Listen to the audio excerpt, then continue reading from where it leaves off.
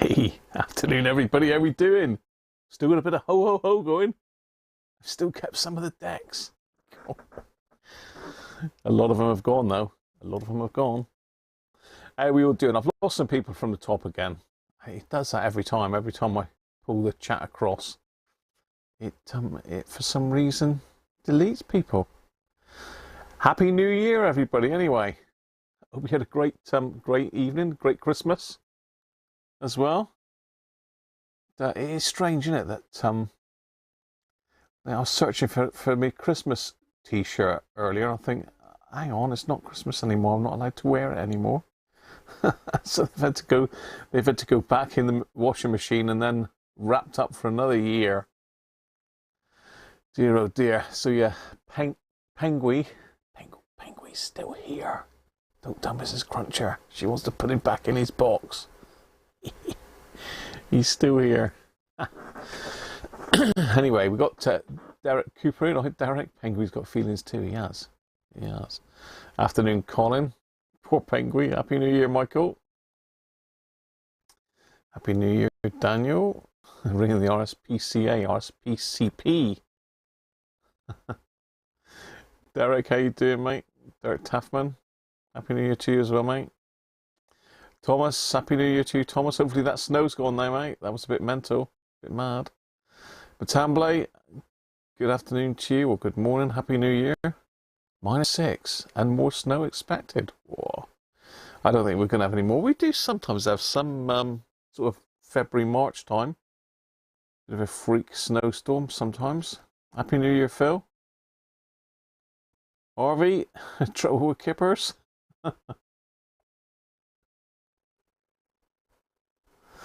Yeah, there's no fireworks here last night, luckily.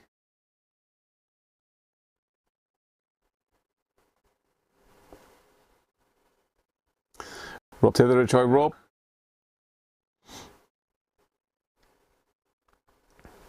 Afternoon, Rob Cross.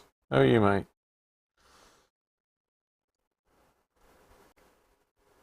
Just catching up the chat,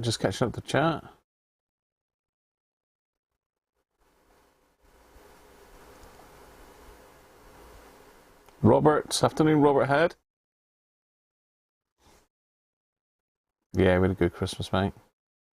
Well, you spent most of your Christmas with me, all of you lot. Yeah, I have a Christmas month.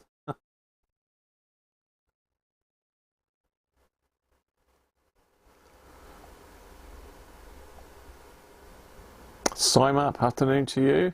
I'm still catching up. Did Nick drop in? Hi, Nick. Happy New Year to you as well, Mr. Petronics. Richard Rolfe. Welcome, Richard. Happy New Year to you as well, mate. Oh, hang on. The chat's just done a big jump. It's buffering. Where am I? Well, I'm way behind the chat. Just trying to catch up. Graham in the water closet. I think I'm here, Harvey. Happy New Year, Barry. Steve Jones, Happy New Year to you as well, mate. Dorf, Happy New Year to you. Happy New Year, Timothy. I think you were in earlier, Timothy, but you got knocked off the top.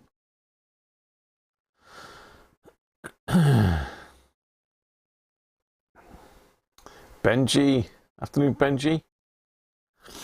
Oh, Foxy loved his turkey, didn't he? He loved his turkey leg, oh, Foxy. Is my camera focused, or have I knocked it out of focus? A little bit fuzzy on here. I might have to... No, all right, it looks okay. Just my eyes. I need to get some glasses. I need to get some new glasses.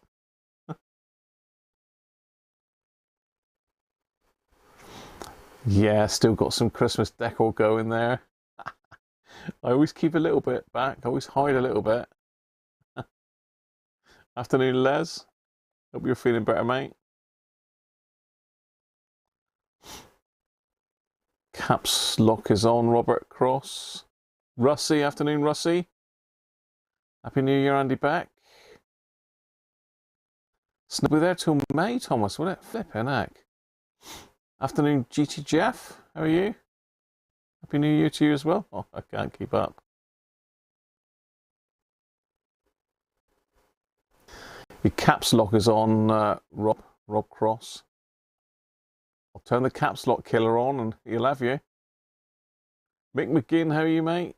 Hi, Susie.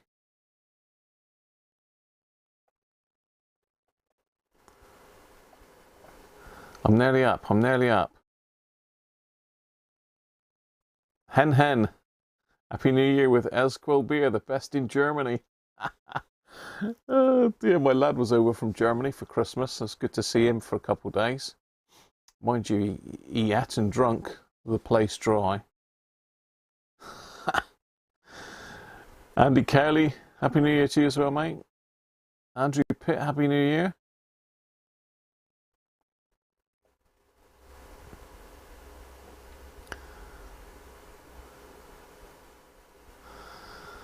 Looking sharp. Yeah, I've got to like really, I've only got a little tiny screen to look at here. Got a little, sort of like a little tiny picture up in the corner. I've got to pull it up full screen to focus it really.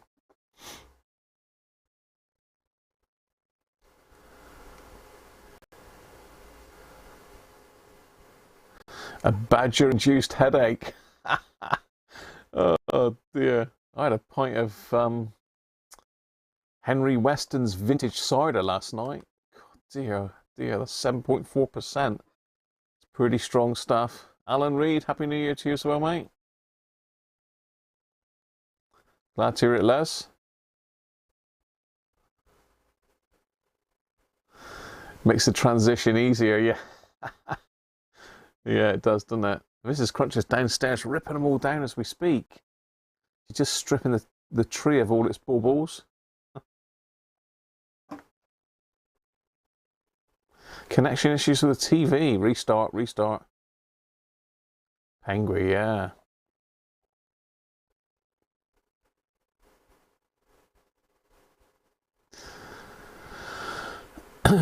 Right, well. Today I found Frankie. But someone's been waiting here in the wings. He's been waiting here in the wings. Just got to get my finger up his bottom a minute. He's been waiting. Mrs. Cruncher doesn't know that he's here. Mrs. Cruncher doesn't know he's here. Look at him. Yeah, there he is. He's still here. Penguin. She might log on in a minute, so we've got to be quiet. We've got to be stealthy. So Penguin's going to help me with the beer. AD, Happy New Year to you, mate. Making a light job with the tree. She's pulling its balls off. Did you get the madness of people setting off way too many fireworks? We didn't last night, Harvey. Unusual, because we normally do. I'm going to sneeze. No, maybe not. No, we didn't get any fireworks here last night. Got to hide Peg. We've got to find somewhere to hide him. Pretend that he's back in his box. He still lives. Afternoon, Rolf. How are you, mate? Penguin's got some Razorback for me today, look. He's got some Razorback from Ringwood Brewery. Oh, I've got the ice. Oh, I've done my glasses. So it's 3.6. So it's a bit of a glugger, really, isn't it? It's not up to the finger, but it's not bad stuff actually. This, and it's exceptionally cheap as well, which is also good. You Penguin there, he loves it, doesn't he? So I'm going to open it with my Christmas opener, which is a proper job, that is. That's going to fizz up because I dropped the bottle over just now. Oh, we just about got it in time. Covers to the upright hoovers and put it over paint. It's quite big, isn't he, in the flesh? Normally see him down guarding the the beer advent calendar, which again, that's going to be retired for another 12 months. That's his main job, that is, Penguin. He's the guardian of the beer advent calendar. David, Happy New Year to you, mate. You were treated to an XH Data AN80. Very nice. Very nice. So, here we go, Penguin. You all right, mate? He's all right, isn't he?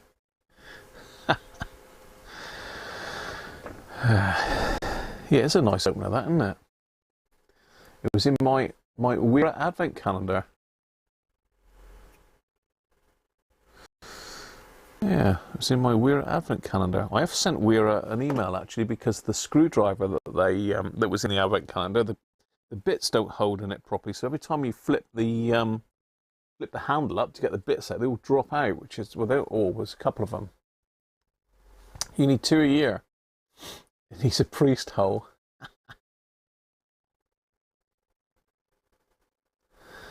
You've been messing with one of your Russian Vega 215s, low volume on FM. Have you managed to sort it, SciMap? Usually there's a little tiny drop-like capacitors in it. Cause problems in those, but I've got one here that I still haven't been able to suss, so they are quite complicated.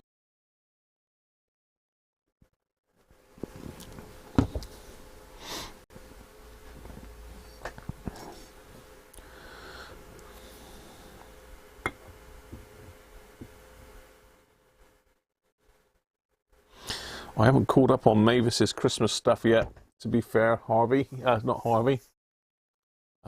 Ralph.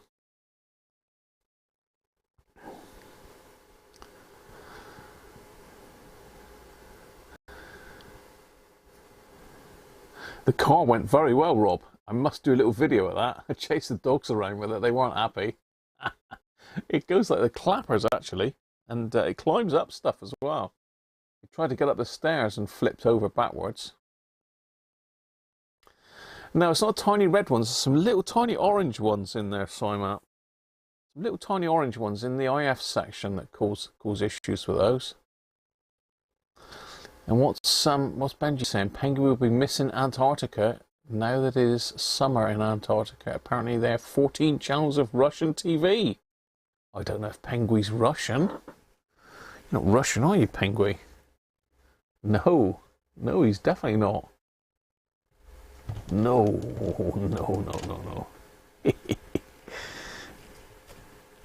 He's a good old boy, isn't he, a Penguin? Anyway, let's get some Penguin hidden under the bench here. We'll hide him away. I'll hide him away over there. Look. I won't let her see you. I'll put a box over you in a minute.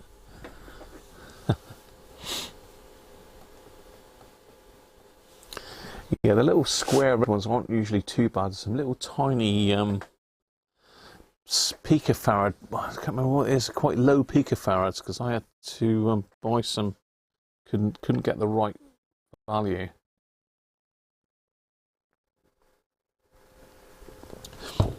I'll tell you a good video to watch. SciMap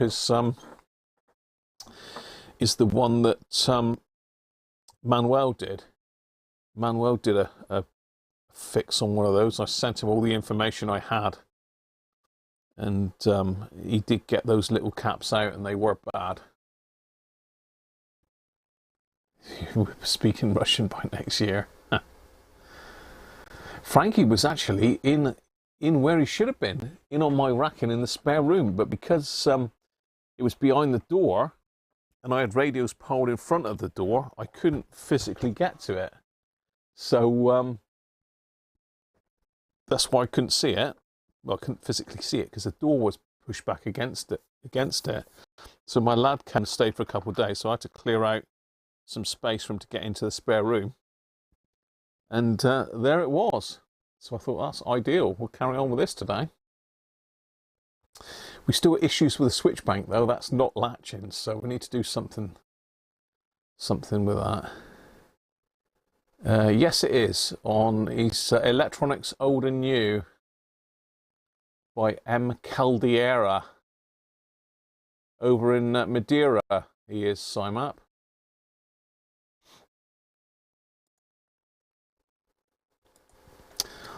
Let's pop a link onto his channel because he's a good chap on Manuel. I still got to get around to sorting out a board for Manuel to fix that Antoinette radio of his. So I must get that done.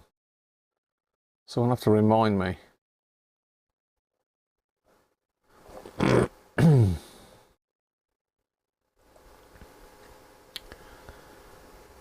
There we go. That's Manuel.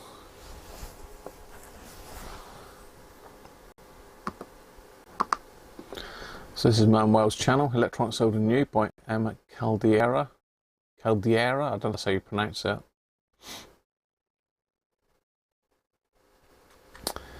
But yeah, he did the Selena B217, which is the same radio really, it's just different, it's got different frequencies on it for different zones. I suppose the European one was the 215, the 217 would have been for another marketplace, I think. But he's got a couple videos on that.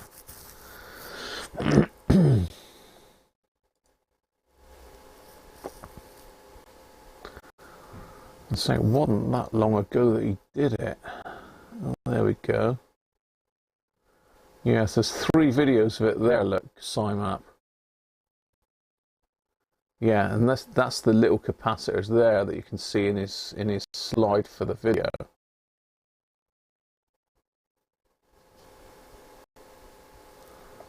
Yeah. So yeah, that's the little ones. Those little tiny orange things.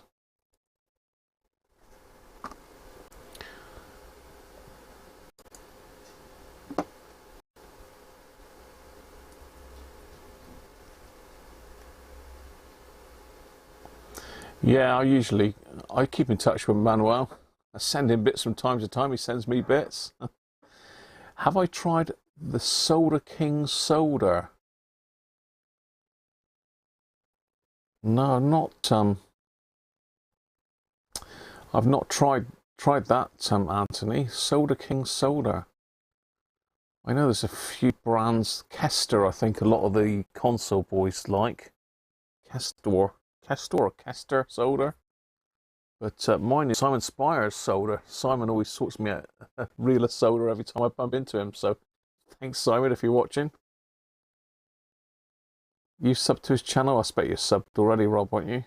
And no worries, SIMAP. He does go through all the capacitors in his videos, so well worth watching.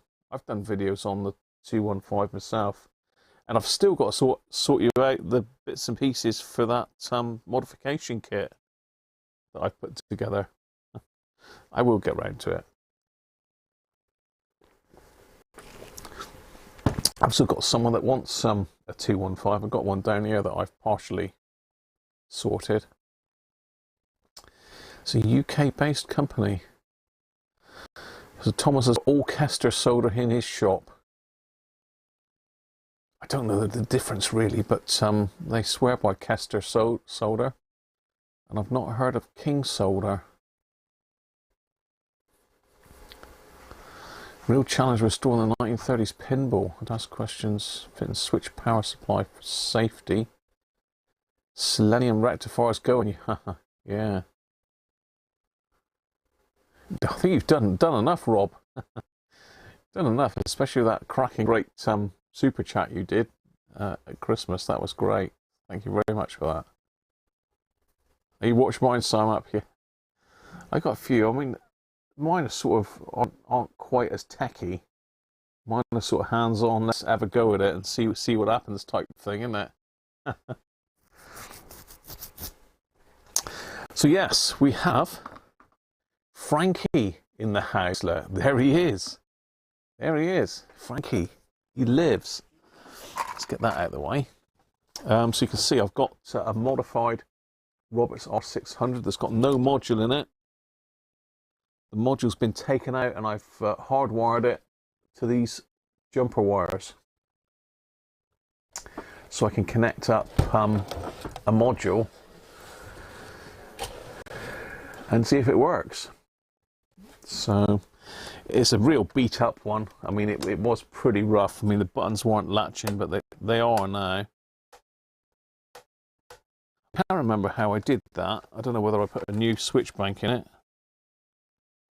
or whether I just managed to fix the existing one. Yeah, I don't really know off the top of my head. But yeah, this is everything done to it, but there's issues with it. It's not great, to be fair. But I might transfer it into another one. So yeah, Frankie is back and ready to go. Uses 18 volts DC but 6 volts AC for bulbs. So you could probably get a transformer done for that, Ralph, couldn't you? With just a normal rectifier. So David's saying made a big difference to radio. Got farther radio in Iran before. I couldn't get hardly anything. Still want to get better radio. What were you using before, David?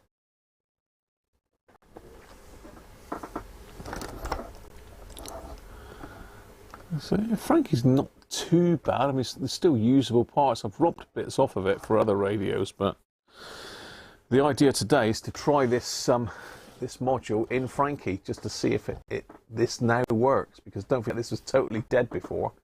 Started off, we had a little bit of FM, didn't we? Low volume, and then FM died as well. And one of the transistors had actually gone totally, and both the others had quite big shorts on them, so it's no surprise it didn't work.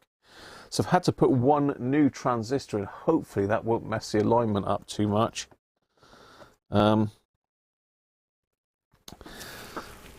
So when I made this, I made two sets. I made this one for the module for the R600, the LP1171, and I made one for the R707, which is the other Frankie I've got, which is the LP1164. And I've written down in my little notebook all the pinouts and roughly what they are.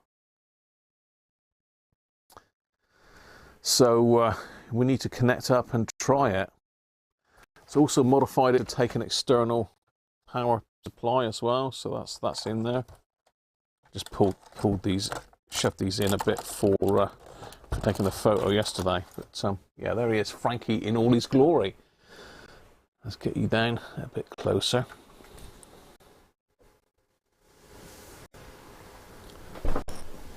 Your favourite radio is the SDR RS918. I can give it a try. I don't think you've got the right frequency though, Rob, because I did look up the all the long wave frequencies for Europe. I mean, it might be that you're picking up something stateside, but I don't think they do a lot of long wave over there.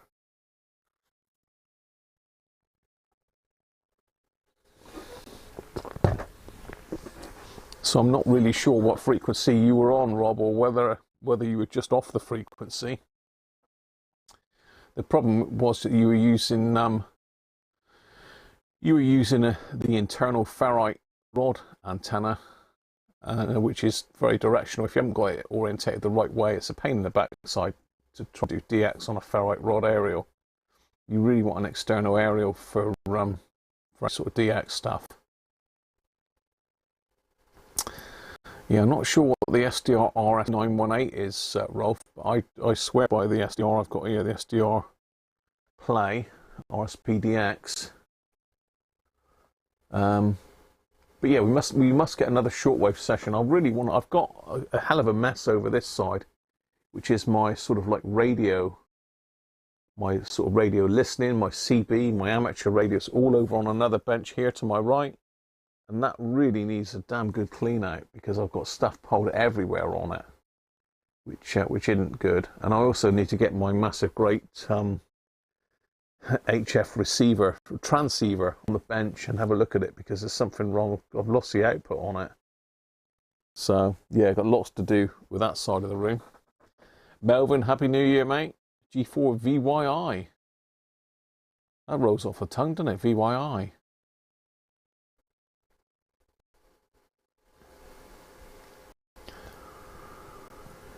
Yeah, right. Okay, so as I say, I've got a power supply coming out of it, which I've wired in there. I mean, if any of you want to start working on these radios, I would really recommend that you make sure this works before you stick it back in the radio, because I've had more than one of these where I've refurbed them and put them on Frankie and they don't work properly.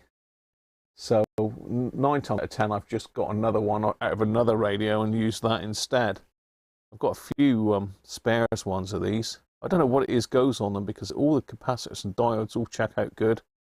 Whether there's a winding gone in one of the coils, I don't know, but sometimes these just die and you can't get them working again.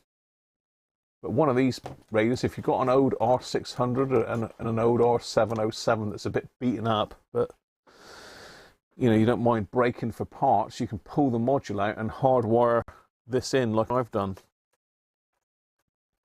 And you know, maybe if we get time at some stage, I can pull one of these apart and show you how I've done it inside. Happy New Year to you, Steve. You still over the States, mate, or are you back home now? You've got Fairhaven. I've heard of that, Timothy.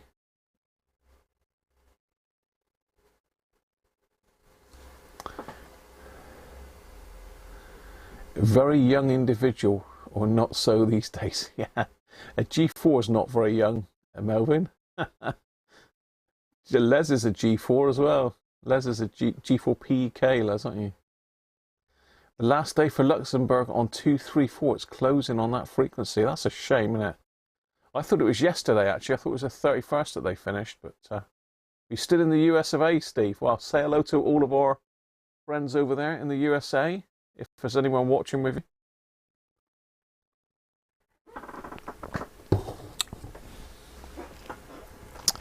Right, so we're going to get our module from the R600 that wasn't working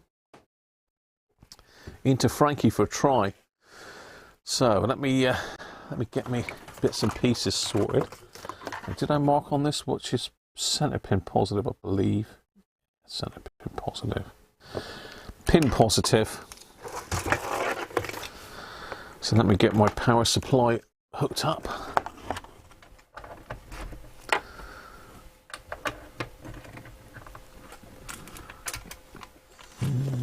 That's 9 volts. Put the current limit down a bit just in case anything goes wrong. So let's get this hooked up now. So I need my little book of words, my little diagram.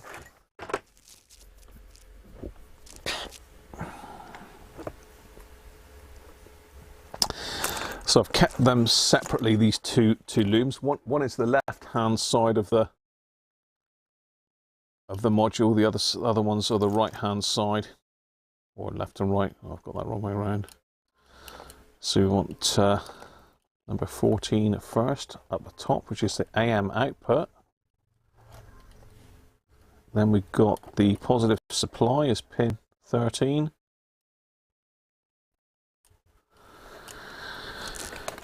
Then we got our AFC out, and it's well worth checking the AFC. I've had one of these before that I repaired, chucked it on here, all worked fine, put it back in the set, and the AFC was all over the place, and I hadn't checked the AFC. So I've got a little note on the bottom here now to check AFC each time. So FM output is the yellow wire, and the very last one is our ground on that side. So that's that side wired up.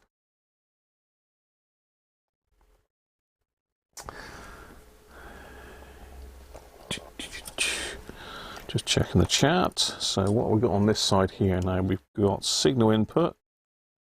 It's the top one.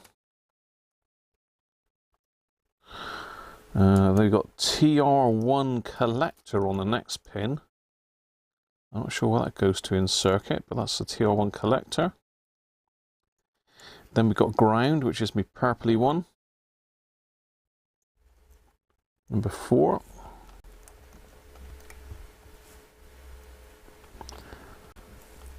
Pin 5 and 6 aren't connected to anything, but the one in between, pin 15, is, that's the oscillator coil primary. Okay. So let's get it on VHF. Let's pop the power off for seconds. Plug in.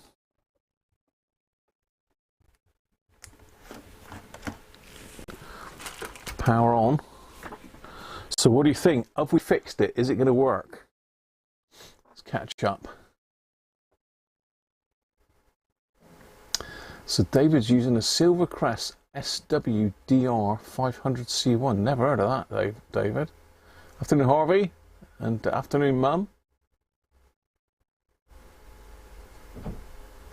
Yeah. It's all ready for packing, Harvey. It's downstairs. I've got a box sorted out for it. Just got to, I've just got to get some polystyrene to pack it in, because it's a heavy, it's 5 kilograms, that radio. It's a heavy old beast, that is, so you need to pack it nice and tight so it don't get bashed about in the box. And you can't beat polystyrene for packing. You think it will? Green go anywhere? Yeah, the green is attached there, look.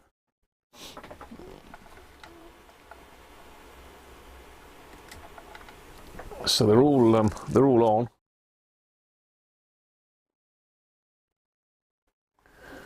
all hooked up. I mean, there must be an easier way of building a module tester, but this to my mind is the best way to try it in the actual radio that it's designed to go in.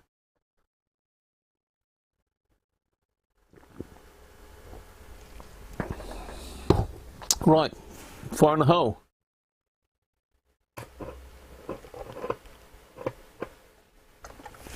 No, it doesn't work. Oh, no, it does.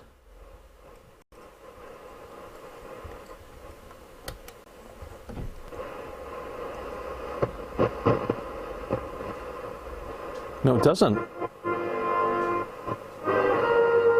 Oh.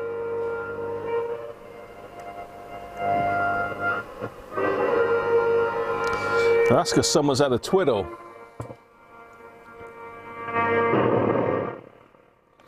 That or one of my connections isn't making properly.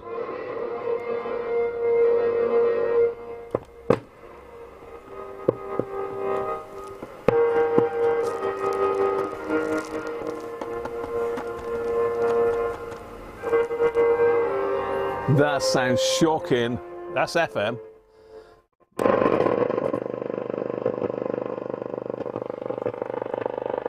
So medium wave.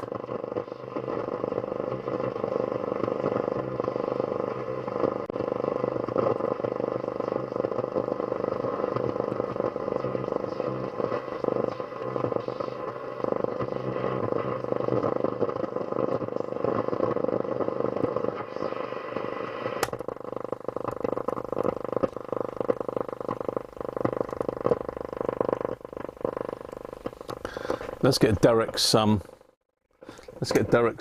transmitter out. So we've got a problem with distortion on FM. I think that's probably because someone's had a tweak of the discriminator core.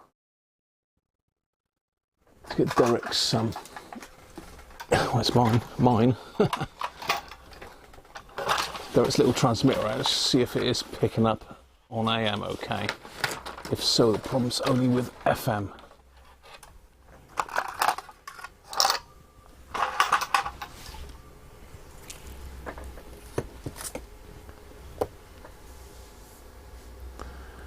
Drinking red wine for your mum's birthday.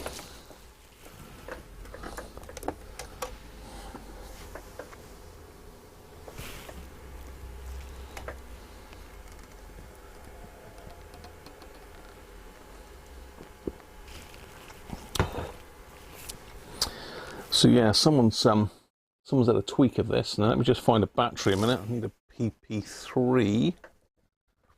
So I seem to have put my PP3 in something.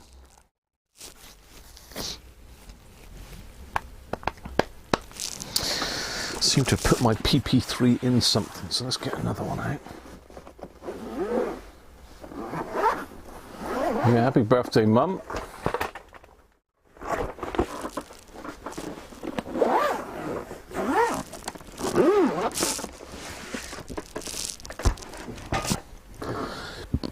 did have the, let me just try it on FM now actually.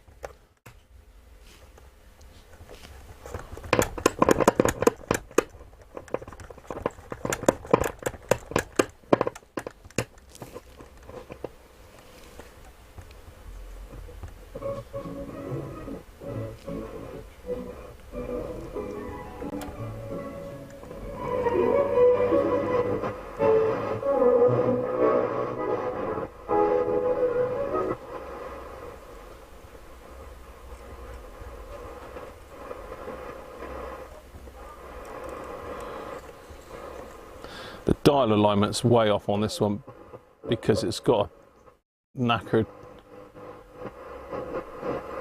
tuning module. Opens the way for abundant life. Today we pray. Well, it is working.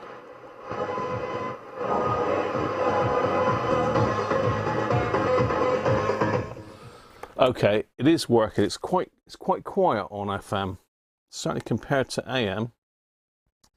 But I did have the power supply on current limit, and I think it was tripping the current limit. That's why it was distorted. But we definitely need to tweak the IF on FM. Let's check AM a minute then with Derek's transmitter. What we're going to stick into it today is my phone up here. No, my phone is not up here. And what have we got here that we can utilise? It's got that one. Has that got a DVD, mini disc in it? No, let's stick a mini disc in there then. This is Brothers in Arms, so I've got to be really quick with this because it will.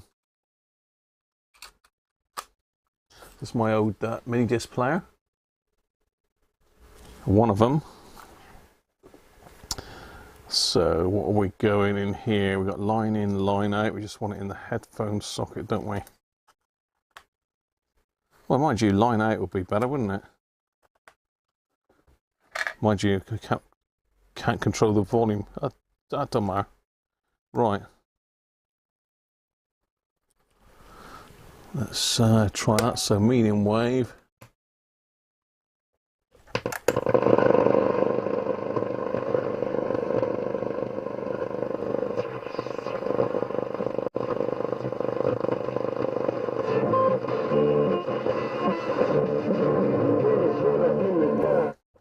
No, line out's too powerful for it. Let's stick it in the headphone out. There's a volume. Turn the volume down a bit more. Try it again.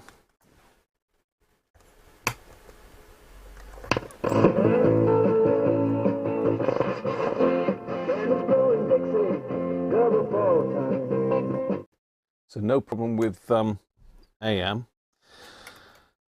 Let's go and get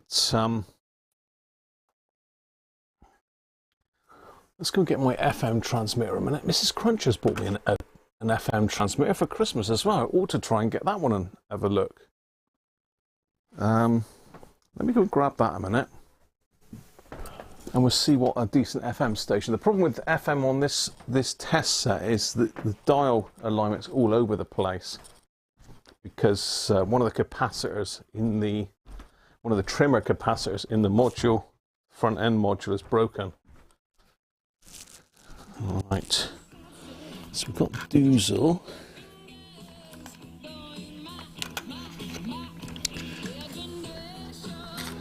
So what have I done with that then? It was here. Hopefully the dog's not done a runner with it. Don't know if Doozle's got any power. Yeah, this looked like it has. Okay, let's just try Doozle for now then.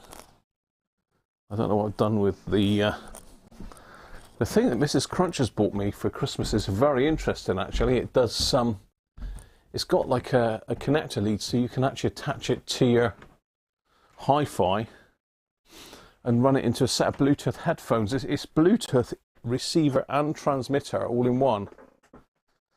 Very interesting. Right. So I've got the Doozle. So I'm going to turn that on. A bit dusty, so it's on 93.5. Hopefully that'll be somewhere near.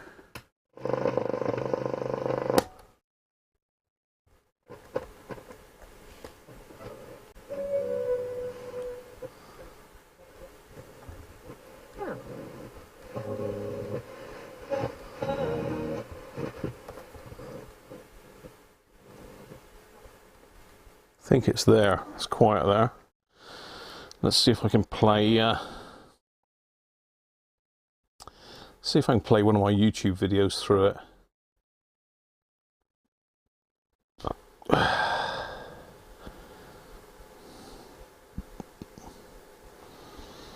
I'm connected to the downstairs Wi-Fi, so I need to change that.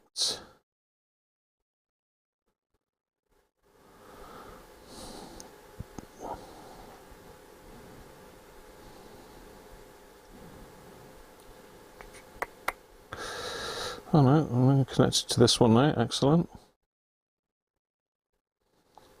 So Bluetooth, we need to connect to Doozle.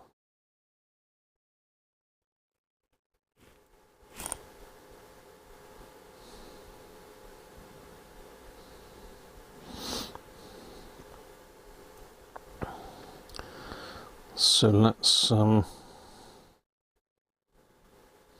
stick one of my videos on. Get there, we'll get there.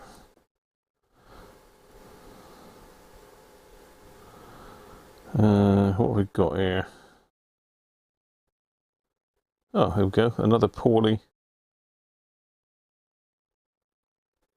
Oh, we got some adverts in here. Right.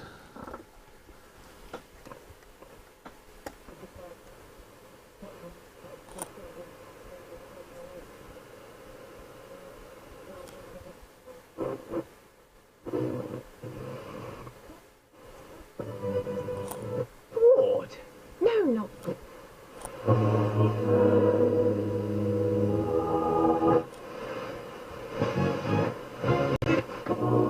Everything.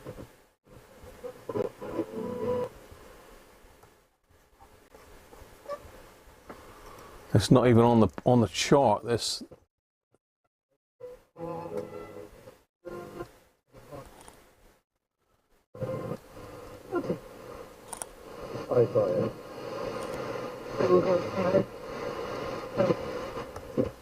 Zion set. Sorry.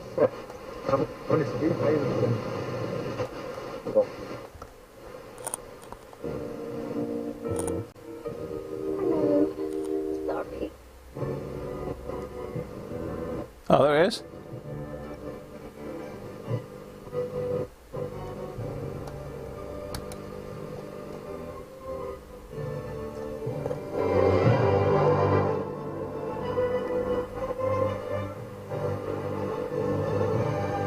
Volume's up full whack though.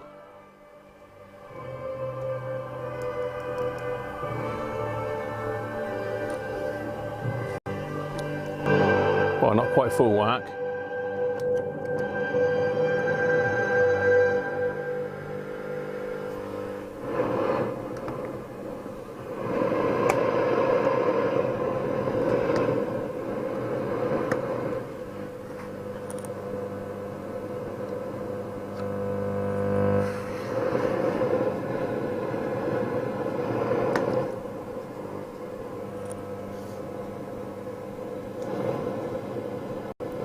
I don't think I had the volume on this one to start with. No, I didn't. Typical, I picked one that I didn't. I was panicking. I turned the mic on and it went on and went back straight back off again. And I put 2 lots of batteries in it so far and they're all dead. Seems a bit strange. Especially since it only came off the charger today. I think that's picking up my lights in here. Right, let's crack on. Whew, bit of a sweat on there. Better get the trig on as well. Right, let's get that. Hi Derek and Michael. You were first in or not? Actually, that's too loud, isn't it? Tambly put a hat on. I'd have to put a hat on, a mask, and like a full body suit. Tambly. Here you go. Evening, Rob Cross. Hey, Harvey. This radio back together without trouble. 300 milliwatts. I took it apart, yeah, Harvey. Robert Head. Hi, Robert.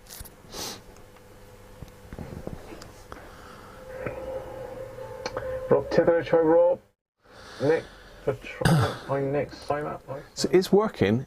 The module is working, as you can hear, but the FM is way down. So someone's had a tweak of the transformers, unfortunately. So let's see if we can get it back a bit better, and we'll see if we can get it back good enough to go back in the radio.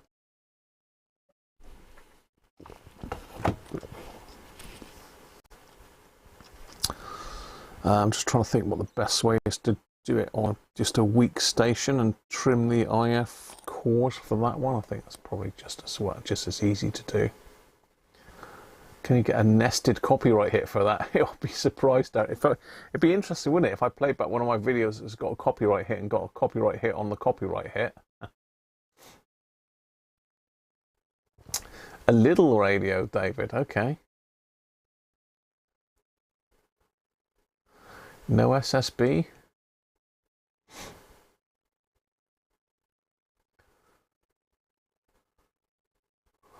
Yes, she is very thoughtful, Matamble.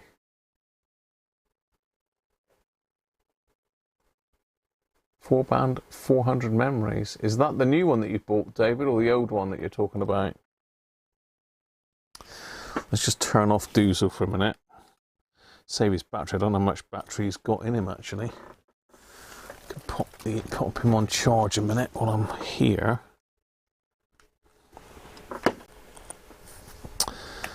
Let's turn my phone back off. Get that out of the way. That was a shot out the dark. Hi, Robert. Shot out the dark. So I think what we need to do is find a... So you've got dodgy volume control on this one as well. I do need another...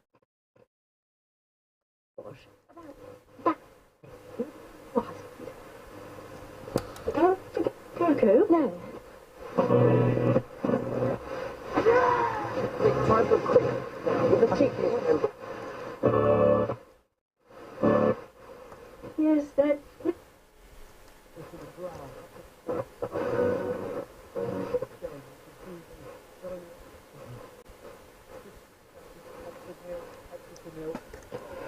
And I'd say at the moment, James, would you agree the ball's inside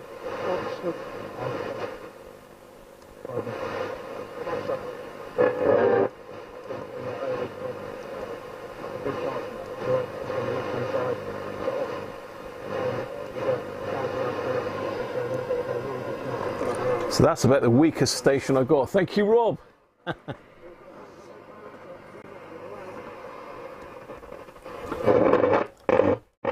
Oh, hang on. It's not a...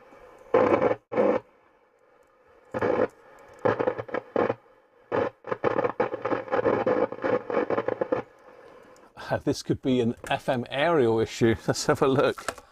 Let's have a look inside Frankie. Is my FM aerial come unclipped?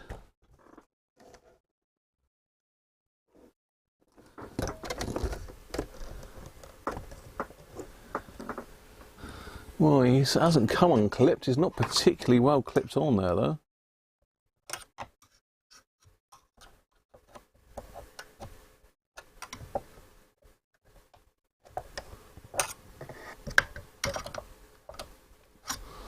Let's try that again.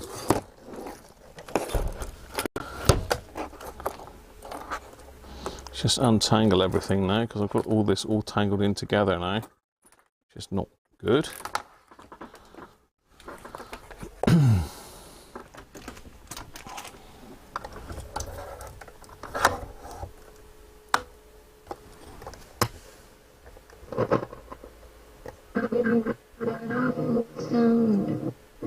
Bang, bang,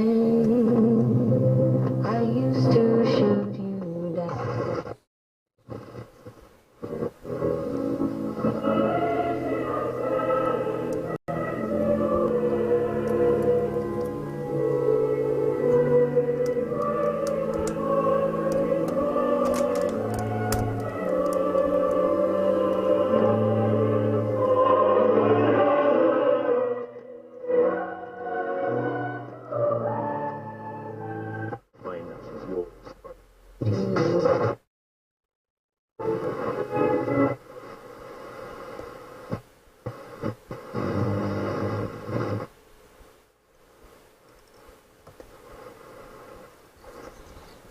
I think we're all right, you know.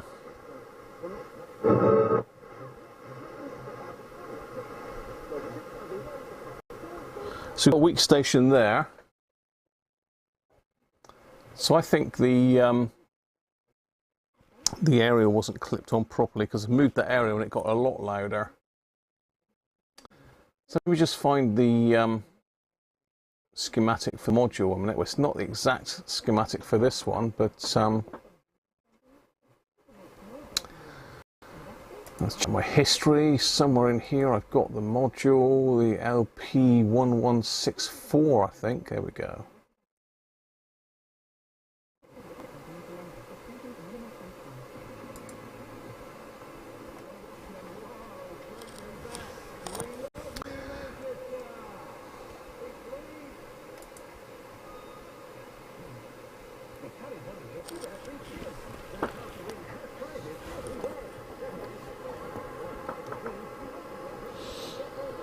Okay, so I'm just having a quick look. So the one that we've changed, which is the only one that will have changed, is VT3. And VT3...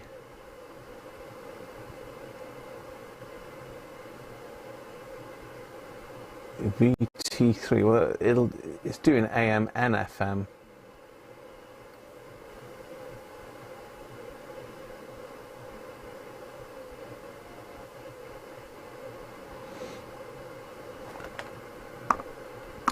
So here we are on my screen. So this is the LP1164. Now this is slightly different because it's got one less IF stage in it. It's one less IF transformer.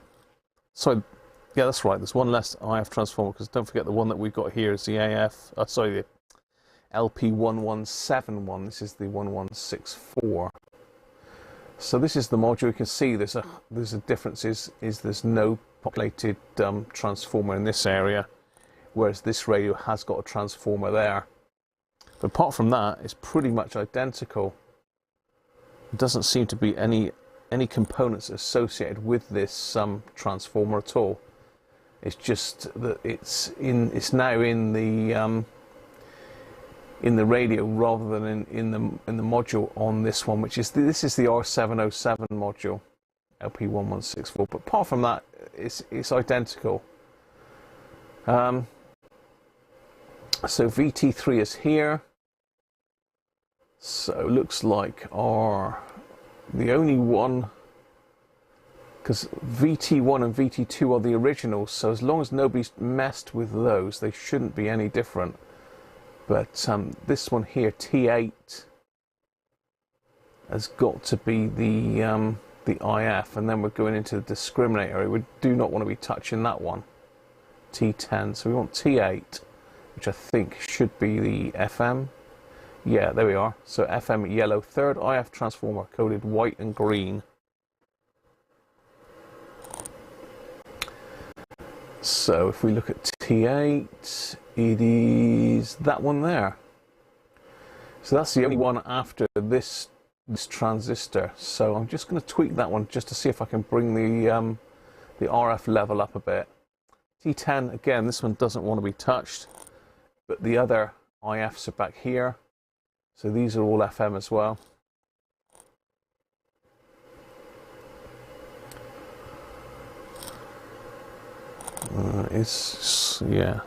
No, the yellow ones are FM. So what we've got, T1, T3,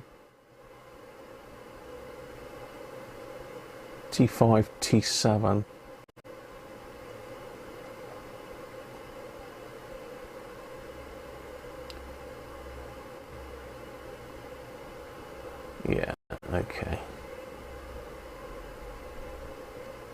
Yeah, so all the yellow ones are FM.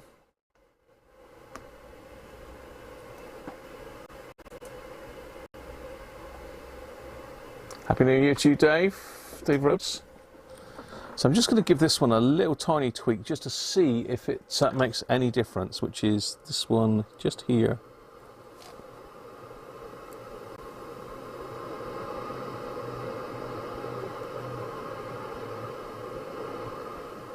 So yeah, it definitely was detuned.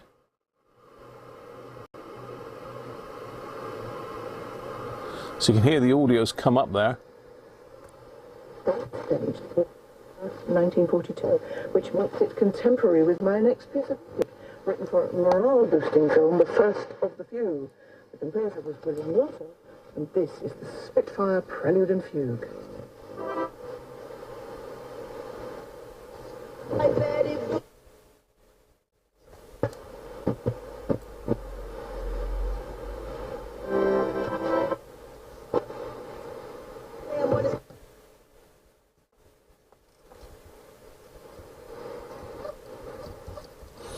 Trying to find my weak station now.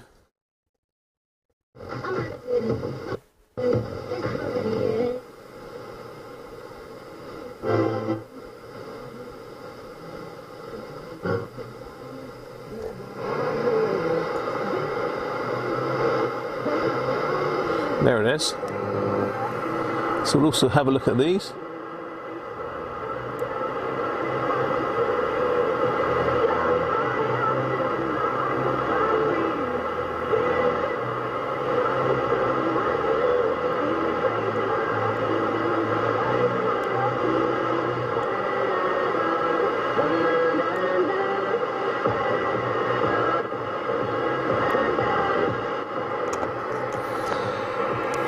When I can now hear that channel, you couldn't before. So let me get a trimming tool out, because that's conductive.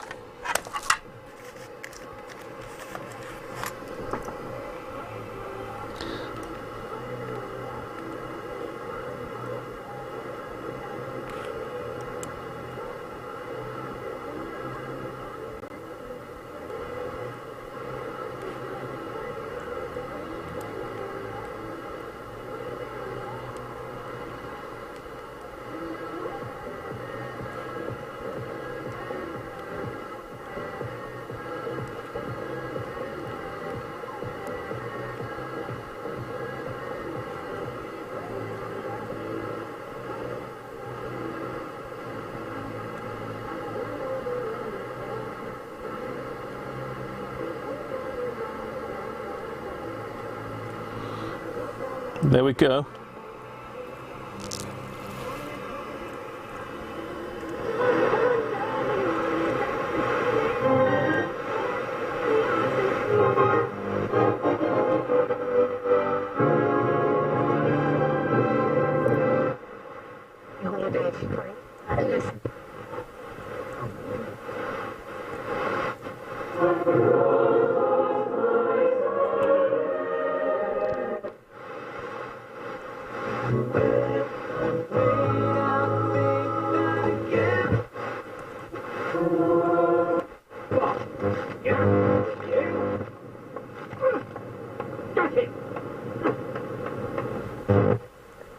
New targets to help, and Lee says it's needed.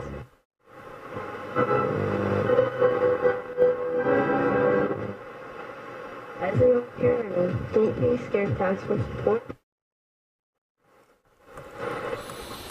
Yes, I'm happy with that. So there we go. She's working. Bit of tweaky though. Nancy Sinatra.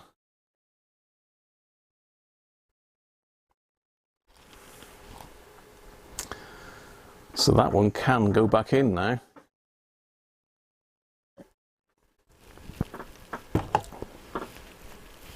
I suppose we ought to check medium wave, didn't we, on a weak station.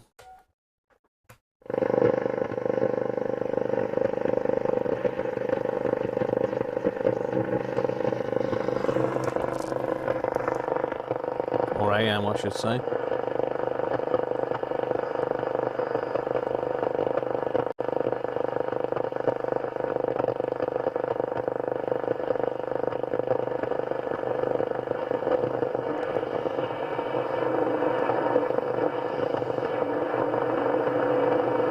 It's not picking up anything in here.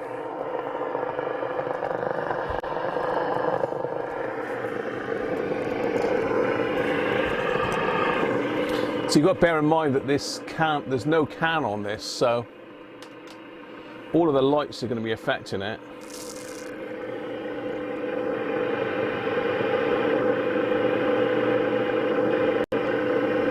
Yeah, all the lights are absolutely swamping it.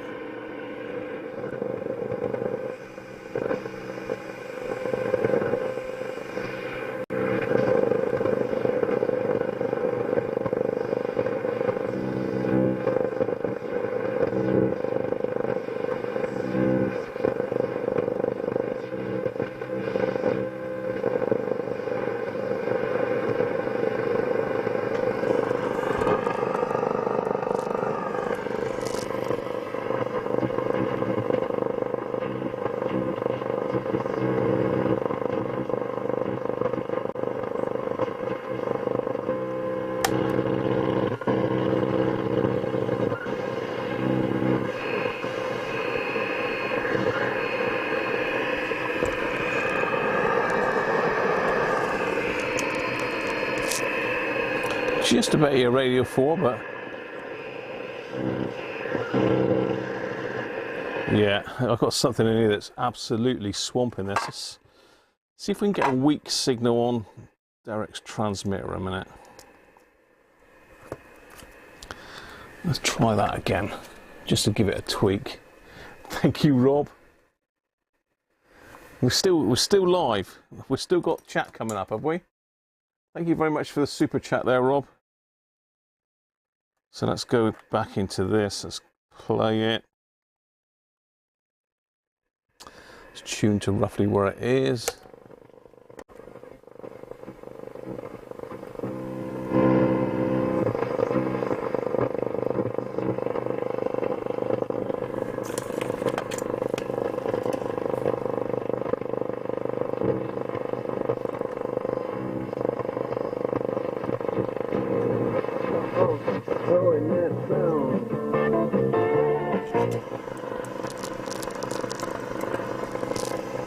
So I just want to get a signal somewhere near it.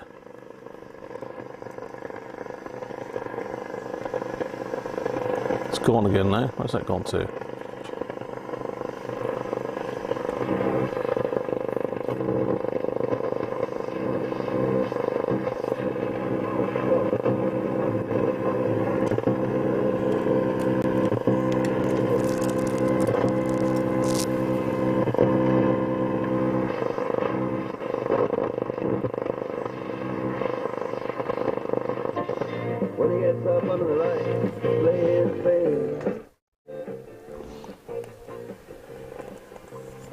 So I move the aerial away. I need to I need to connect this to my phone really on some YouTube stuff, don't I? I'm not going to be able to do it else, or some copyright free stuff.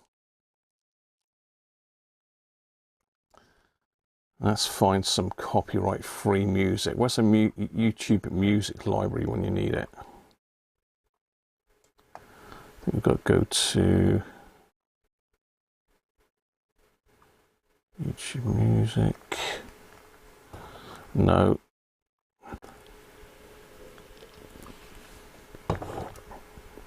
We got to go to the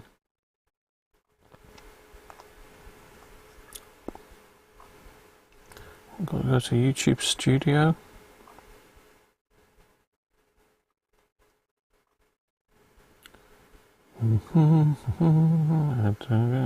Get to YouTube Studio. Oh, there we are.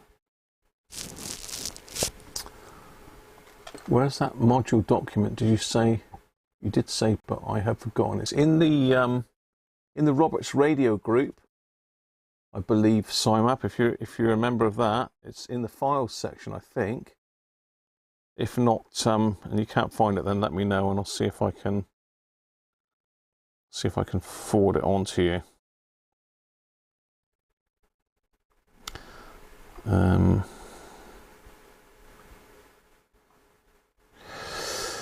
What have I got here that's not got anything on it that's a bit naughty?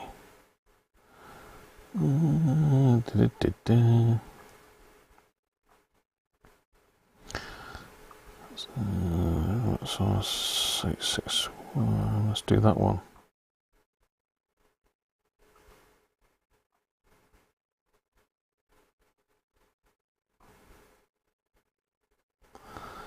Let's wait for the adverts.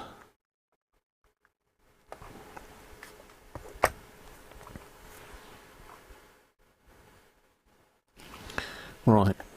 Put new LEDs in it, giving it so checked through all the bands, giving it a clean, polish the dial a little bit. Let's move this away a bit. There we go, let's turn it on. Let's go to 198, which is brilliant. So that's a bit ropey. So let's try the AM ones, which are the red ones. It doesn't look like it's with daylight. Protections when you shop online in terms of returns. This is the one that had been tweaked. Medium wave.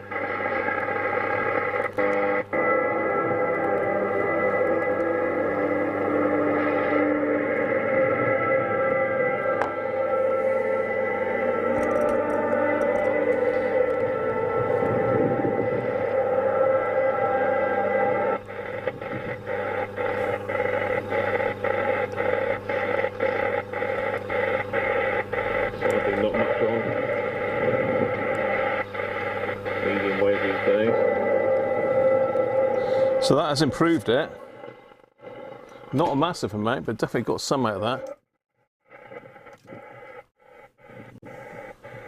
It's not the best demo video I could have picked, is it really? Got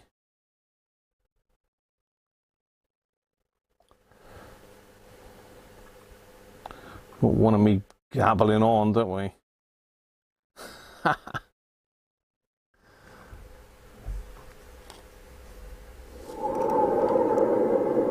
Play the police.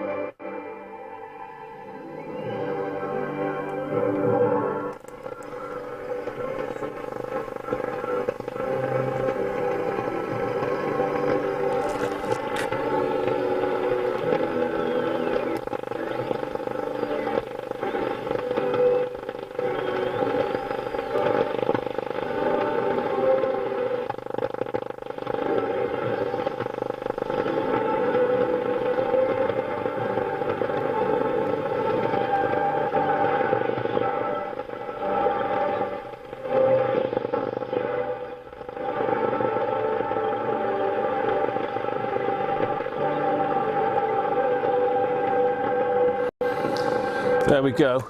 That's as good as that's going to get. So it does help having Frankie available, doesn't it? So as you can trim it a little bit. Sounds like a YouTube channel you subscribe to for music I can use. Oh, no copyright sounds. Okay. I've not heard of that one, Timothy, before. I'll have to make a note of that. No copyright sounds. Anyway, that's good to go. So Frankie's done his job. Frankie has done his job, and that is ready to go back in the other radio.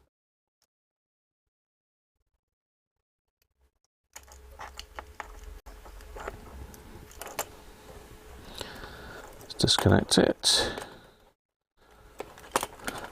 As I say, this set isn't the greatest. There's a dodgy volume pot in it. The front end module is a bit knackered.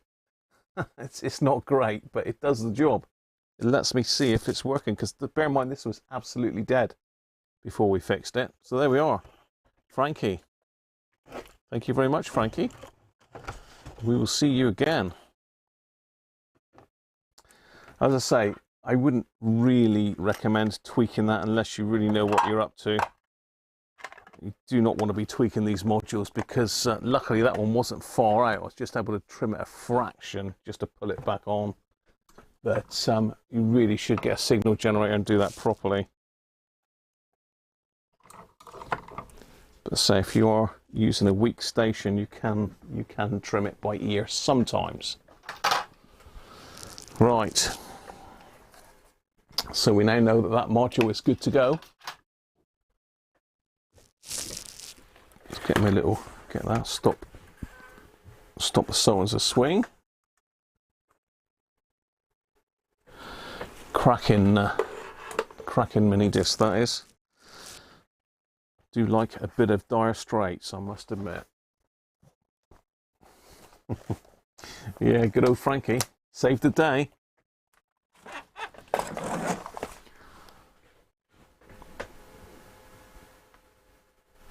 Yeah, definitely right, Matamble.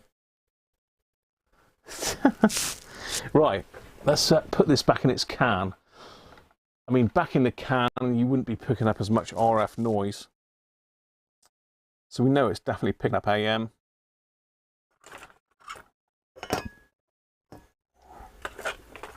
Got to get our little bits of paper back in. Let's just get the camera down a little bit.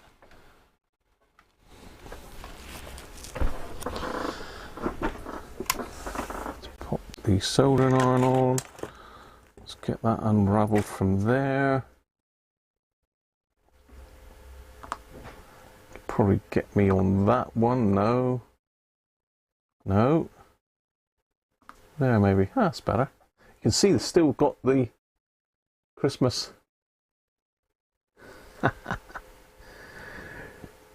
Christmas snowflake up on the window.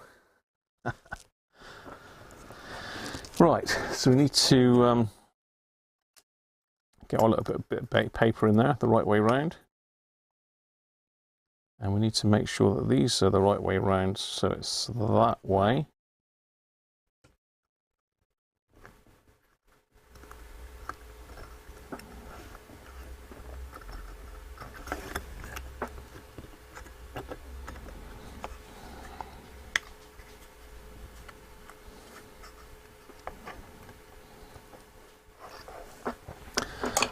So I just want to heat this. It goes back in there, there we go. As I say, that one is very dodgy. You don't want to be putting a lot of heat on that. Don't know, this soldering iron hasn't been right since I pulled it out to clean it all. Right, I've got to bend the other tab in.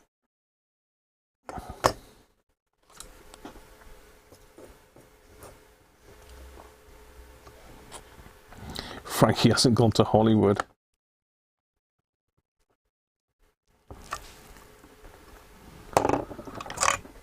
So I'm just going to put a little bit of flux on there.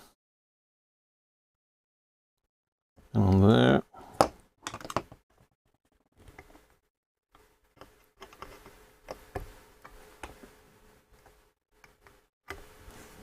That's that one. Just a quick touch up on that one. So just be very careful with that side if you do want to tempt one of these. I wouldn't recommend it attempting one, but you know, if you've got an old radio and it's a bit beat up and you got nothing to lose, then go for it. Give it a try. That's what I did. I obviously did a lot of reading up and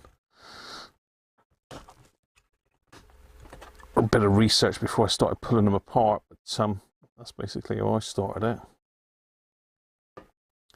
There's a bit of flux on there, let's just wipe that off.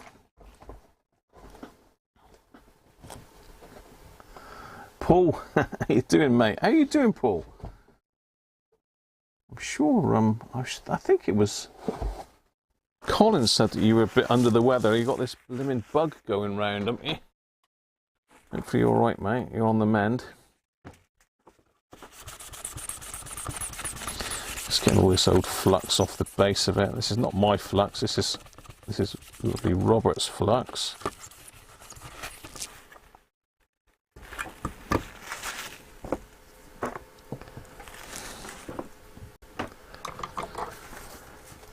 Frankie can relax now, yeah.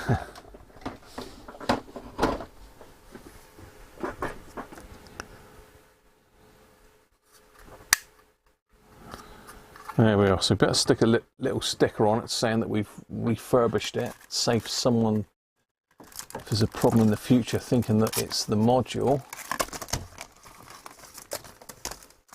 That's all my labels falling down all at once.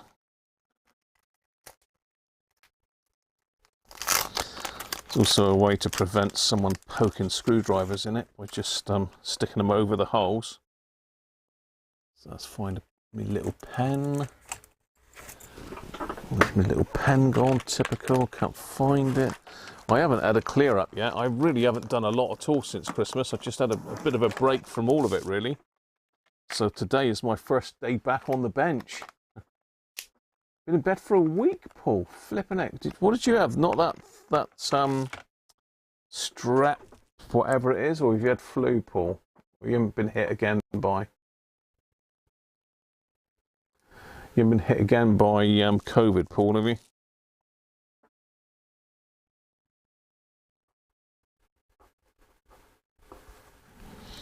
So refurb, we'll call it January.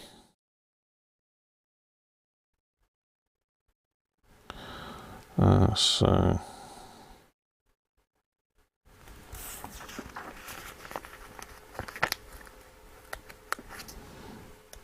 stick that over that hole.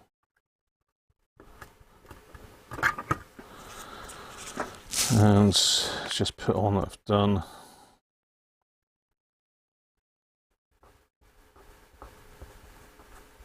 Zapped transistors.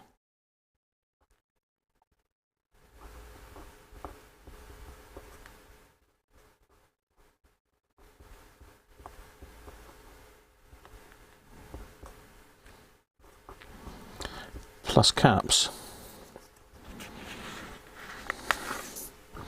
We'll stick that over that hole. No pokey then. No pokey pokey.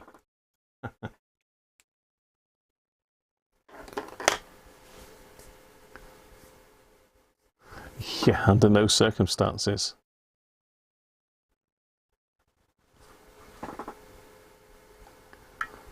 Under no circumstances should any attempt be made to service this module.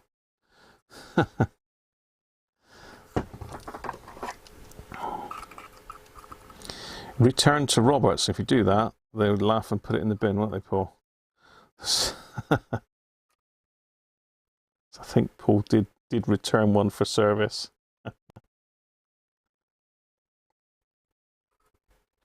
So we can put the module back in the radio, but we can't refix the switch bank yet because the switch bank is poorly. So that's going to be the next on our agenda to see if we can fix the switch bank. I've just straightened up the legs here because you do need to get these straight, otherwise it's a pain in the backside to try and line it back up. A few minutes spent now saves you well, saves you a headache in a minute. Just iron them all up to see that they're all even.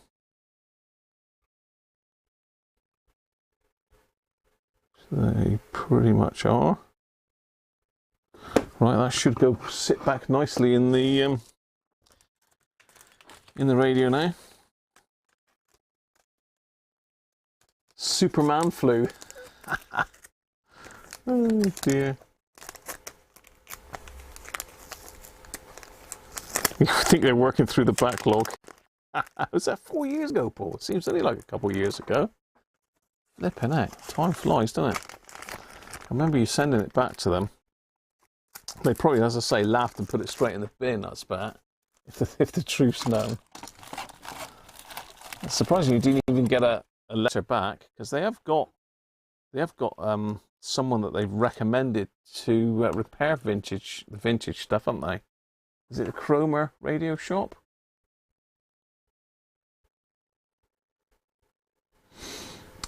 You could do, but you've still... I prefer to do it with the actual radio that it goes in, to be fair.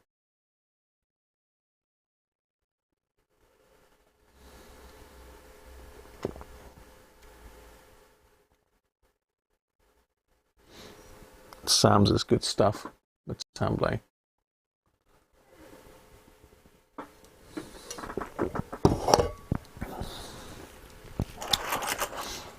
Right.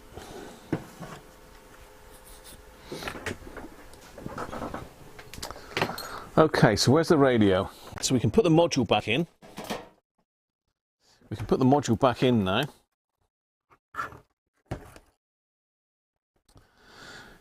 Because, as I say, the caps have been done by the previous owner.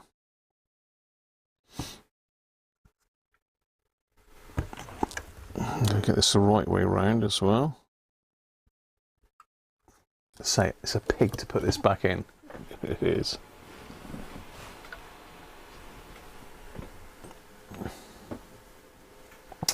What was the Sam's manual for the Tamblay? I can remember you saying that you'd ordered one.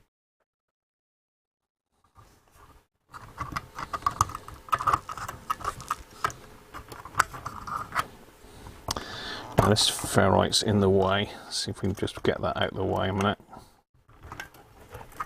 Let's give me a bit more chance.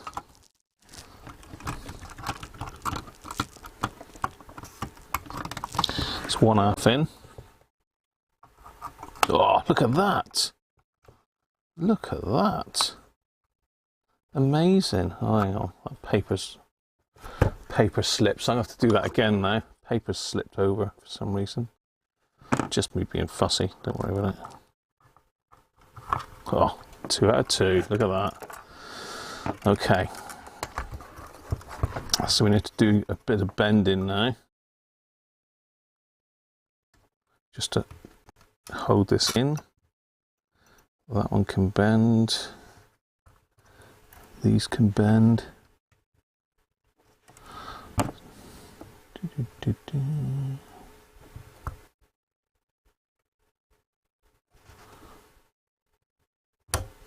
I was lucky with that, to be fair, because they can be a nightmare them to get in.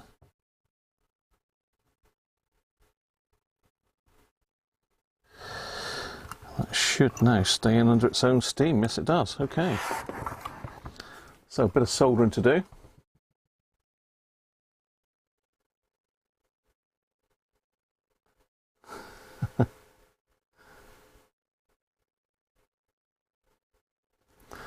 Yeah, he certainly does have a lot of Sams, doesn't he? I mean, they are great manuals. I've used them before. I've ordered them in for specific radios. Usually do like an online download. I bet the originals. I've never had an original, to be fair. Let's get my extractor involved. This is a fair bit of soldering to be done in a minute.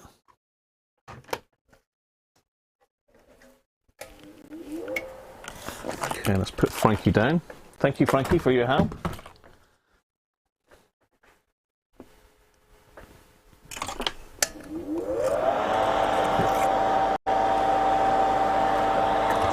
Let's bring that one down a bit more.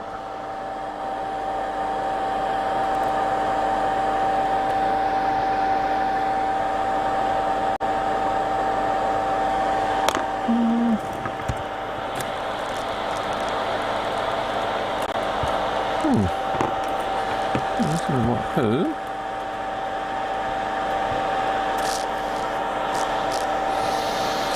Soldering back in. The 4-band Admiral Portable. Nice. Actually, I'm not sure if you sent me a picture of that, Simon. So I think it's very similar to the radio that I did not long ago.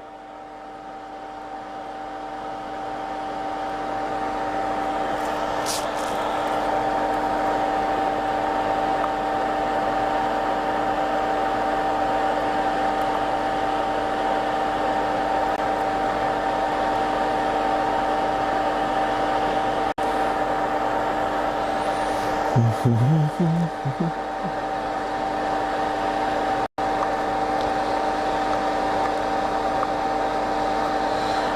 there we go.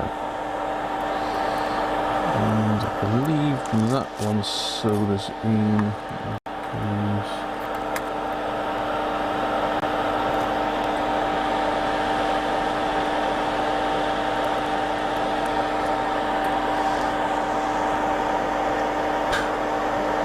Get all those fumes. Thank you, Mr. Extractor. Right, so that's the module tacked back in. Let's pop our ferrite back on so the wires don't jump off everywhere. So now we need to have a think about the switch bank because that's very poorly. So I've took the liberty to stick in the switch bank through my ultrasonic cleaner earlier. I've stuck it through with a 70-30 isopropyl mix with a touch of washing up liquid, and then I gave it a bath in pure isopropyl for about 15-20 minutes just to get rid of any residue, and then I've stuck it on the boiler to dry off. So I'm going to go and get that in a minute. Oh.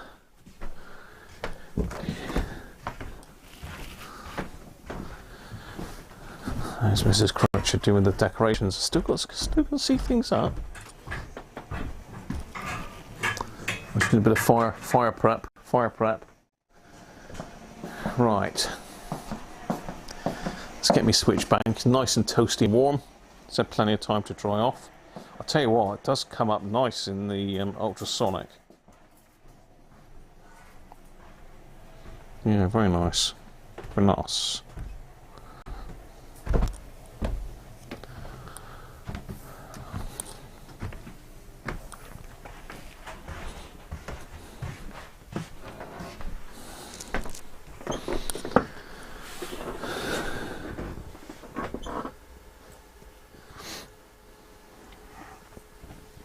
There it is. No flux left on that one, that's for sure. The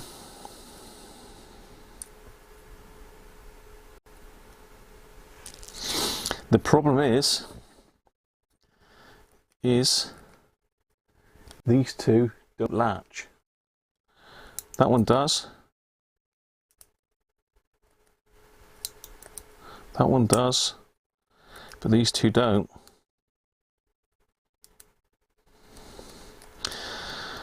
Now it could be the latching bar, but I don't think so because the spring is fine. A little tiny spring in that end. Let's get you on the overhead camera a minute. I'll say I do need to sort myself out a new overhead camera, I really do. But this will do for now.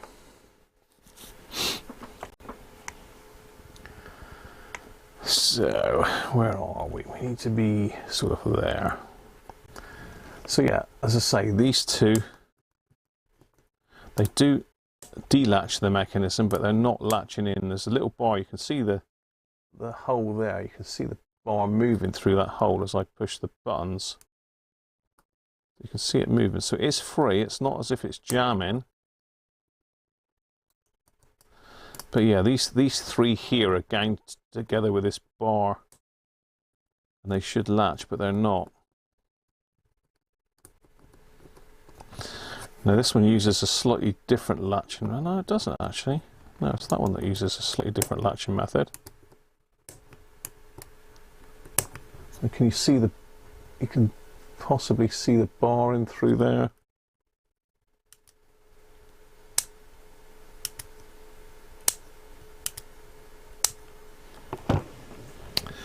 So I mean, I will dribble a little bit of oil down the path of the bar.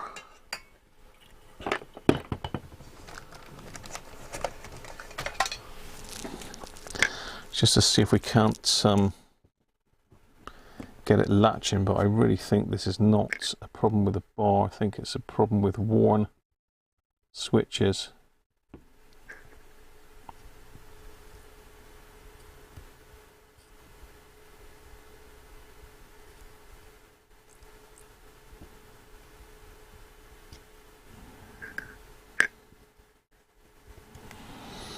but worth a try. Worth a try. A bite to eat, very nice. Well, the grease is certainly washed out of them now because I've had it in the ultrasonic. I'll just see if we can move this bar back and forth a bit. I don't know if you can see that or not moving. Let's just get you right up close and personal with it. So the bar is in behind. Can you see the bar moving?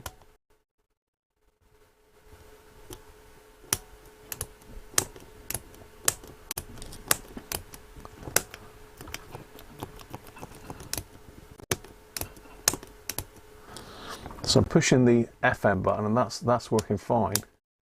The other buttons are unlatching it, but they're not locking in. The bar is moving fine, so it's got to be the buttons now.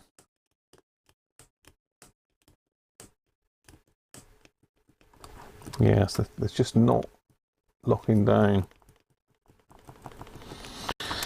So the only thing we can do is take them apart and have a look inside.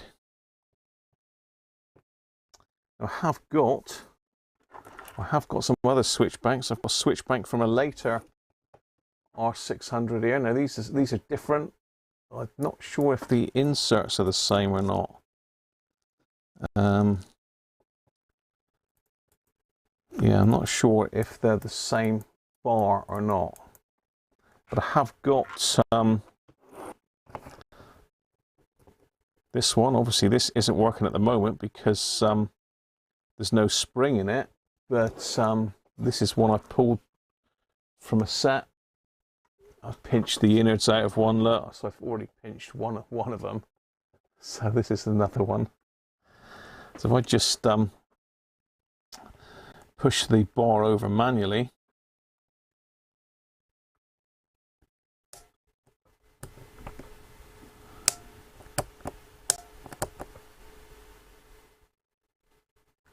that one is holding. Not great though, is it?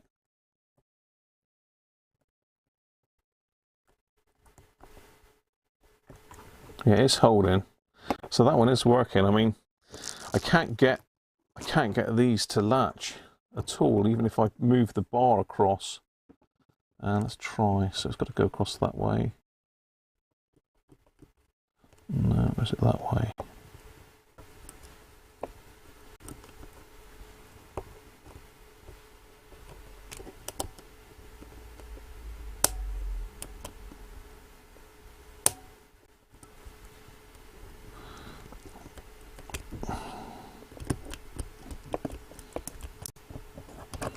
No, moving the bar won't even latch that, so can't get in there to push them the other way. So I think what we'll do is we'll take one out. We'll take this one out next to the FM button to start with, and to see how we get on. To pop the top off, and there's a little circlip there. You can just see it. Look, little D-shaped thing. That's got to come off, and then you'll see what's inside one of these if you haven't taken one apart before.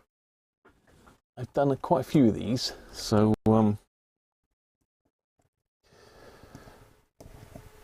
see if I can get a screwdriver in there to just get it out.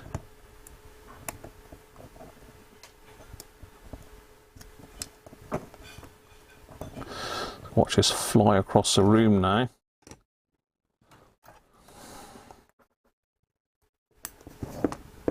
Just pull that out. If it'll come out, come on.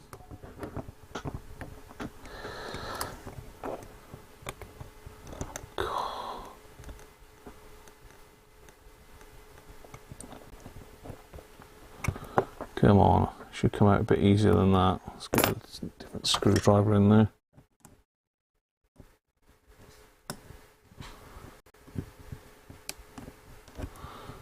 Just hanging up on that.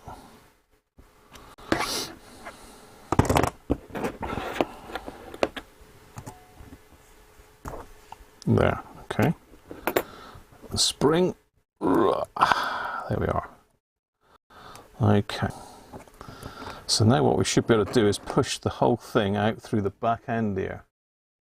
So this is where it gets a bit of fun, because you've got these little tiny shims.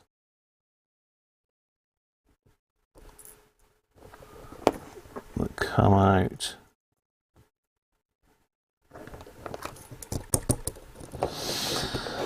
And these are your contacts. So we've got 4 contacts in there. This is the bar that's come out.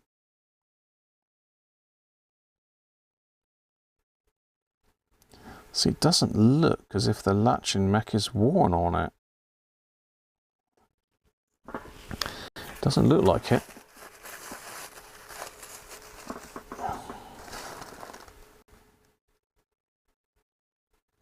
Or is it? It's that little tiny bit there, I think, which has sort of worn.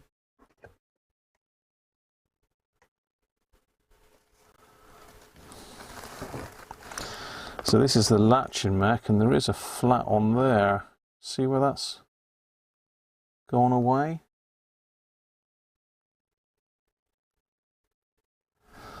So let's pop this other one out and see what that looks like a minute.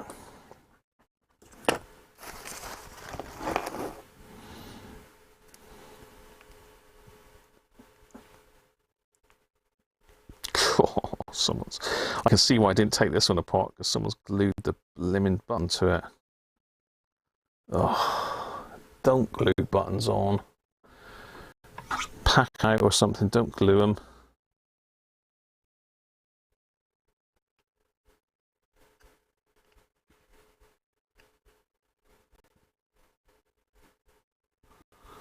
Let's come in.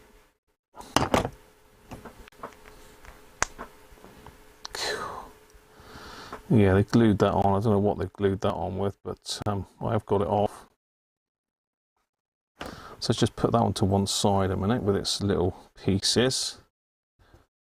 This little gang of bits. Let's see if this one will come apart any easier.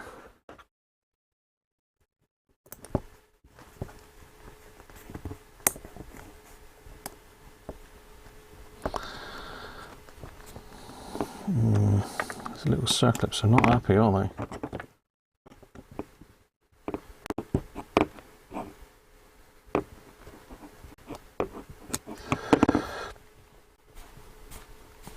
Come on.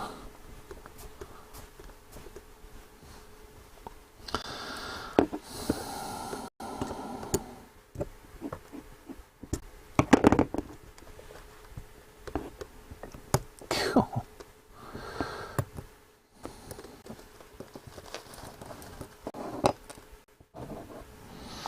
Right, let's put his little bits over there. We've got a spare cap there, which we can use for this set as well. Just get that off. That's not going to come off either now. God, I'll tell you what, this stuff comes off so easy when you're not filming it.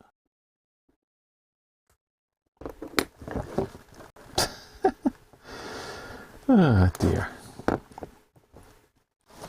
Where's my little screwdriver? These just slide up normally, no problem at all. But not today. There we are.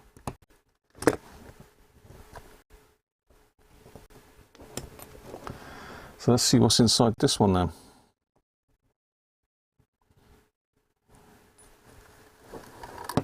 A rather manky looking shaft, but it does look the same. It does look the same. I don't see that there's any difference between those two.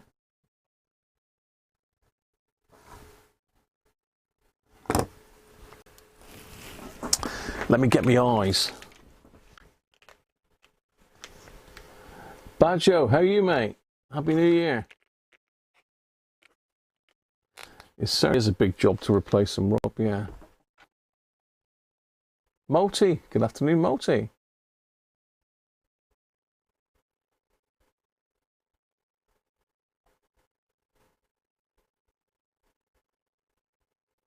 This is supposed to have a metal staple that sits underneath the spring. I don't think so, no. There is on some of them. Some of the latching ones have got that. Happy New Year to you, Badger. So, I mean, to me, what's going on with my... Oh, got it the wrong way round. That was a bit tight.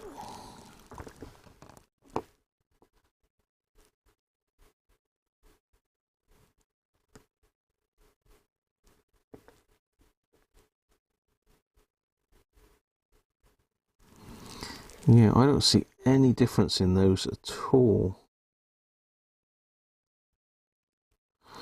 But it's not to say that this one isn't knackered.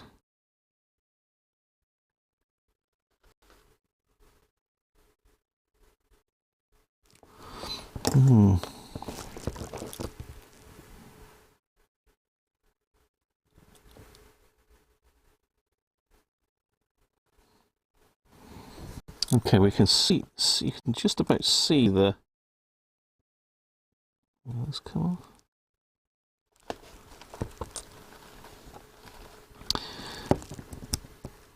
So you can see the latch there, look, clearly comes across.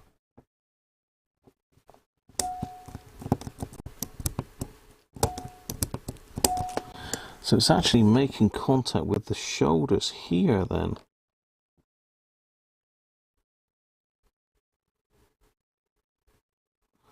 But again, the shoulders don't look worn.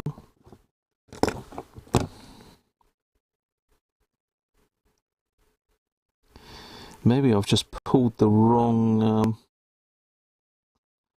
switch out, because they are all linked together. So if one is gone, it might be. I mean, that certainly looks like it's latching there.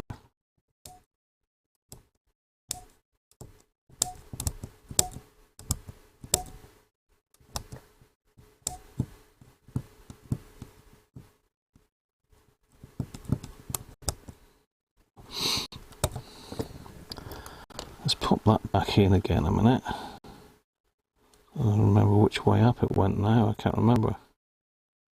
It's got to be that way up.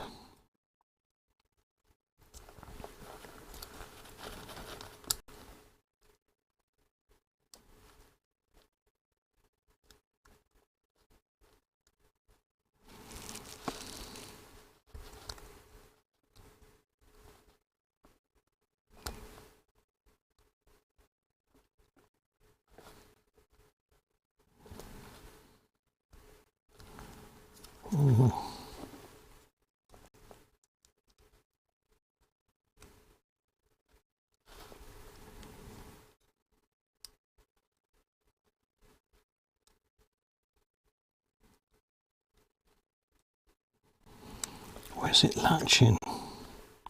It's not up at the top here, it's got to be down in there somewhere.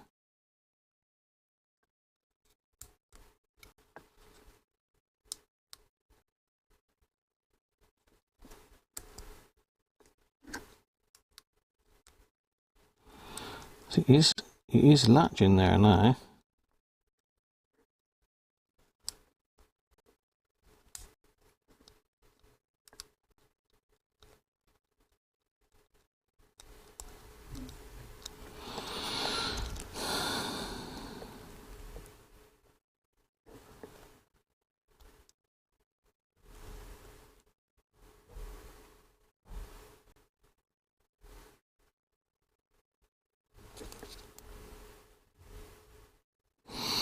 It's a mystery. It's a mystery. So, let's have a look. So that's that way up. So that height.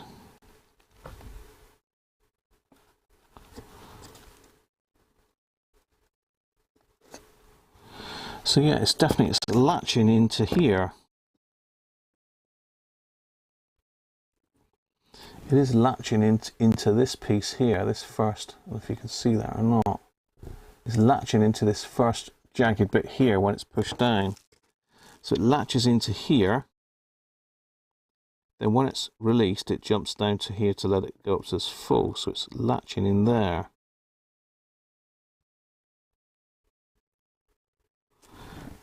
but that does look...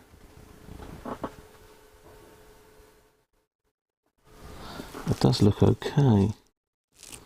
Let's see what that's like to the other one. That is where it's latching anyway. It could be that other one that's causing the problem.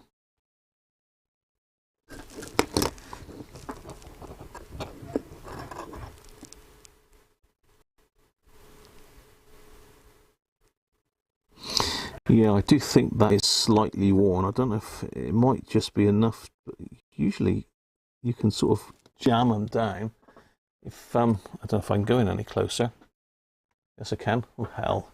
That's a bit too close. It's gone grainy now.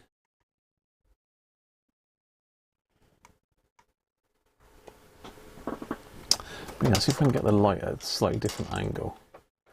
So can you see, I mean, there is a difference between those two. I didn't think there was, but there is. If you look at this one, it's a much sharper square there. That's a bit rounded, that one. So it's a case of trying it.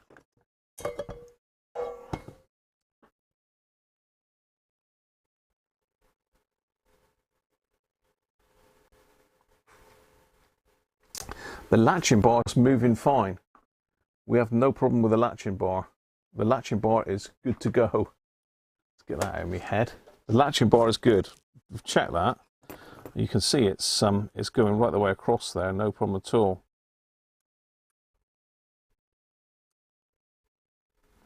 And so I have had it in the ultrasonic cleaner.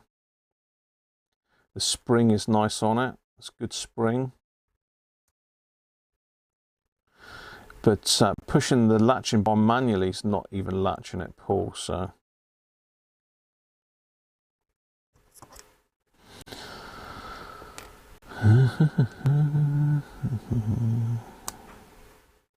I have managed to latch it there now.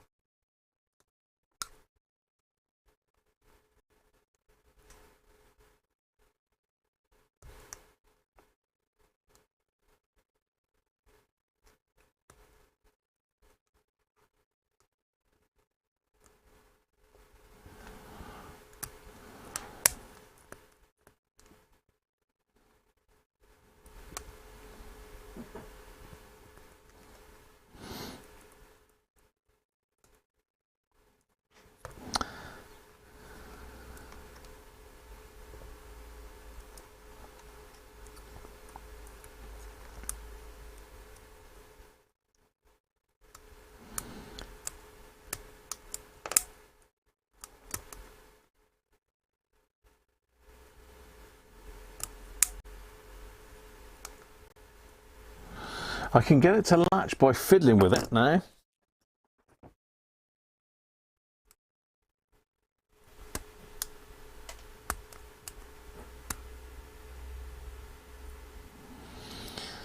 Just seems like it hasn't got enough spring power to just drive it back in.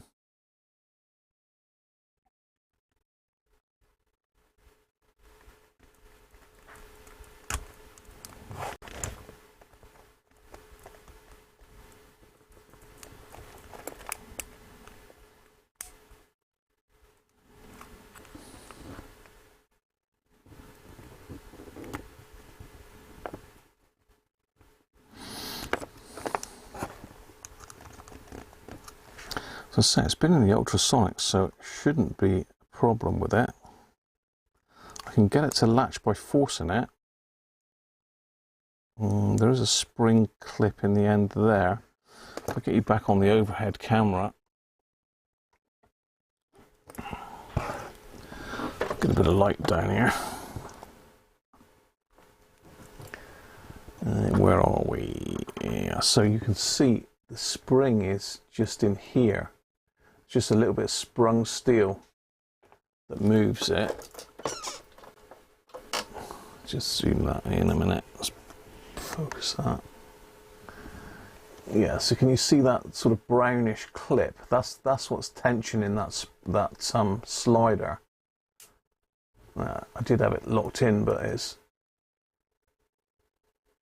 just not quite getting there. So if I manually jam it across, look, just by pushing that, I can get it in the right place. It will lock. So I have got it to lock now. Push it again and it's jumping up again, which it should do that anyway.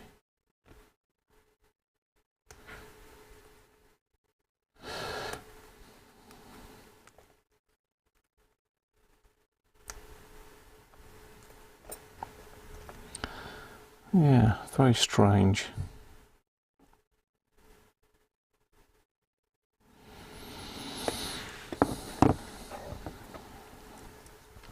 Let's just put one back in without the contacts for a minute.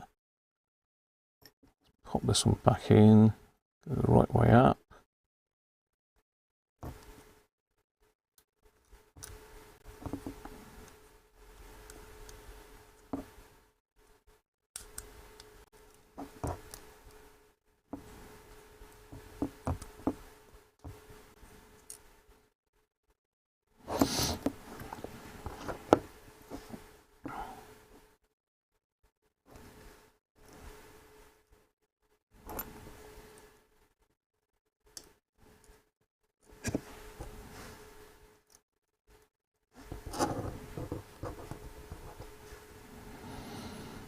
I don't know, got one of Maddie's hairs involved here now as well.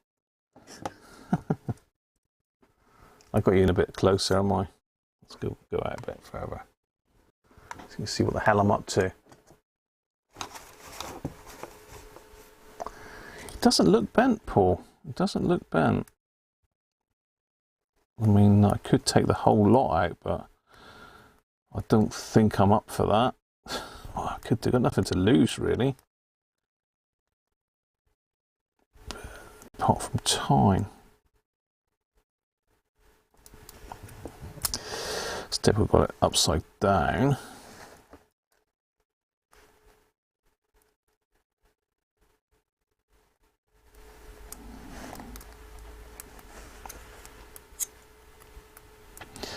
So again, you need about 17 fingers.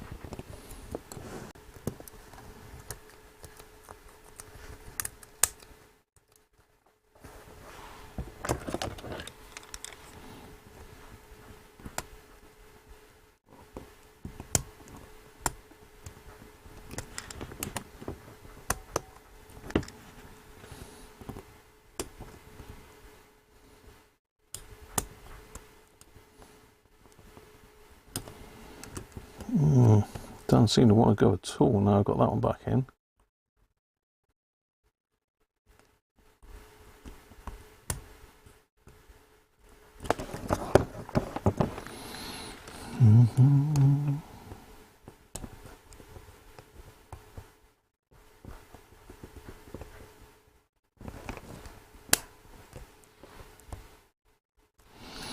Yeah, it does appear to be that bar. Now, how the hell can we get that out?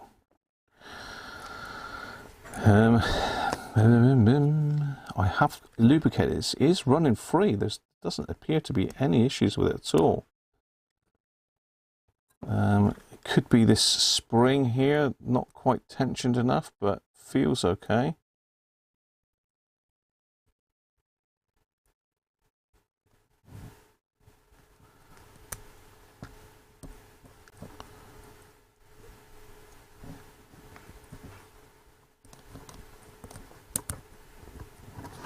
Yeah, we can see the spring popping in and out as I move it, look.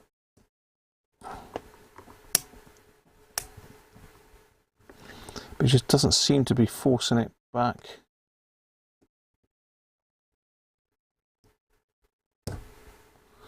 enough.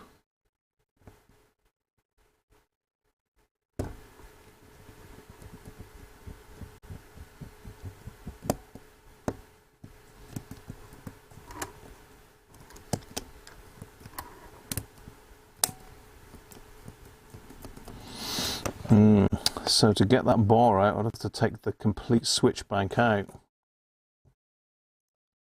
So all these would have to come off of here. That's a bridge too far, really.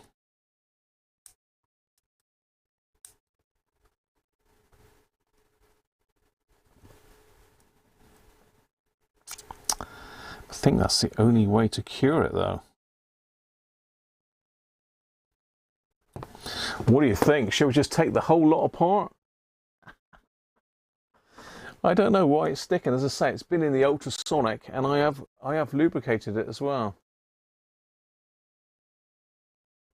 Afternoon, Mac Vision. How are you? Happy New Year to you as well, mate. I've got the wrong camera on. Let's go back to that one. Yeah, it's only sticking in. I mean, the FM one is latching, which is strange. It's working perfectly, the FM one.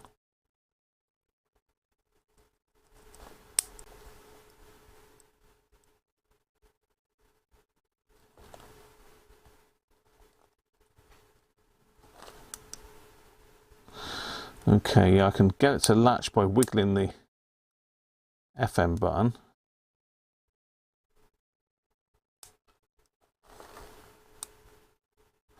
Yeah, I can get it to latch by wiggling the FM button.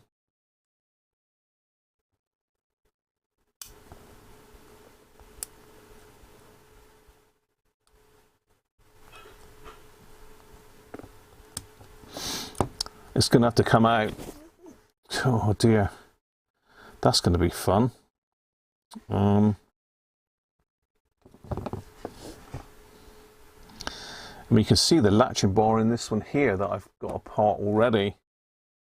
I've taken a couple of these out.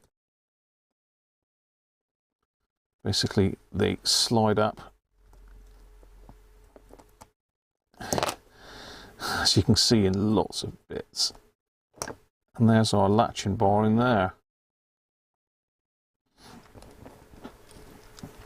This piece here. So that's basically what latches it. It's fairly thin metal, but this one here is dead straight, so we've got a lip on one end, and that's, I think, what the other bar pushes against. There's no problem on this particular one here with movement, as you can see. But what a nightmare this is going to be to get apart, isn't it? Let's do it. Let's get it apart, shall we? Theo's in. Welcome, Theo. Is there overwear on the other buttons making the bar misalign? I don't know. Can't really tell till you get it out. That's a problem.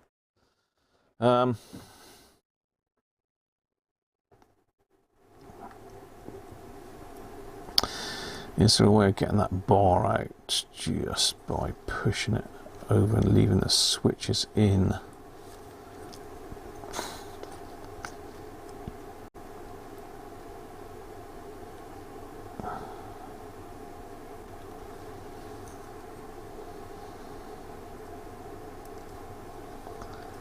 It doesn't look like there's anything holding that bar in, but there must be.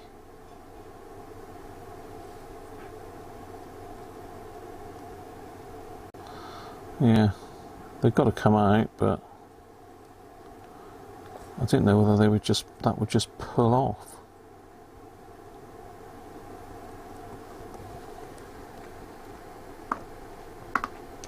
Let's get back on the main camera. It's a bit too close there. That's a bit too close. I've still got the Christmas show with Stream Elements. Look, he still thinks it's Christmas.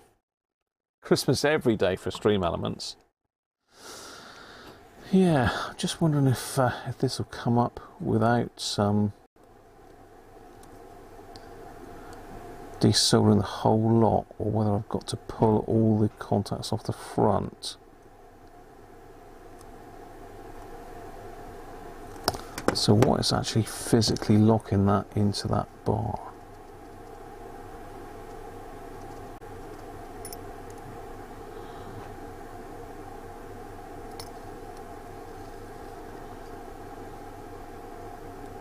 It's going to be a nightmare to realign this afterwards as well.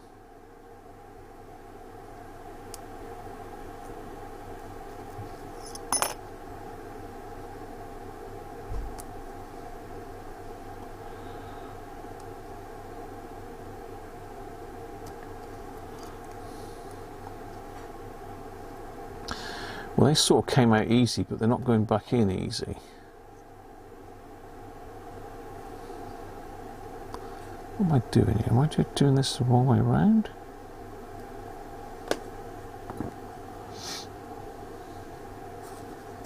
Just like that. Goes in there. Huh. So is it that little clip that's locking them in?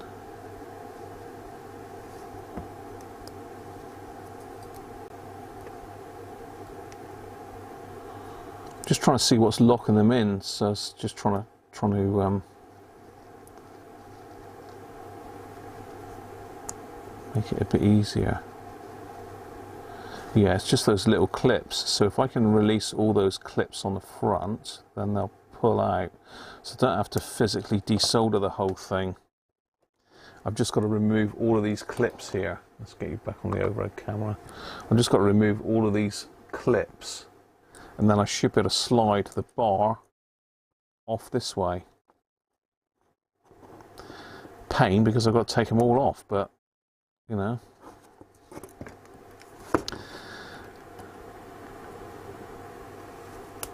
Certainly doesn't look like it's worn in any way.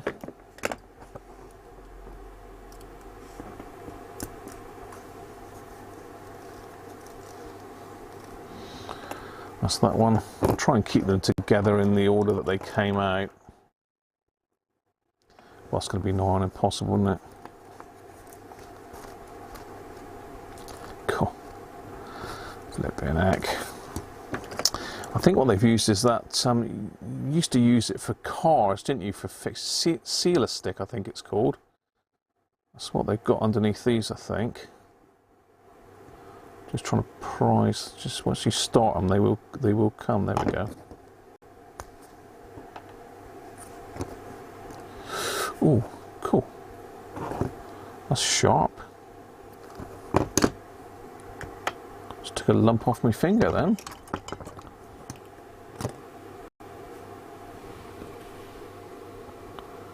Where's that to? Oh, there. God, that's like a needle, that is. Bit of solder. Just took a chunk out of my thumb, look. Oh, not my thumb, my finger. Huh.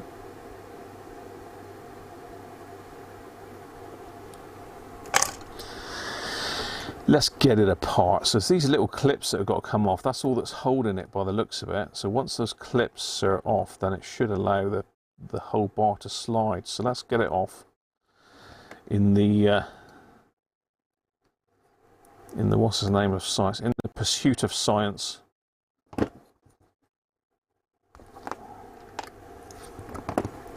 It's got to be fixed because we've got the module done.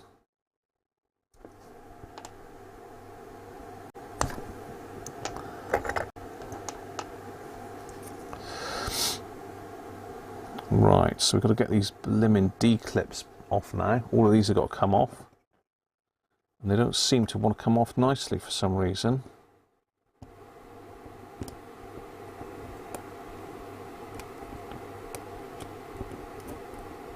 Oh, that one did.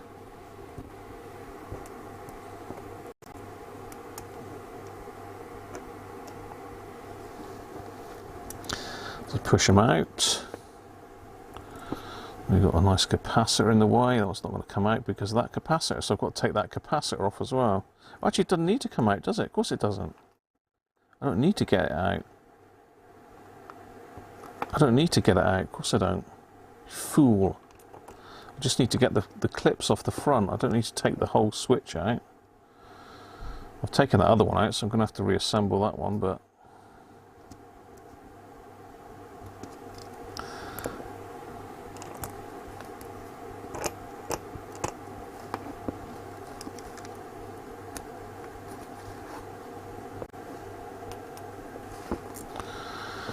And this one. I'm doing this so you don't have to, look.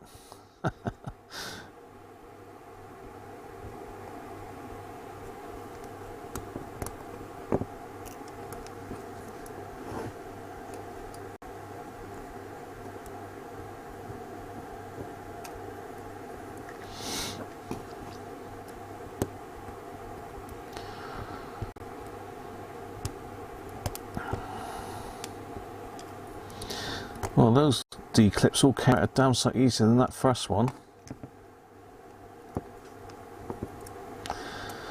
So by rights now that should slide out, shouldn't it?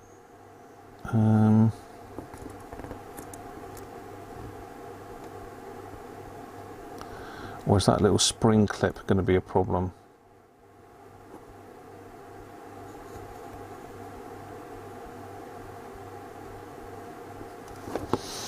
Let me get my eyes on. I think it's going to slide out.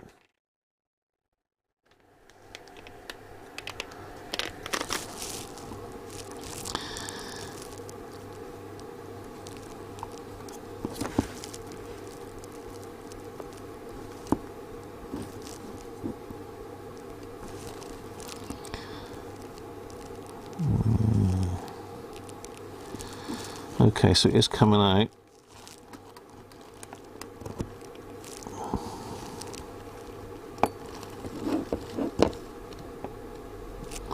And there we have it.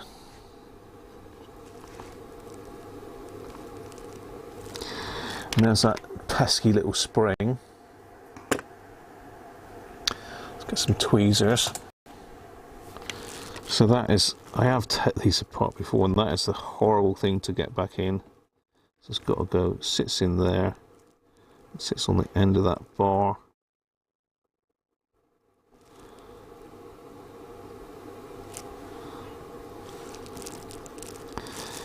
So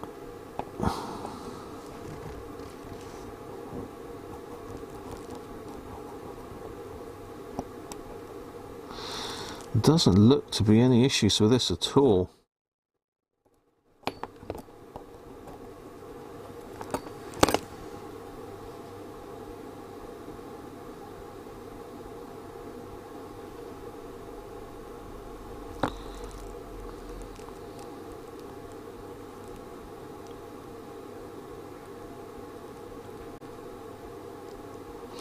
You know, there's a little bit of wear, but not on the teeth. So we compare it with this one I've just taken out.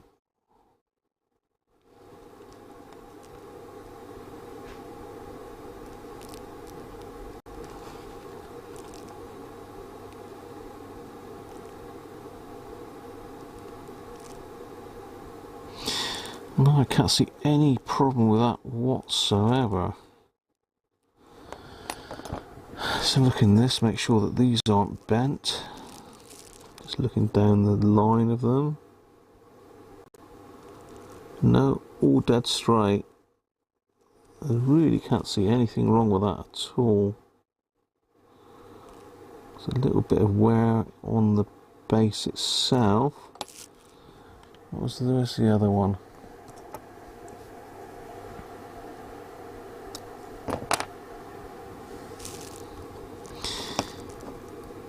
Yeah, it's worn in a similar place on this one, but maybe not quite as much. So I don't know if you can see where I'm looking at the wear. The light's sort of blown out a little bit. Let's see if I can adjust the light out of our way a bit.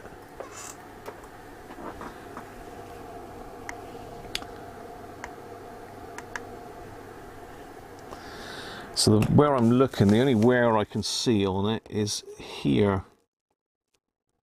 where I got my screwdriver pointer. Can you see there's a little bit of wear there? And there's a little bit of wear over here where that spring sits, but really there's not really anything wrong with either of those. So all we can do is clean it up.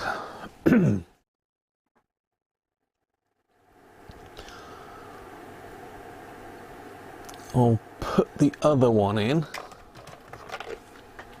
see if we can't get it back together.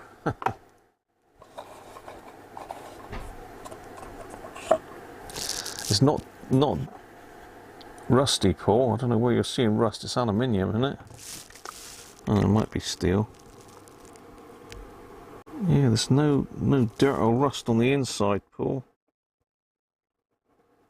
No, absolutely spotless. So this is, trying to see which one is which now.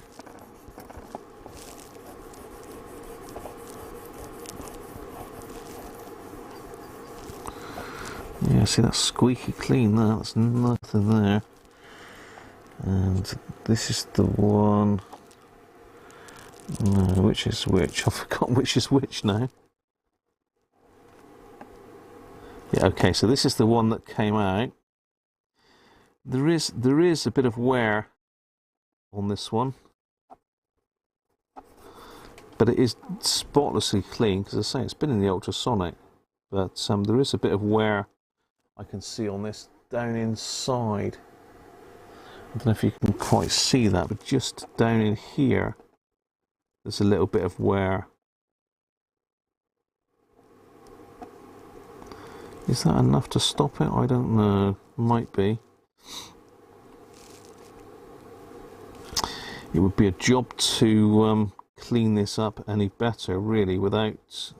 I'd have to make up some sort of block that's a fraction smaller and put wet and dry paper up and down it. But this one here isn't worn as bad. I'm doing my cotton bud.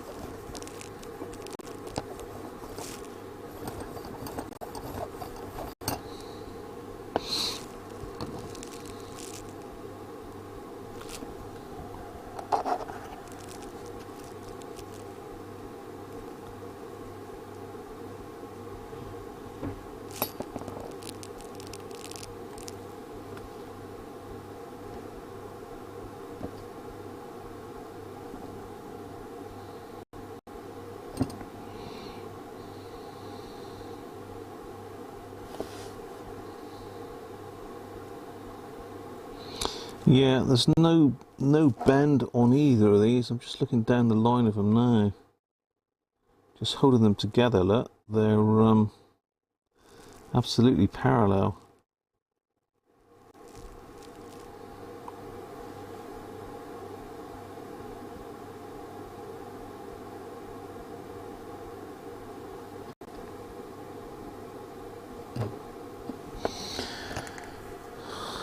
So one has got some little notches on that the other one hasn't for some reason.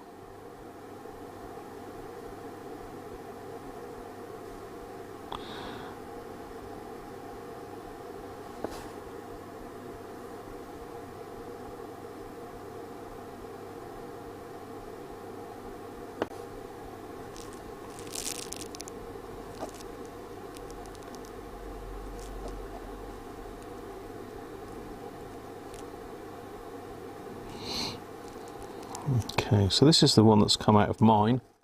I can see the scratch marks where I've used the screwdriver to move it forward and back. So that's the one that's come out of mine.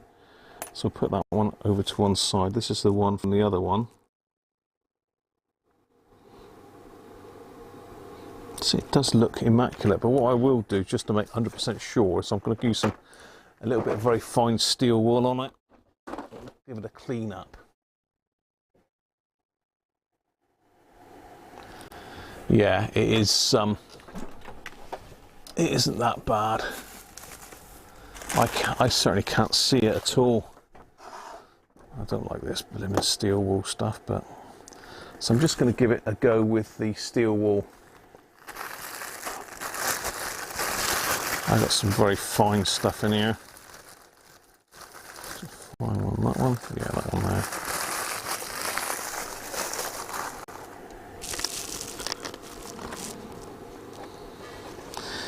So let's have a look.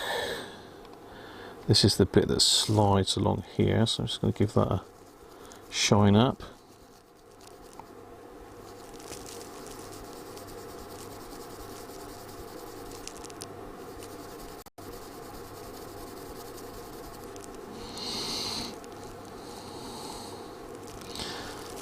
And here.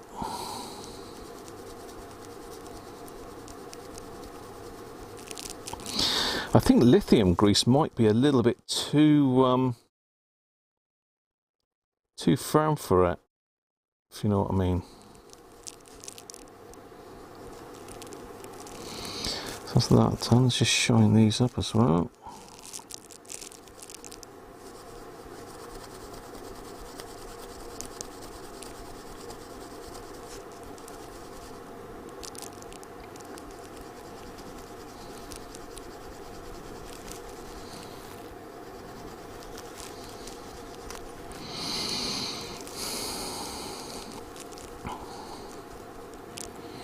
Right, that's very shiny now.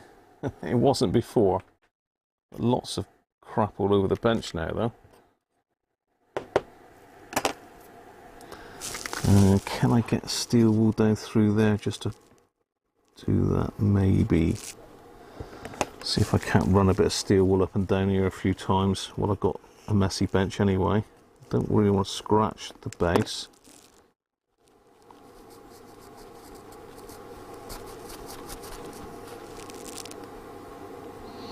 See, that's not shiny anyway, to be fair.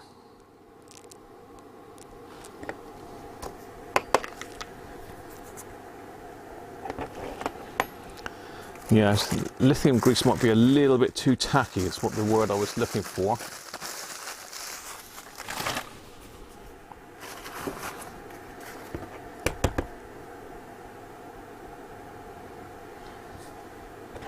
This stuck to everything now, this steel wool is horrible stuff.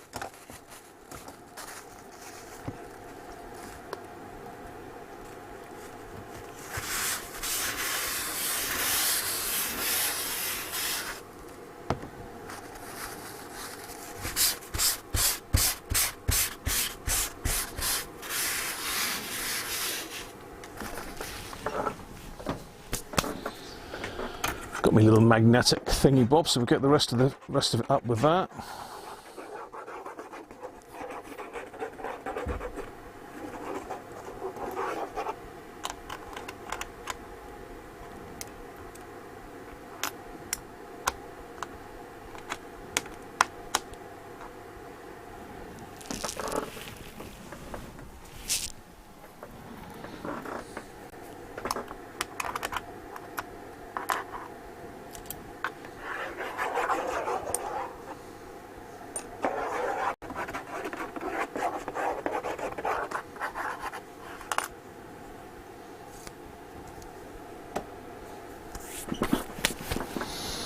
Right,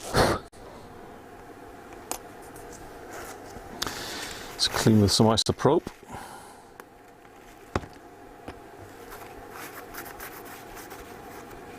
Get any finger marks off of it.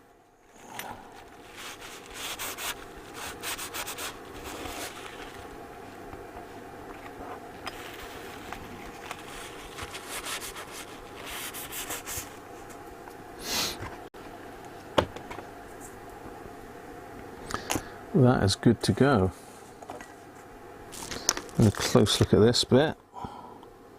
That's got bloody steel wool all over that as well, isn't it?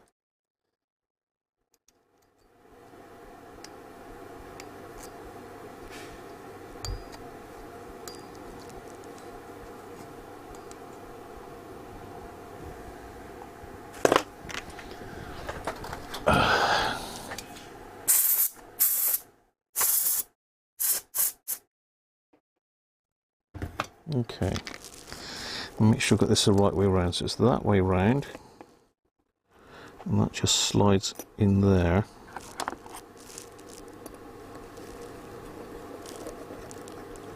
That is very nice. So I think just a little tiny drop of this super lube on it. It's got PTFE in it, so I think that's going to be it. Martin, how are you, mate? Put your magnet in a plastic bag to take to the metal, easy to clean. Yeah, good idea, Martin. Silicone grease.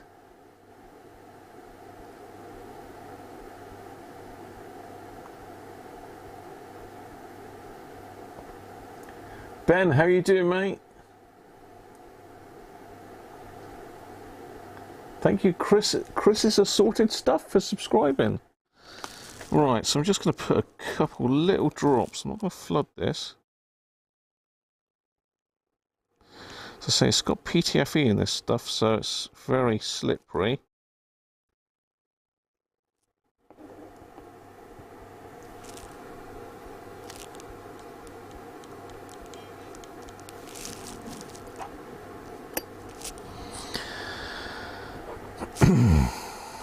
Now this is going to be the fun bit, is getting all this put back together.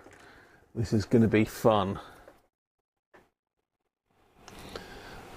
Yeah, that's a little magnetic pickup tool I've got there. It's quite a useful little thing to have. But you mustn't leave it on the bench because it picks up everything under the sun. Okay, so that's now.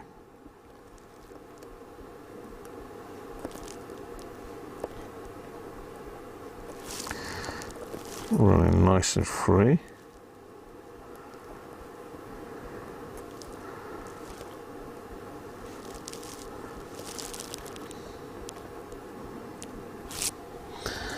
So first we've got to put this little spring back in.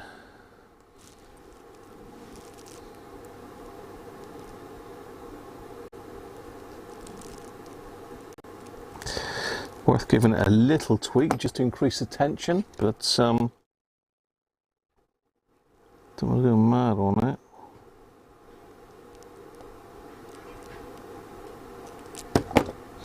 Because you won't get the blooming thing back in else. Oh, it's a while since I took one of these apart, but yeah, I remember it was hell.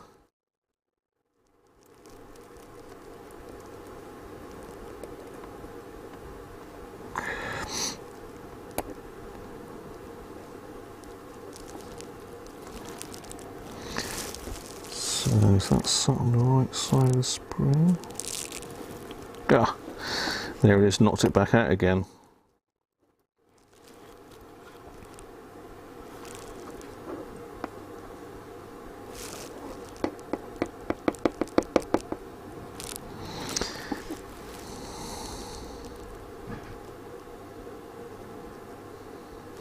I don't know whether that should have any oil on it, you know, really, because it's sort of sticking with the oil.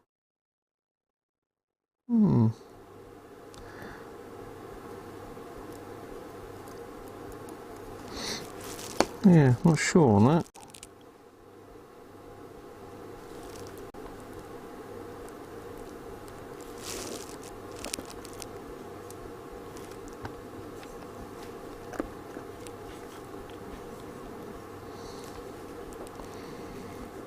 Stay in there.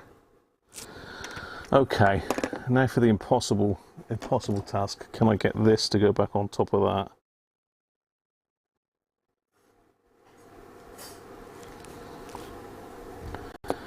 I'm going to make sure I've got this the right way up. I can't blooming remember now which way up it goes.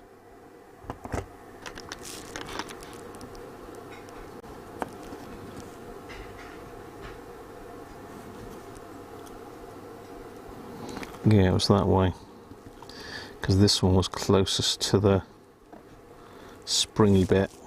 Okay, so let's make sure that none of them are latched, which they aren't.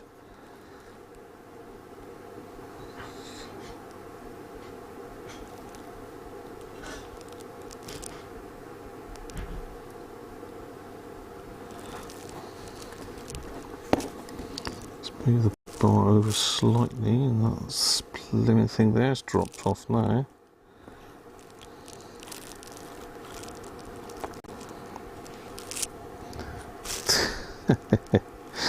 That's good. It's fun and games, isn't it? So all we've got to do is just drop that back on there, aren't we? Simple as that.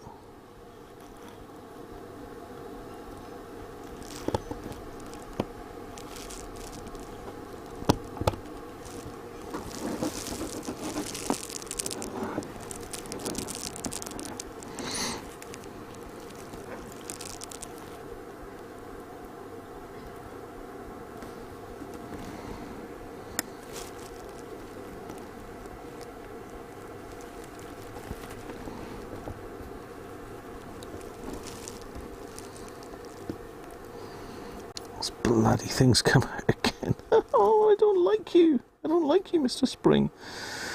Can that be fitted in afterwards?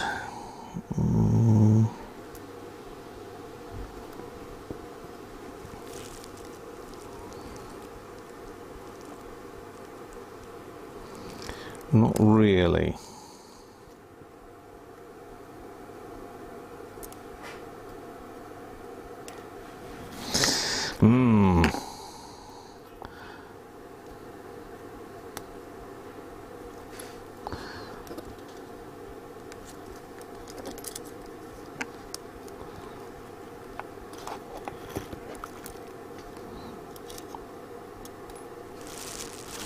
I've got bits dropping off everywhere here.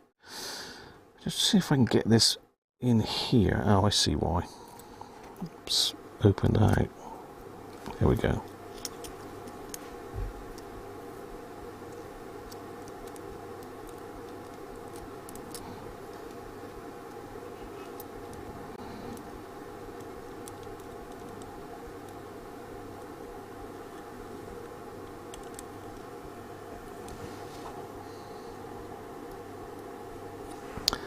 So that's got to be in the non-latching position.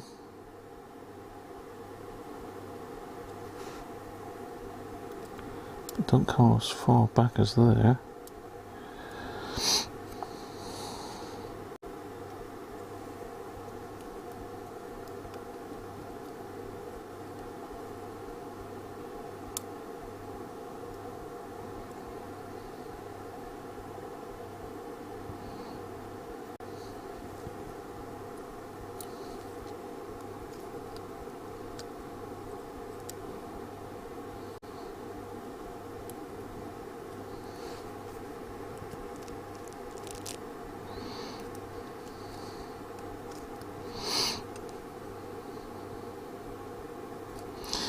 Yeah, I'm just looking at this. There's another factor that would affect it as well, I think. I don't think... No. I thought maybe that was going to stop it, but... God. Another one coming apart here. I'm still wondering when I'll be able to get this spring back in afterwards. Once it's latched. Not latched. Once it's... pushed in properly, so I can certainly get that end in there.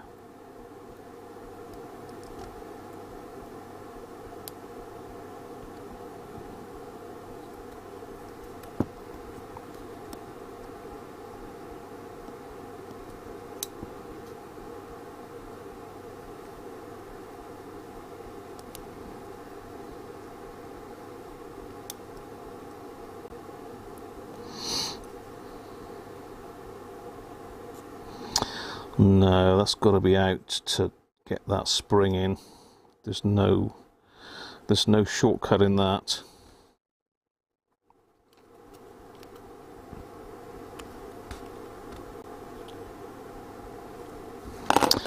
There is no shortcut in that. That spring has got to be in there before I push it down.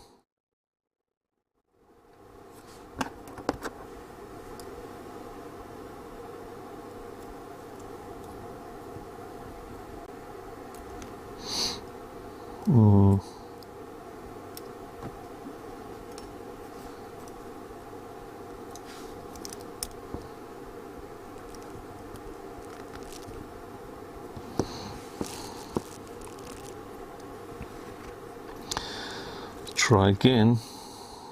The wonderful spring.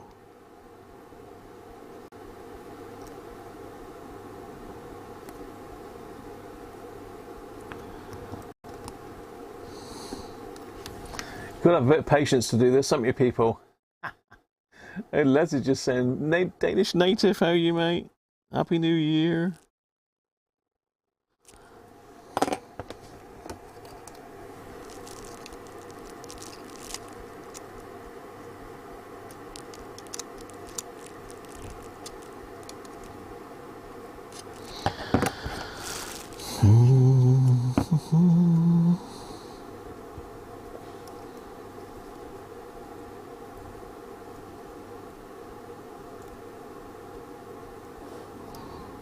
Right, okay.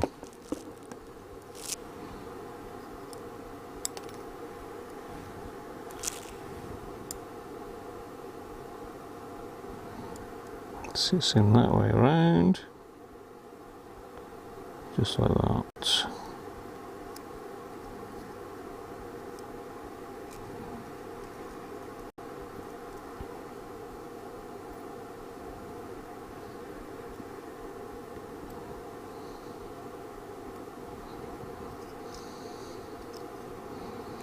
It was easy when I had the switch bank completely off, but trying to push it back on and stop this dropping out is a nightmare.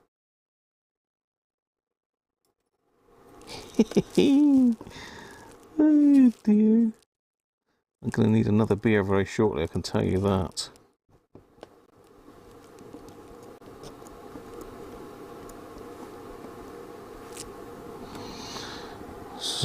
So let's switch around that way, so I'm going to hold it like that.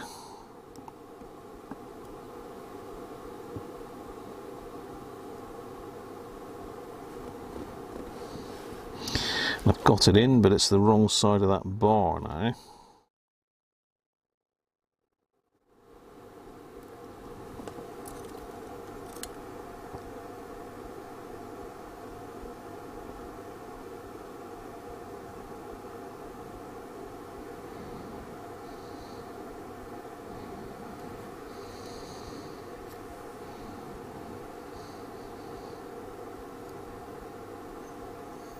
What a nightmare. Whoa, stay there. Steady on, boy. The switch is just dying to come apart for some reason.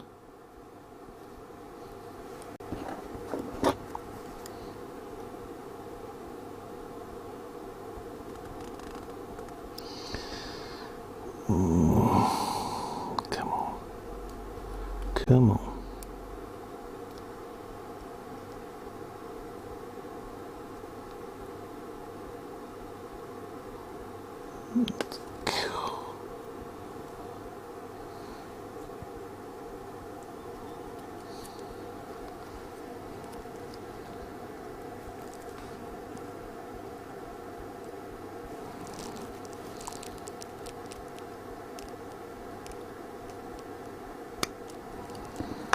Okay, spring is in.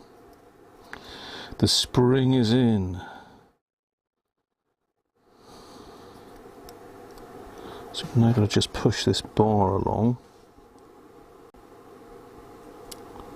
to allow all these to drop down.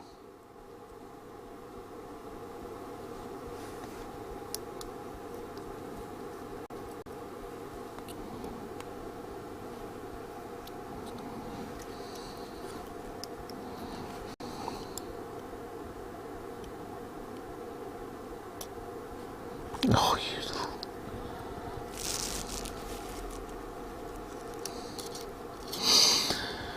Right, so yeah, we've got to push the bar across so as they will actually sit down.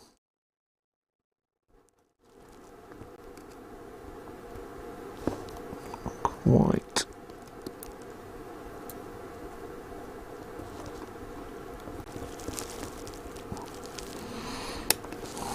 This one here. Why are you not behaving? A little clip to go on. I'm talking to myself, people. Just don't worry about me. Just carry on with what you're doing. Yeah, that doesn't need to go in there yet, so that's not a problem. So why is this one in particular hanging up?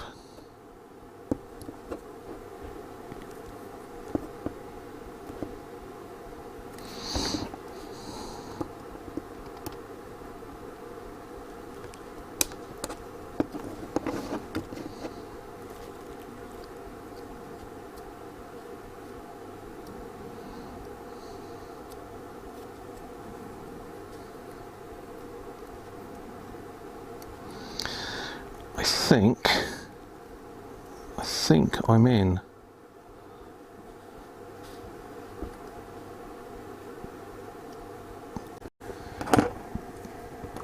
Let's reassemble a couple of these just to check.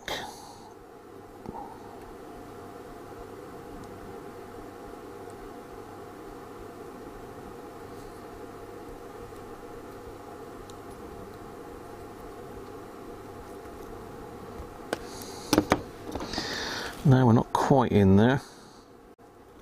Maybe a bit further down in.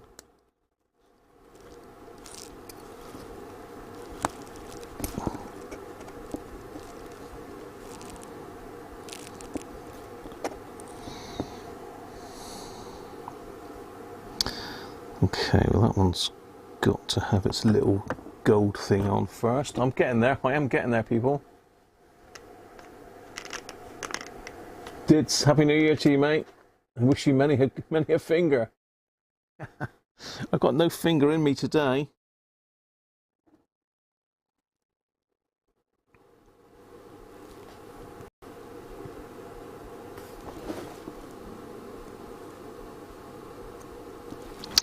So hopefully this is a lesson for you all. If you've got a switch bank that doesn't latch, run away quick. Yeah. Run like the bejesus. Run to the hills. Run for your lives.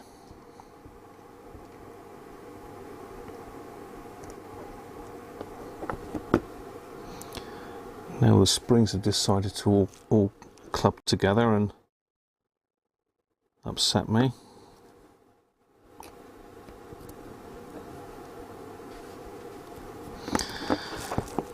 Let's get a D-clip in if I can. Come up there, you little monkey. Did these get assembled by hand? I pity the person that had to do it.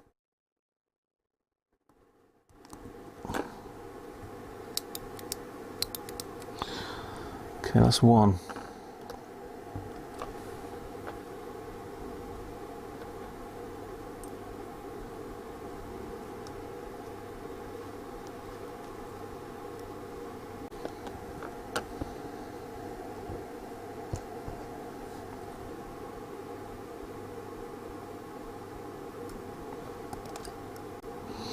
I wonder if these springs had different tensions, you know, because I mean I noticed this one's purple that I'm just putting on now.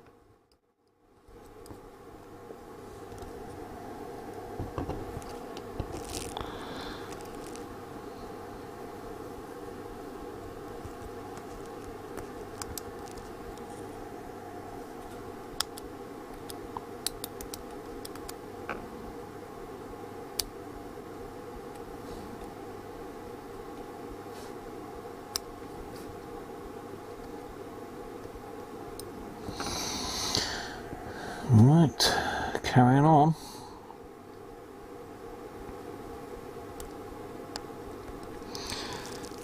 So this is one of the ones that wasn't latching before.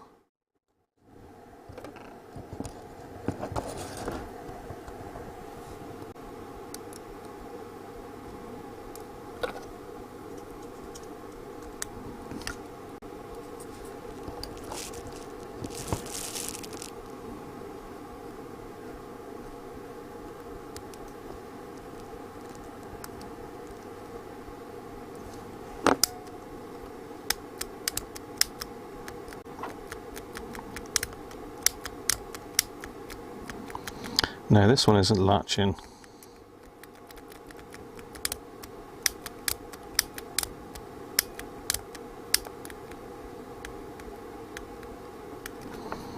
Just not quite going across.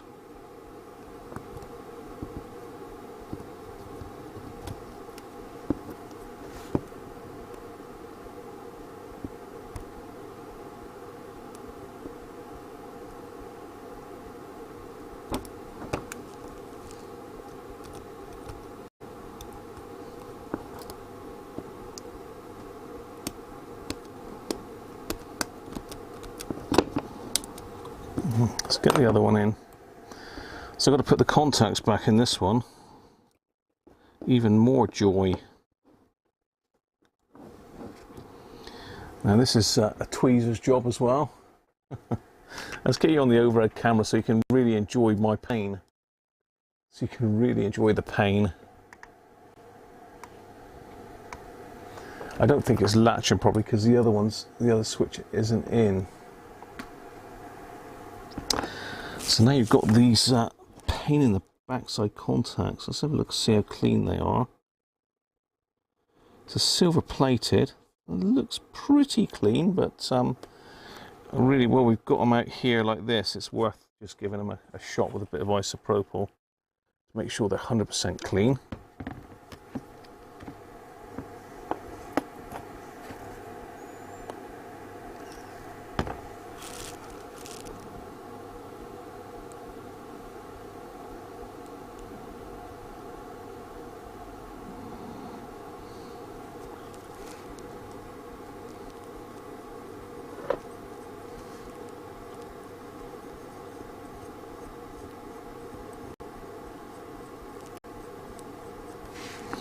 Pretty shiny anyway, that.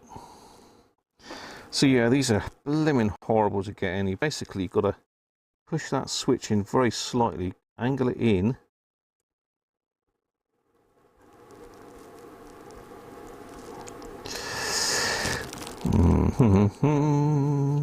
Oh, happy days.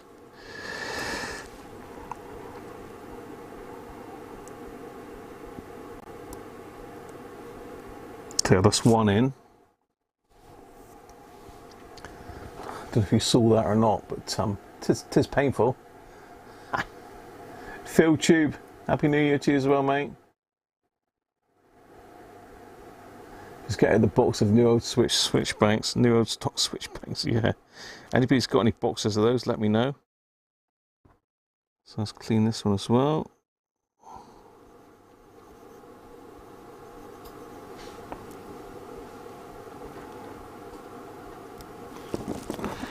Shove that one in, if we're lucky. Damn you switch.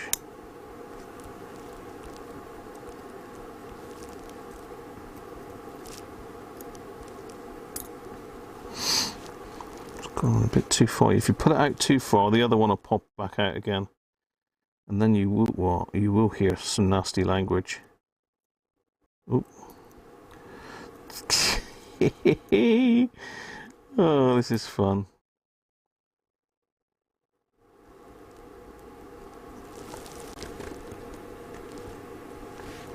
Get in there, you little monster. Yes, right, okay. Now this is the time when you find you've actually got it upside down.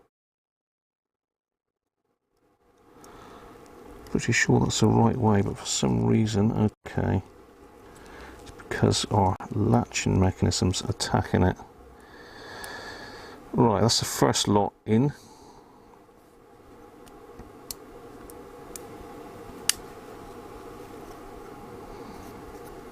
It's got to get the latching mechanism off of it. Which one's holding it?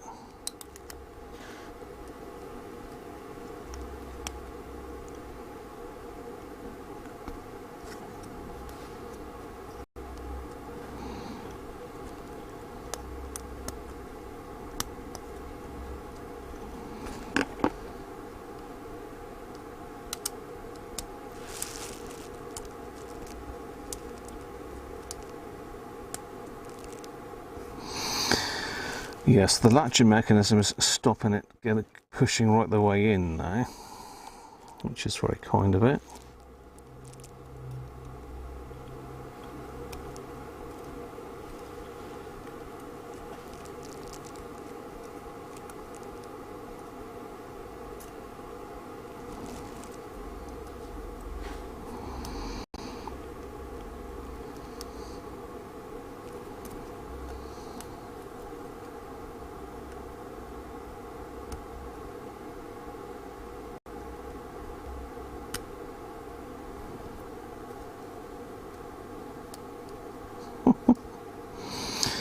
I've got to get the other two switch contacts back in yet.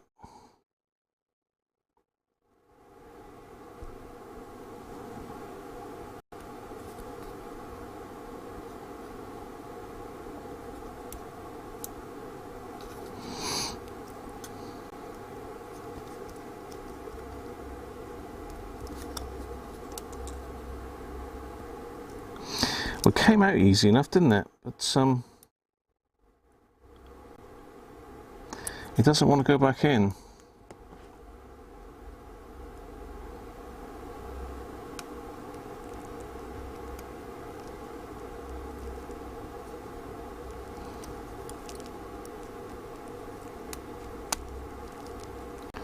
Okay, right. So it is just that latching mechanism that's stopping it, so I think I'm nearly there. So let's get the next two switch contacts.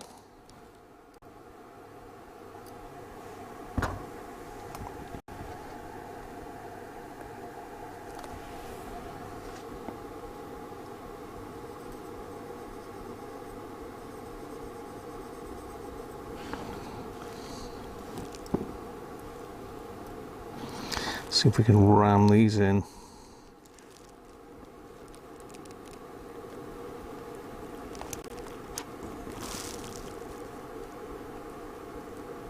Yes, that's one. And the last one. Hey. Back home now, are we?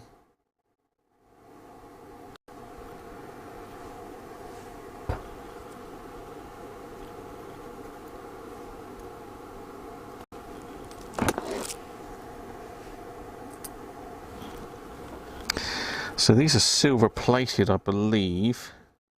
So you probably don't want to go at them with anything abrasive, apart from my tongue in a minute.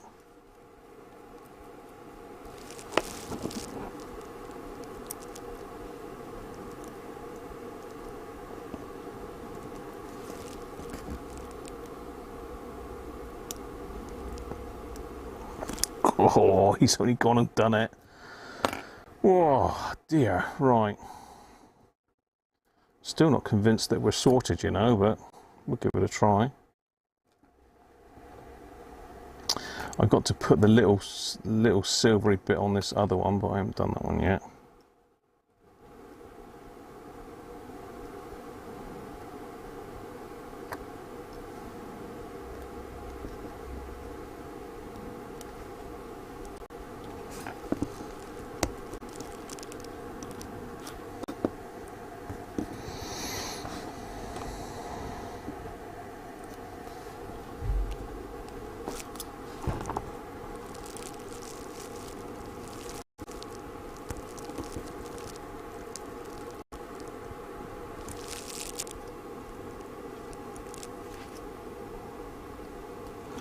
Would you believe it? I have got that upside down. I don't know whether that'll make a difference or not, but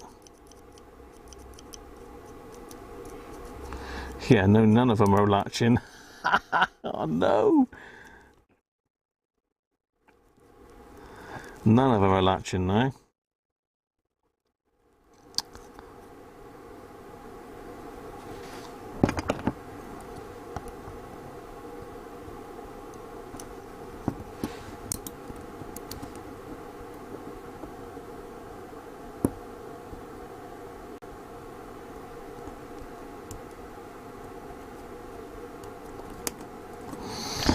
Right, it's got to come out again. It was a 50-50 chance, but he's upside down. He is upside down.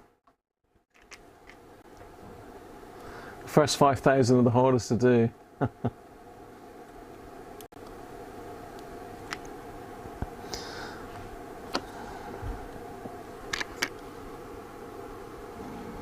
Can't you buy them, Harvey, anymore? Isn't there people making those things? Possibly not.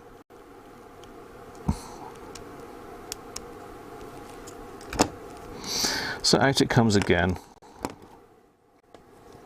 Oh, the joy.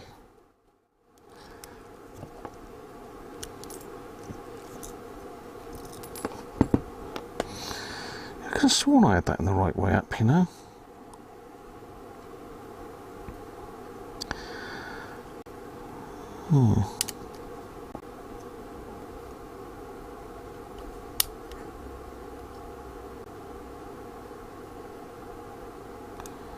So definitely that way.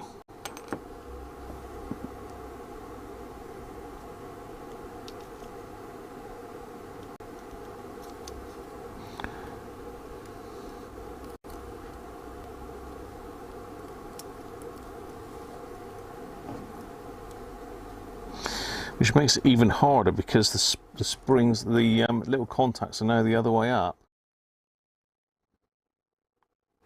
If you know what I mean. Yeah, that makes it even trickier now. There's that one. Ah. Now he flew back out then. So I've got to put him in upside down now.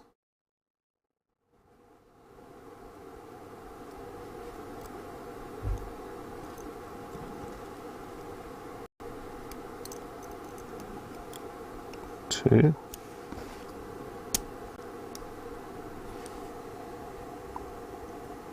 Oh.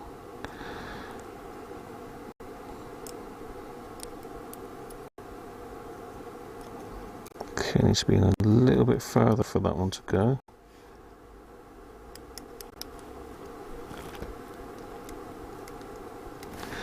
Are you going to behave and go in there?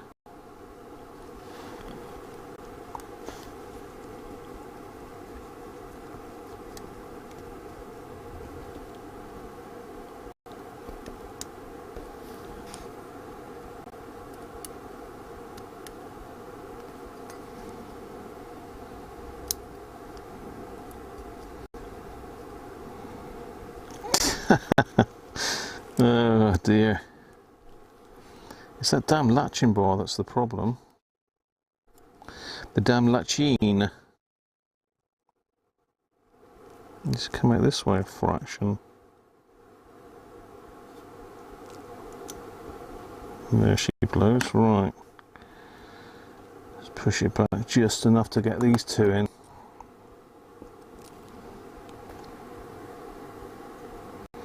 Shaky hands. I need another beer, this is the problem.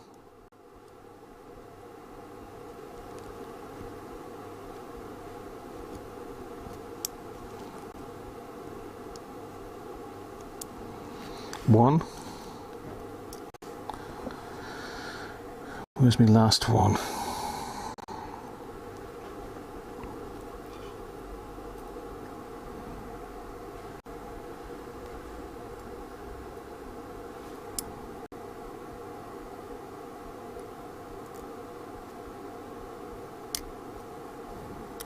Got it. Right, so now it's the correct way up.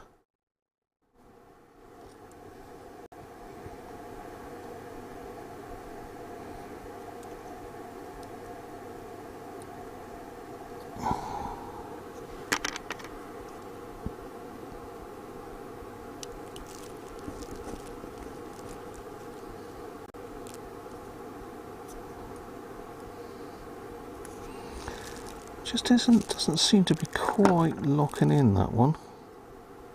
It just needs to go down a little bit further, that particular one.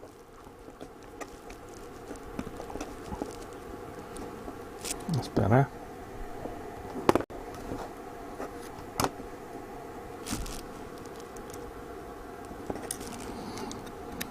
It's got to be full marks for effort, surely.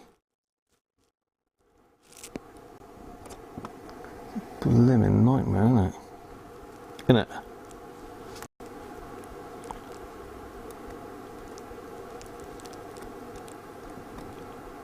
Ow.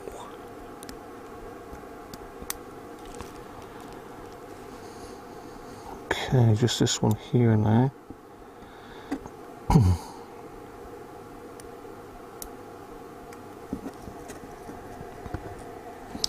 This has got this little gold bit on it as well, little brass bit.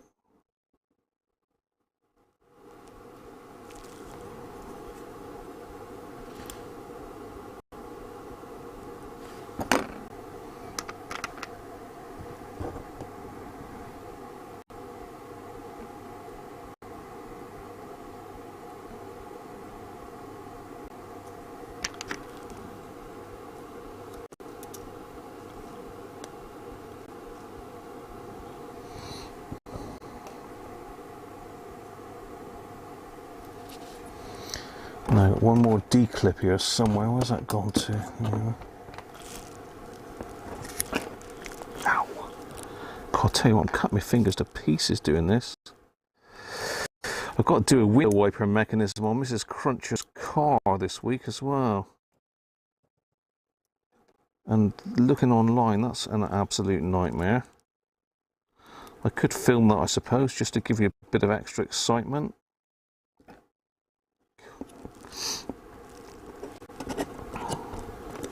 Certainly won't be a tutorial, I can tell you that.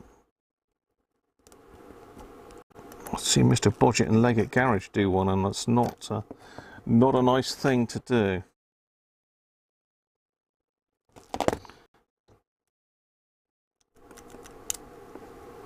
And we're still not latching.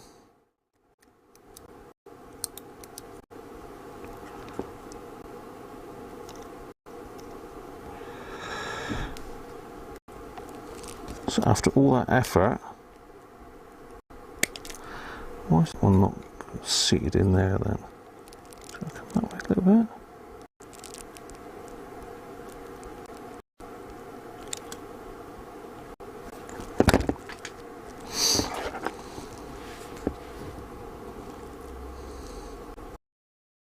See, there is a theory.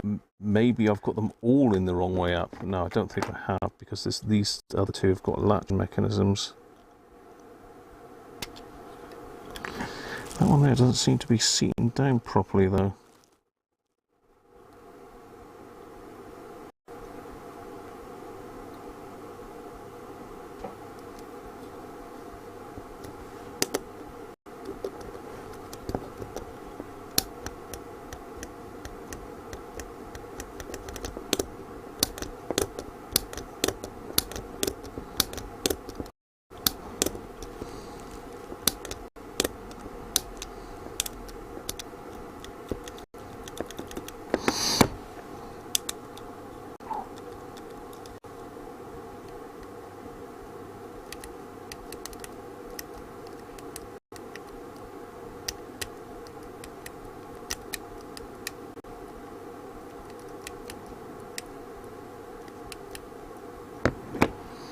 Seems to be just on the edge of latching.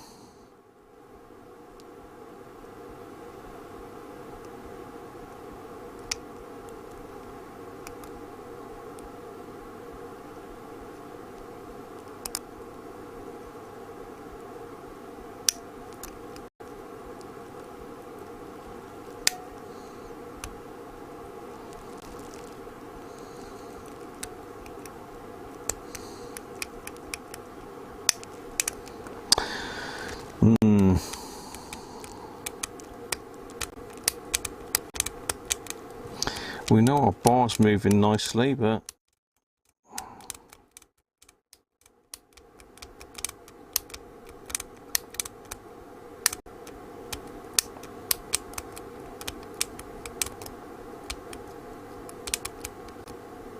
so I can get them to sort of latch by fiddling them, but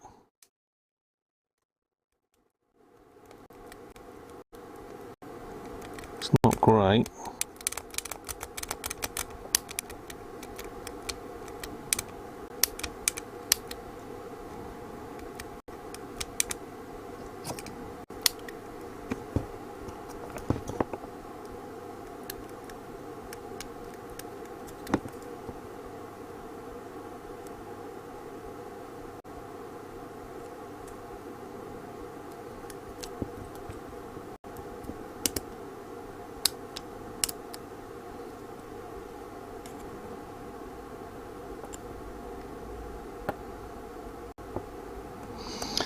I wonder if that spring is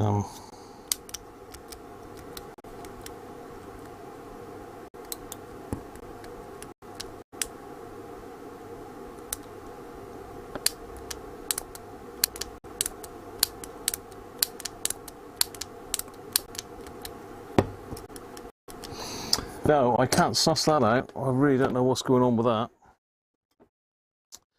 Let me try flushing the thing out with a bit of WD a minute. Harvey, the donation towards the postage. Thanks, mate. Thank you very much. Much appreciated.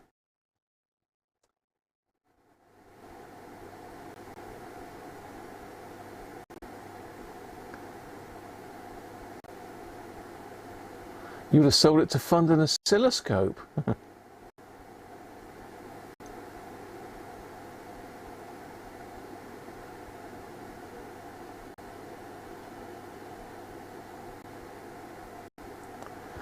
Yeah, an absolute Kevin Joyce, are you, mate?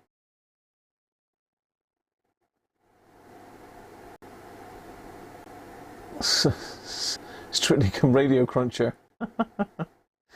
Don't have time for patience. They feel my pain. It is a pain. Doug, how you doing, mate?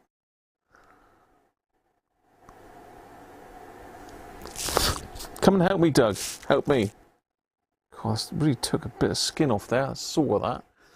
Right, so yeah, I was going to get a bit of WD and just run that down through it, and then flush it through with isopropyl so there's no lubricant on it. I just can't understand, because I absolutely cleaned the hell out of that. I even polished the sled, and yet still it won't slide properly.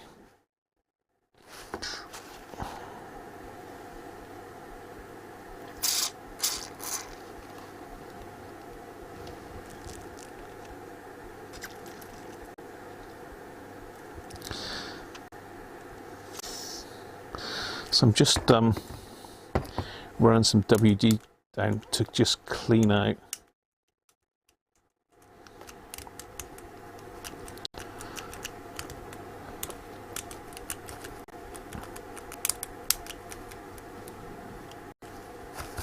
The oil that I put in there. It's gone down in the switches as well, which isn't great. But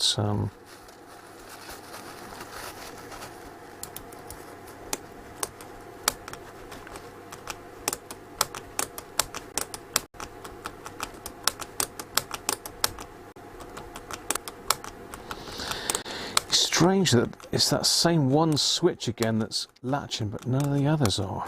It seems the furthest away one is latching. Maybe it's got the most spring pressure.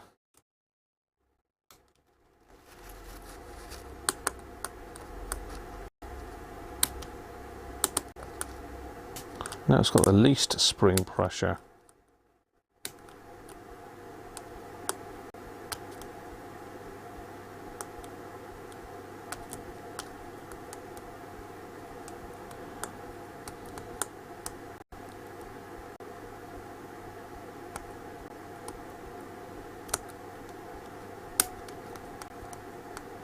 You can feel it. I can sort of feel that, like, the indent is nearly there, you know? It's just a fraction off. Thomas, how? You just woke up, 12:36. You slept in so much because you stayed up to 1 last night. Happy New Year to you as well, mate. I stayed up to 1 as well. But luckily, I didn't drink a massive amount, so I'm still in the land of the living, so to speak. So I can feel it sort of trying to grip there, but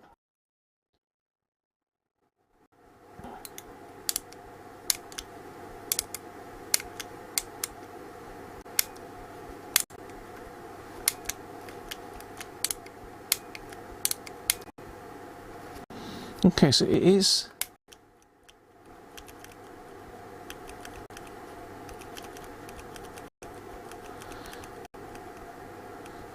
It is sort of trying. want switch clean, a bit more WD in it.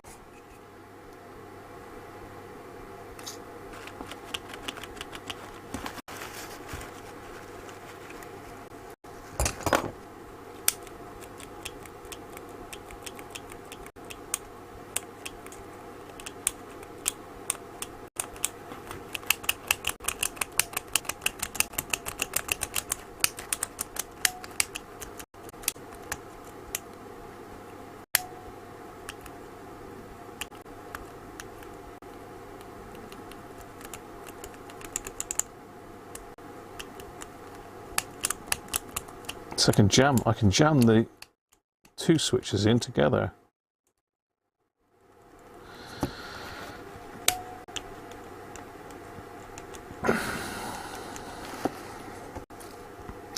It's got to be to do with that slider, but for the life of me I can't see what else it can be. I've actually swapped the slider across for another one and that's not working either. The problem is you can't really make this type of fits because this is a screw-on one and this has got flat pegs. Now I have done it once before, but it's not great. I think I had to flatten it out, drill some holes, and it was a horrible job.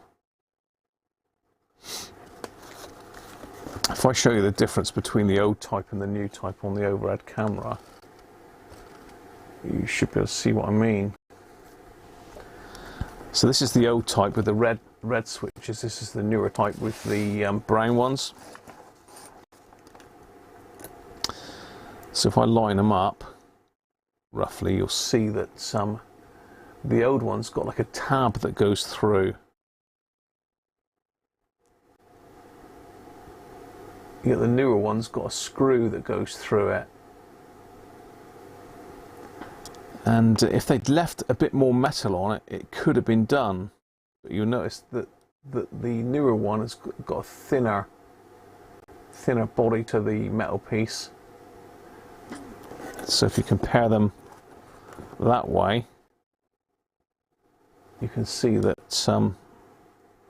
the newer one is quite a bit thinner.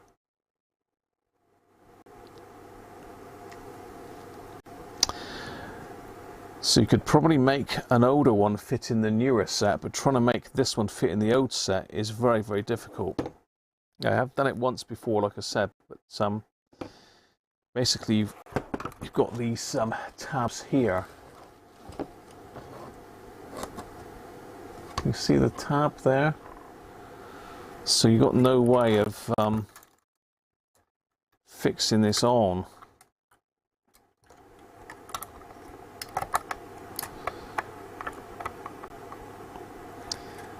And then you've got to get it spaced right so the buttons come out the correct way in the top. So yeah, you just can't physically fit that in there. Now I think I did one of these in the past where I bent the metal and drilled a hole in it and got a nut and bolt through, but that was a bit last resort job, that was. So I need to get this one working, or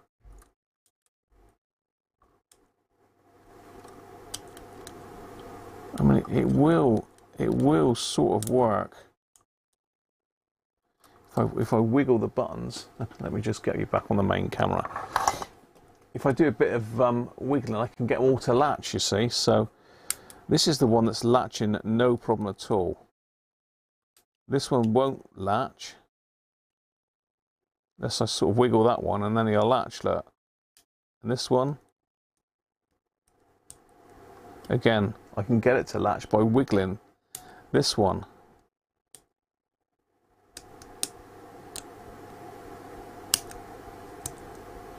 So I can get them all to latch, but just not very well.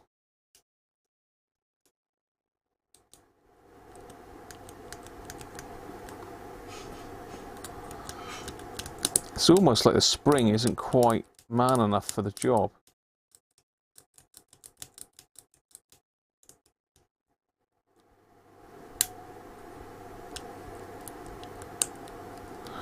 But the key seems to be this one here, the longer one.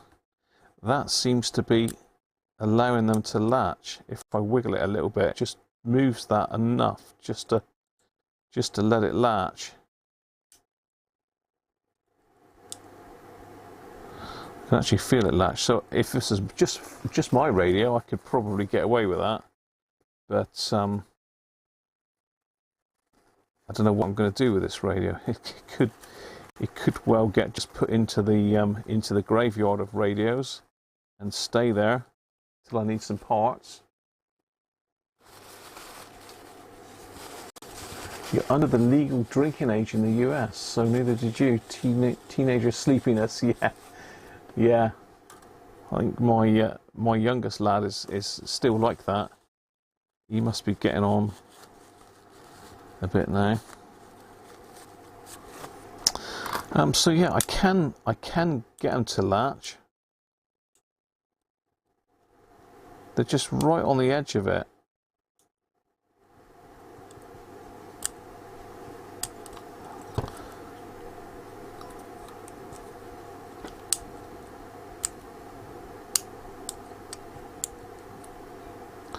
You can sort of hear, I turn that desoldering tool off. Why have I got that on even?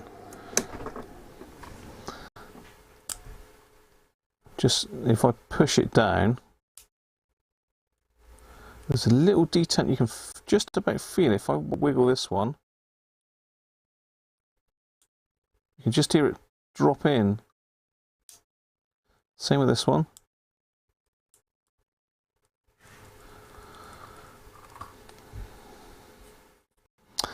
So yeah, I'm really unsure as to what the hell is going on there. I mean, it's absolutely dead true. It's not bent.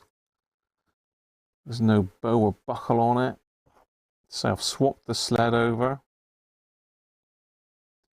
Or at least I think I have. But this one's got more wear in it than this one.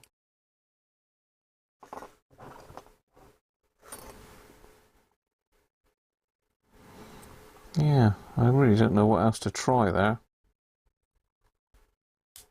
Because I've totally cleaned out the lube now by putting WD down through it. I'll squirt some isopropyl down to get rid of the WD. And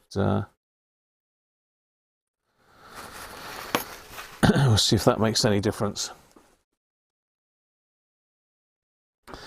Yeah, but I did give it a good going over, Les. I mean, yeah, if I had a stronger spring there, it would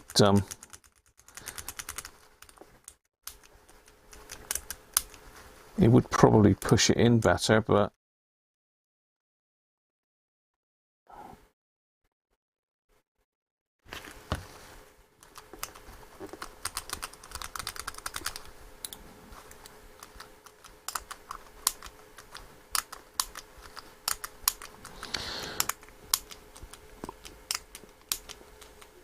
yeah. What am I? Yeah, the spring does provide the return force at Matamble, yeah. Is the ratchet side spring loaded? Yeah, they're working fine, Les. The ratcheting ones that, yeah, they're no problem with those. I'd say if I push it down, if I hold that one down and just wiggle the one that's latching, I just heard it click then, and that one clicked. It's just on the edge of latching. It is.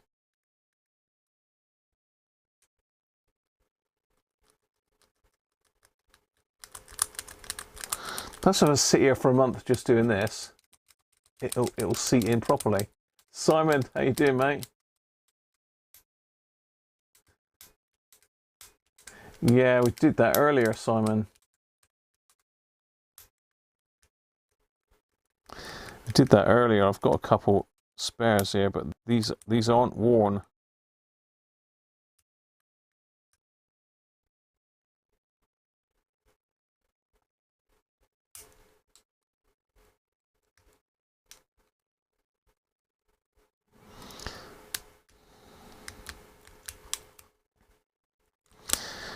Like I say, there's nothing really much I can do about the spring. It could be weak, but I did give it a bend the other way. It does seem to be fairly tense. You know, it's not slack.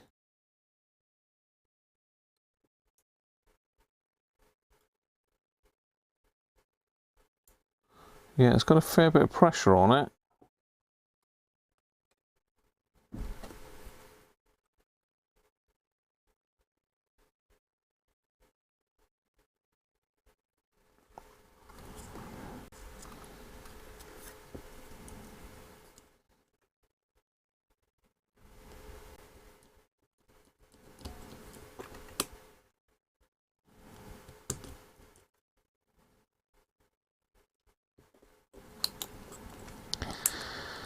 Yeah, the key does seem to be this longer switch here, because that one latches no problem at all. That's the FM switch. And when I wiggle the other one, I can get them to latch.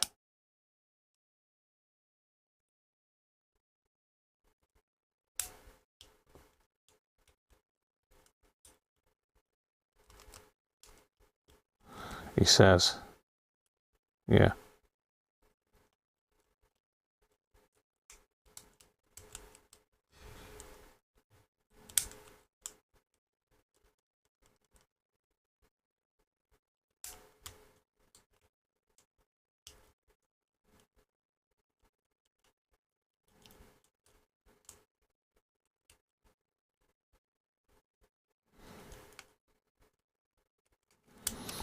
Yeah, if any, and that one latches down quite nicely with this one, but if anything, this one here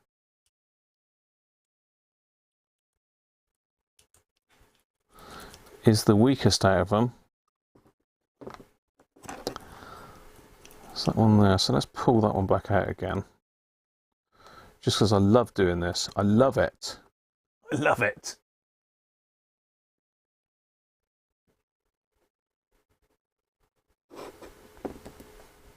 I know, Danish, it's a bit of a mystery. So let's pop that one out and swap it for another one then. Just to make me do the contacts again. Let's get rid of that one. Let's pop this one in. Make sure I've got it the right way up this time, Graham. Let's get rid of all the muck on this.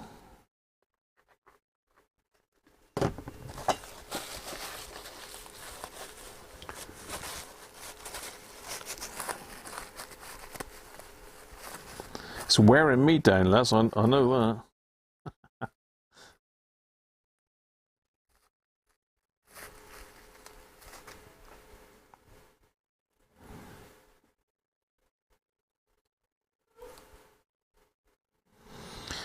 All right, so we're going to try a different. Oh,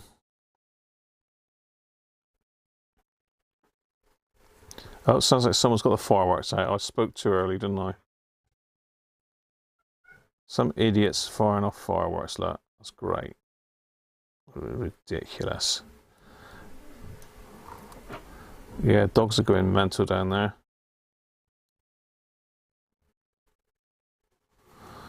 They're a bit late, aren't they, really?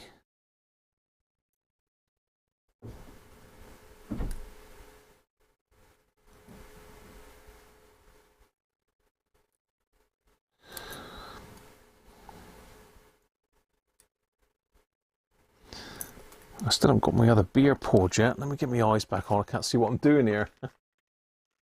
GTGF. Oh, the spring rate's different. It might affect the latch. Yeah, I don't know, Jeff. I mean, as I say, there is one purpley colour spring.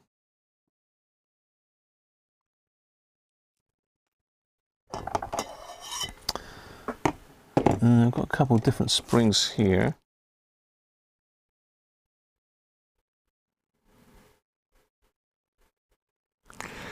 Yeah, see, that one does feel a bit firmer than that one, but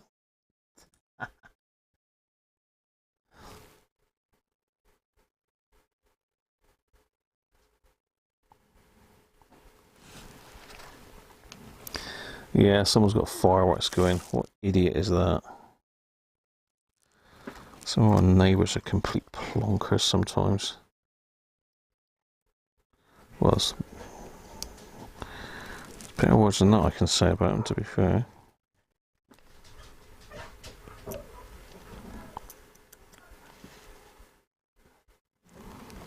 It's typical, it's Maddie that's going mad, isn't it?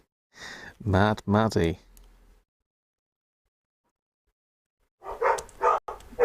Oh, they're both going there.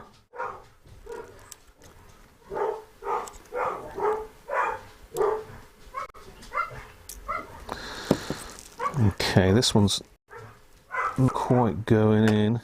That latching mechanism's on it again.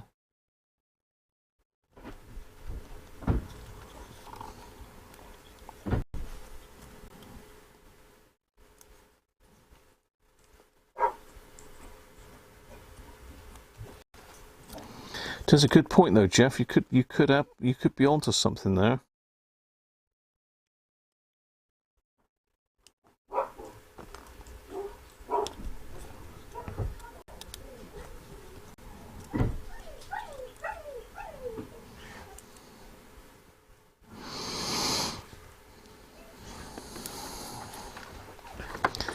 Definitely the latching mechanism is stopping it going in here.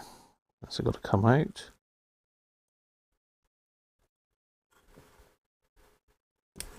Yeah, there we go.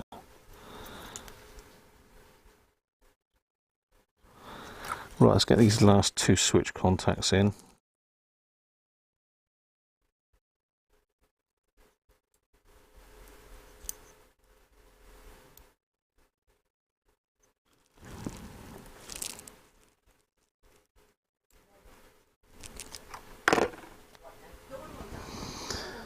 Let's try the black spring in that one though. It's saying that, should that have... I don't know. I don't know. We had the silver spring on it last time. Let's try the black spring on it.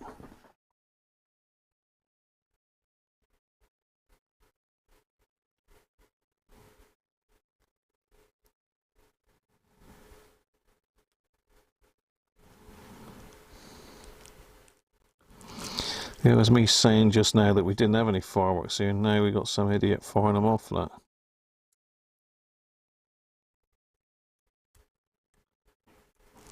I would have thought though the lighter spring would probably be better, wouldn't it?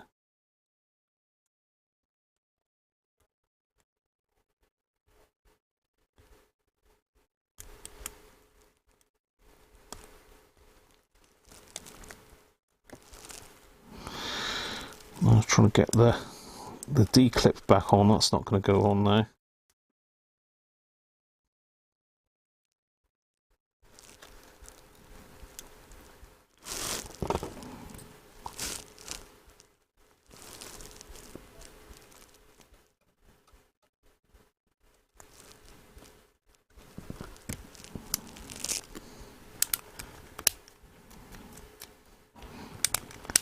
No difference.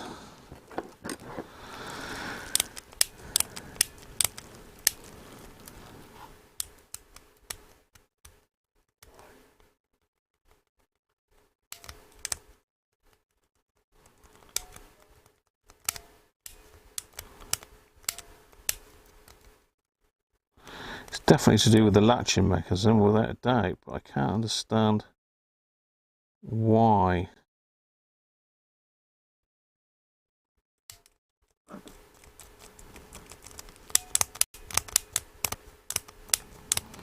And you certainly do not want to be putting a dodgy mechanism back in it.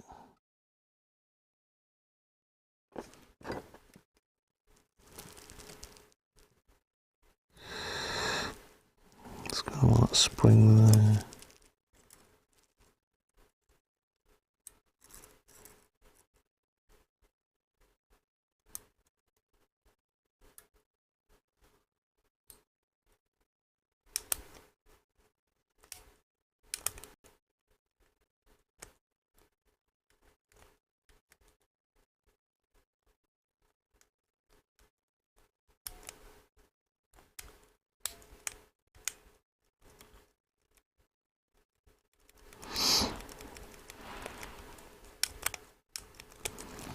wonder who that. Let me just see who that is. Firing off fireworks a minute. Poor doggies, they're not happy at all. Where that's coming from?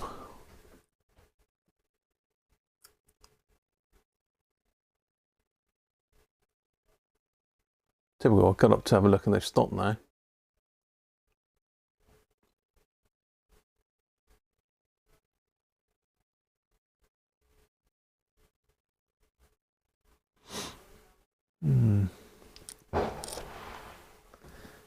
Oh, I could hear it, but I couldn't see it.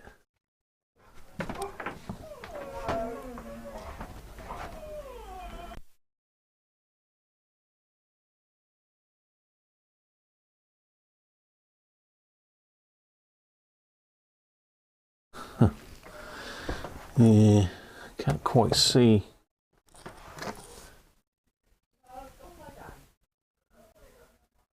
Drives the dog's crackers though, doesn't it? No, I can't see where they're coming from.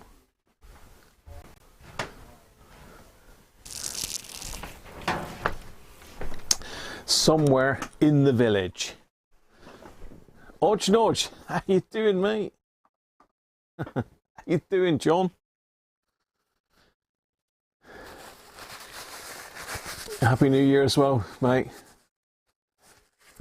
I know. It's just these older type ones for some reason. The newer ones don't seem to have the same problem. But these older ones are a real pain in the backside.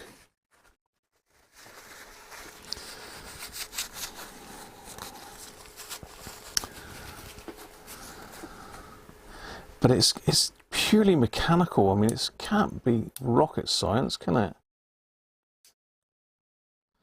And Jeff's said about the spring rates may be different. I mean, maybe I've got the, because there's a purple coloured one. Maybe that's the one that needs to be on the FM switch. Can try that. Let's try it all. Let's try it all. Catch you soon, Martin. Thanks for dropping in, mate.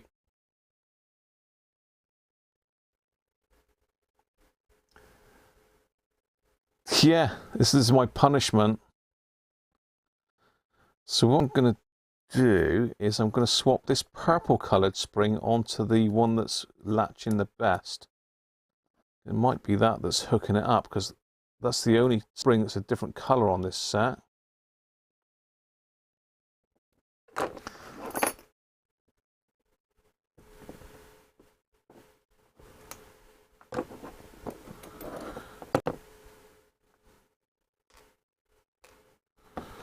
Let's pull that one. Let's pull this one. You can tell I'm not messing now. Straight out.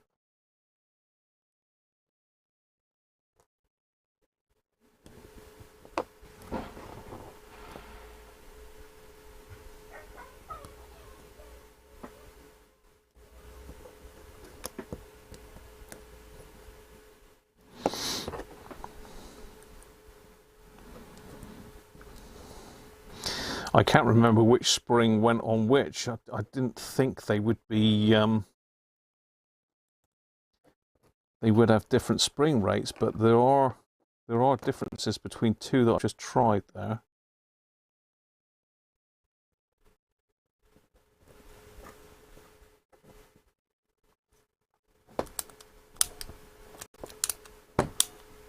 No.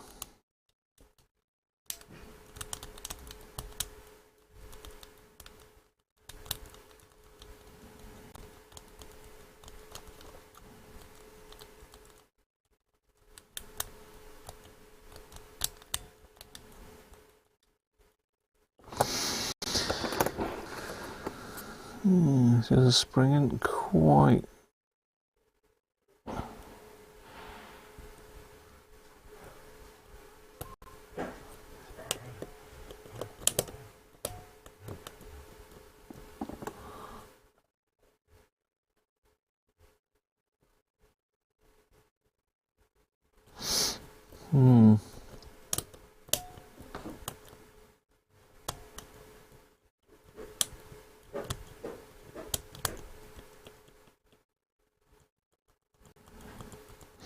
Yeah, see, wiggling this larger FM switch makes the other ones latch.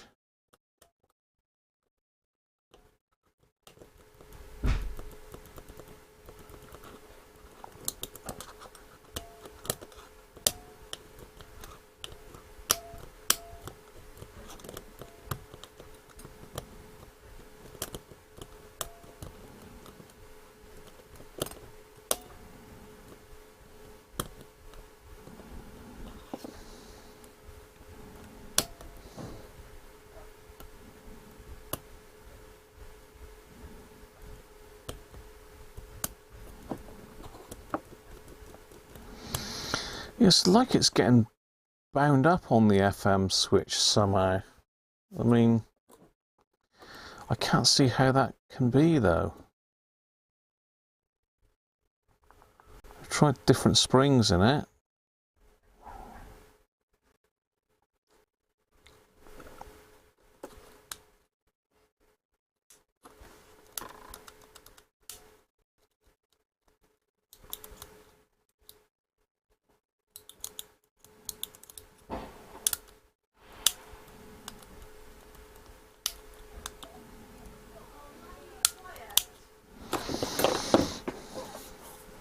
Yes, fun and games. Do the other switches latch if the FM switch is removed? Yes, it does move further along, Derek, yes.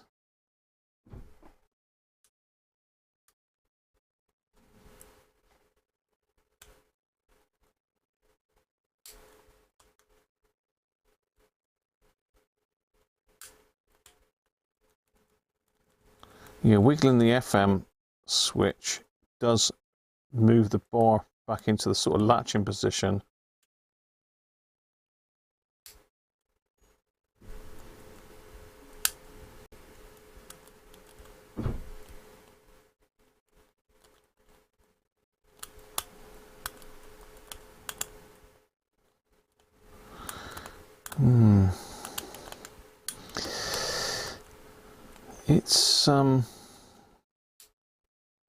It's a bit of a mystery.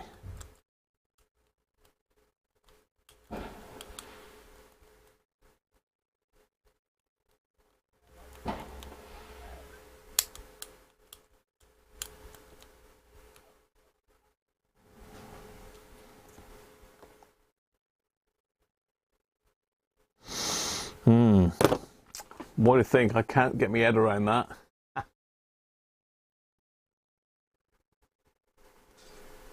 It says a latch. It latches better. It's the only way I can get it to latch, Derek, if I wiggle the FM switch. Let's just get it underneath the overhead camera. I can show you what I mean. Let's zoom out a little bit.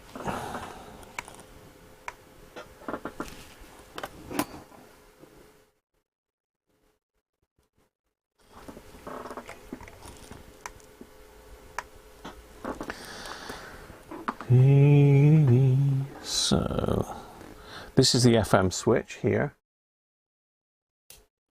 Push that one down, it latches fine, look. This is medium wave, long wave, so if I push that down, it doesn't latch at all. Wiggle it about. But if I wiggle it around sort of where it should latch and just push that one, it'll latch in, look. Same with this one. If I just push the FM switch,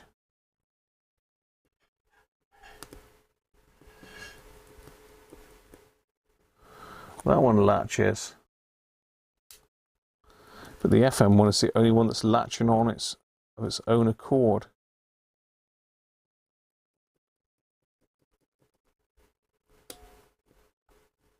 So this one I've got to just wiggle it, wiggle this one and it latches.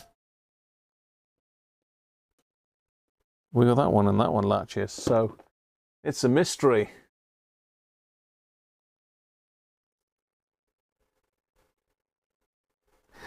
You have a hacker switch bank here with 3 latching switches and 1 non-latching.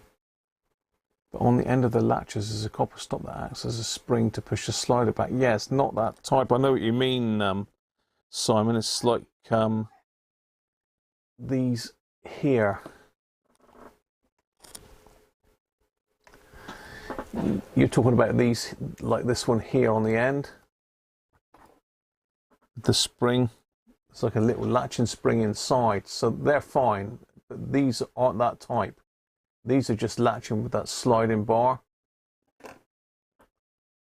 So there you go, that's the dilemma. FM switch not released, lightest spring on the FM. FM one is higher.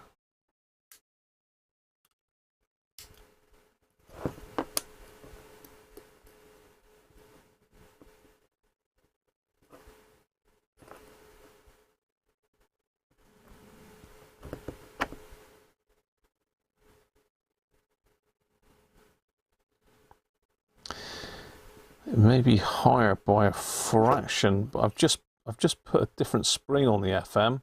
So we've tried different springs on them. I suppose I could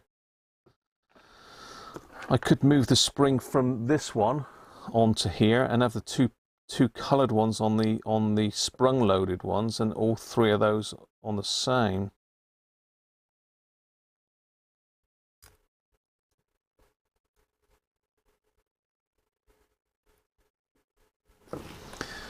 Have a closer look. I can't get my head around this.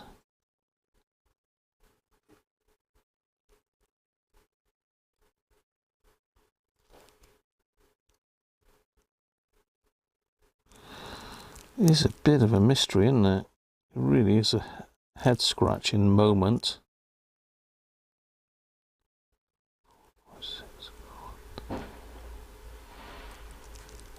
Six. I mean, they're all 6-turn springs, but we've got 3 silver ones and 2 coloured ones. The one coloured one I've got fitted on the end, but I can't remember what order I took them off on. And don't forget, this wasn't working before. It worked then for some reason. It's probably because I touched that as it went in.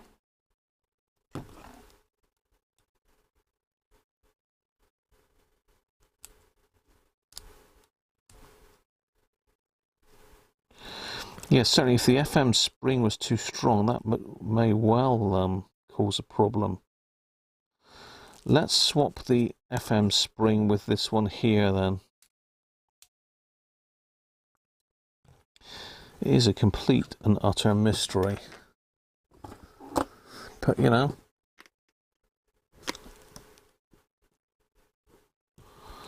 we like a good mystery.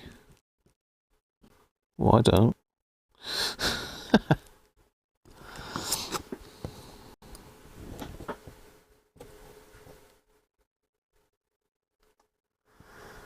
May have a slight burr on the plate. Puts pressure on the slider. What puts pressure on the slider? Springs do.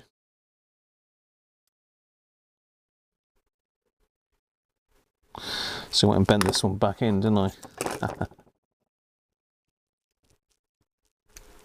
Get off.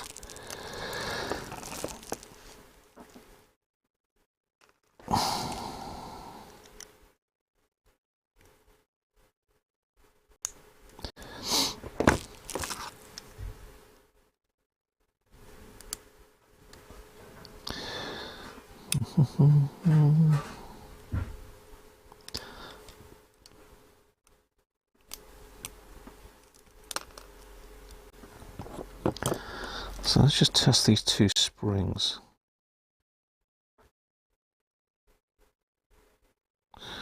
Springs are the same height. They don't seem any different in tension at all. See, without the FM switch in, these work fine. What's all that about then? That's working fine now without the FM switch in.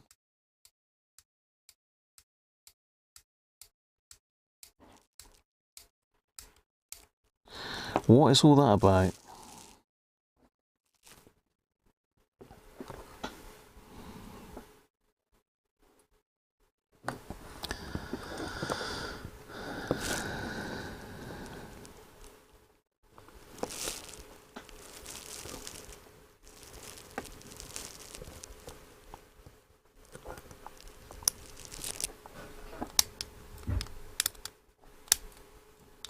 Now it's not latching again.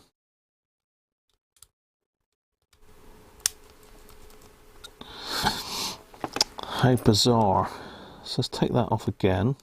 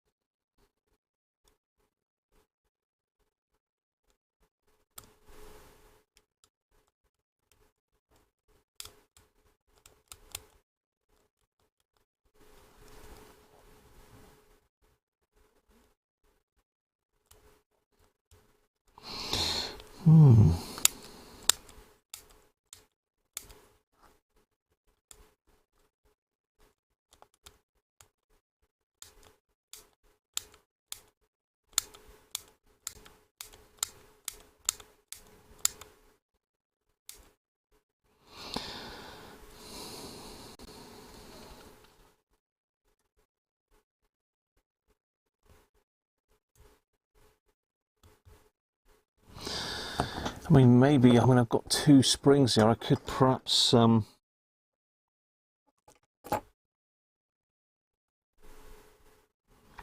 see, that purple spring seems not as firm as the black one. I'm just thinking I could snip off one turn to make it not quite as strong, but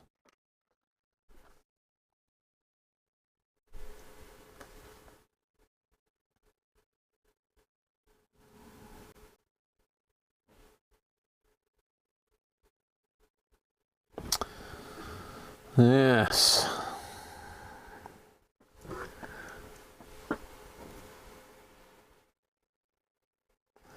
I've got a different plastic insert to try on the FM one in case the other one's distorted. Yes, I have.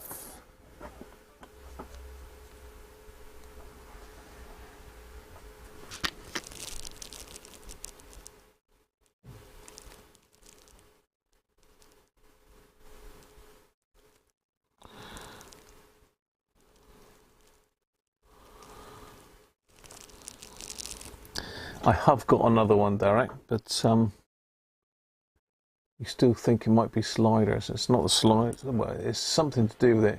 Gio, how are you? The FM switch is not releasing the interconnecting rod. No, it doesn't seem to be.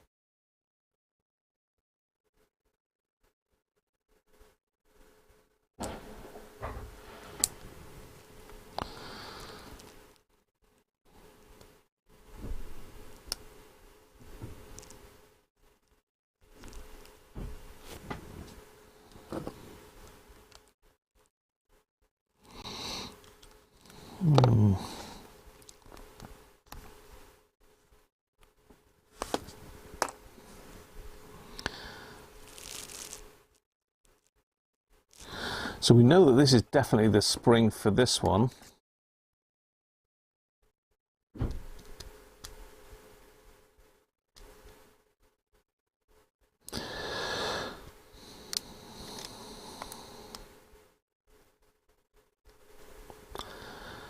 This one looks pretty ropey. The problem is I might have taken these out of another one, and because they don't work. This is my problem. I don't chuck a lot away.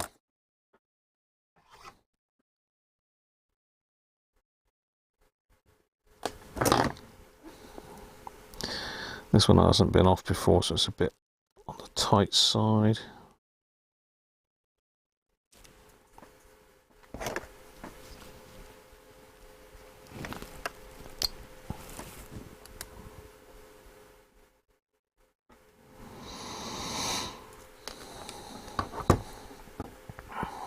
So that is the spring off of that one. Let's just try that spring on there a minute.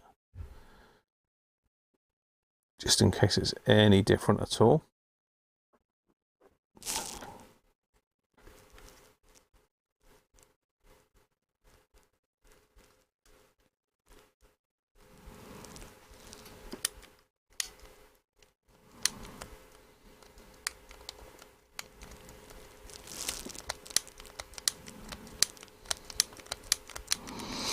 It does, I mean, the FM is working fine, but it's sort of like sacrificing, it's binding up on the FM one, I think, and wiggling the FM one is just loosening it.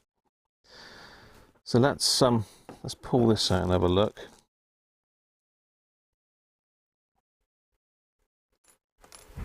Of course, there's 3 lots of bloody contacts on this one, isn't there?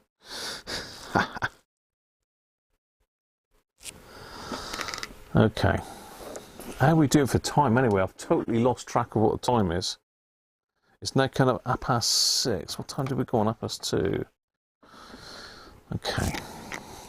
So I'm not going to be playing about too much longer with this.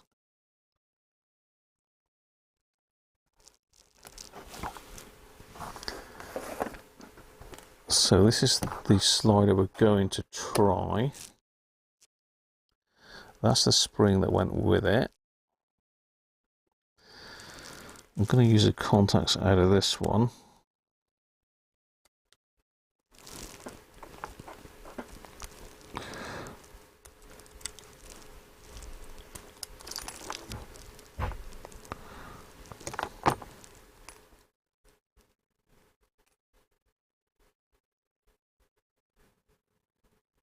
It's a little tiny burr on that.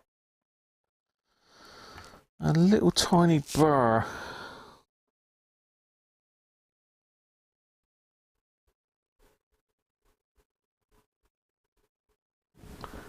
Yeah, there's a little tiny burr on that one. That's the only thing I can say might be wrong. There's a little tiny burr on that edge. So this is the one I've just taken out. And I'm looking at this edge here. See, it's just a little tiny burr there. Could be enough, couldn't it? Could be enough. Let's just clean this one up then. I've got to get all these blimmin' switch contacts back in yet. You just all want to see me in pain, don't you?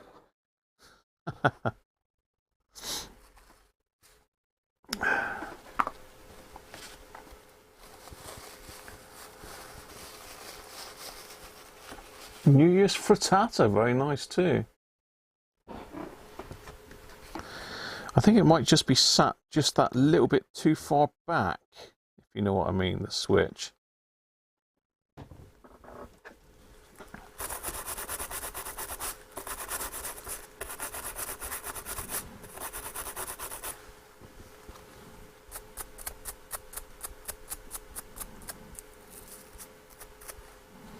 Ow, I've just got isopropyl in that cut that I hurt. The cut that I hurt? In the cut that I done on my finger just now.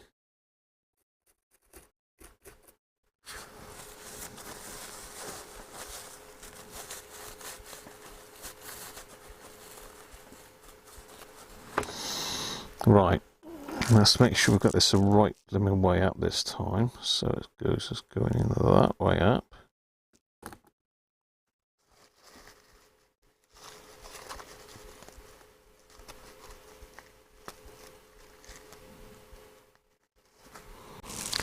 It's going in that way up.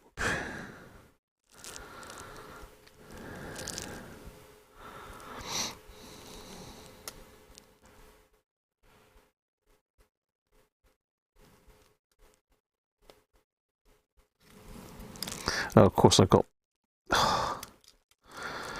3 lots of contacts to put in here, am I? Not just 2.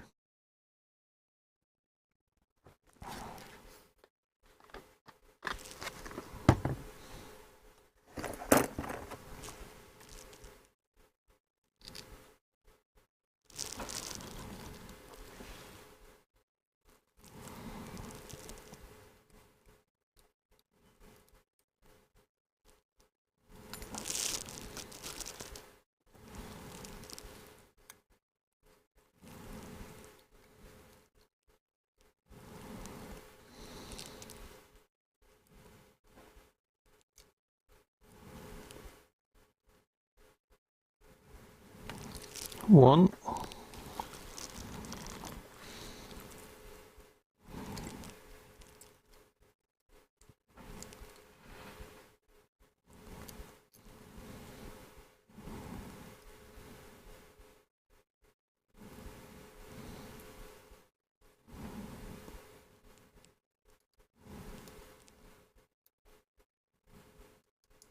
2.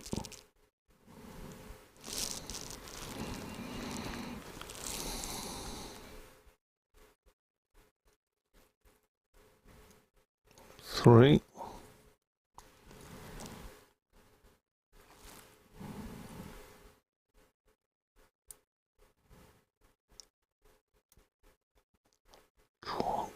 Go in there. 4 in. Now it's latched up, so if we put that on.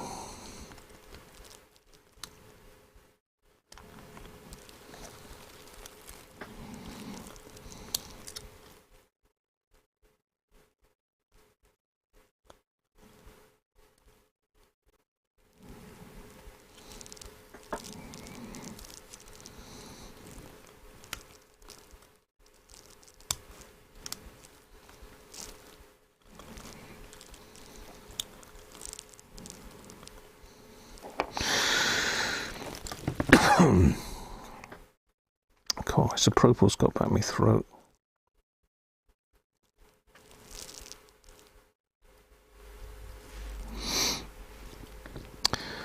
Right, just got to get that latch out of the way to let the switch go right back in.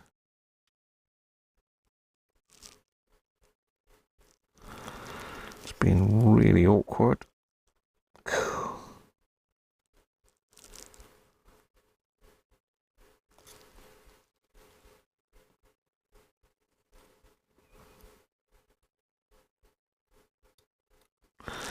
There, right. The last 2 then.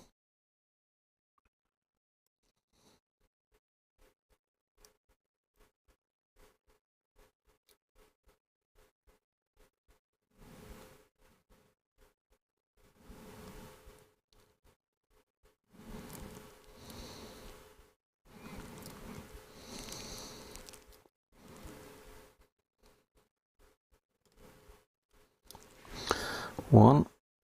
The very last one.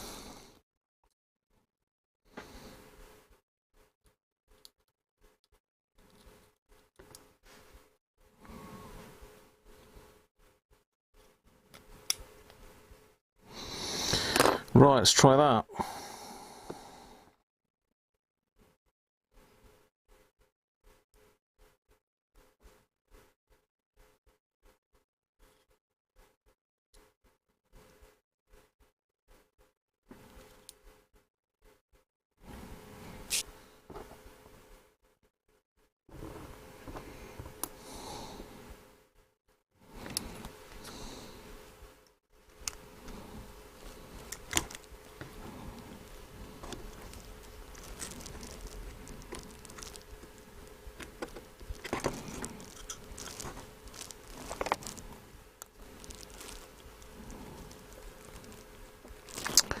Apologies if I'm not saying a lot or you can't see a lot, but this is hellish fiddly.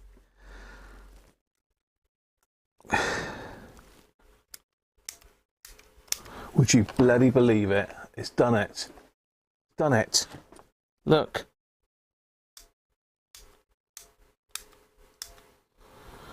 Oh, what a nightmare that was. So it was just that little tiny bit of wear that I pointed out, just a little fraction of a bit of wear. Oh, hallelujah. Hallelujah. Where's the whiskey? Sod the beer. Let's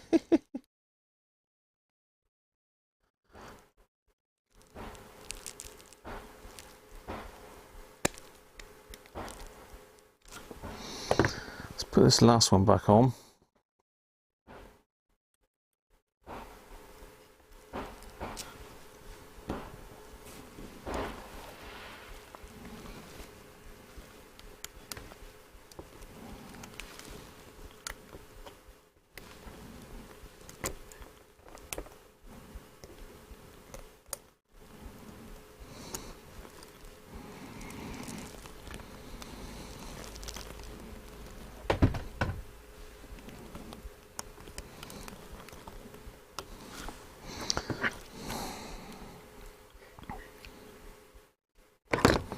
Right. Well, what do you know? That's it. Oh, happy Christmas. Happy New Year. What a blinking game that was. What a game. Thanks all.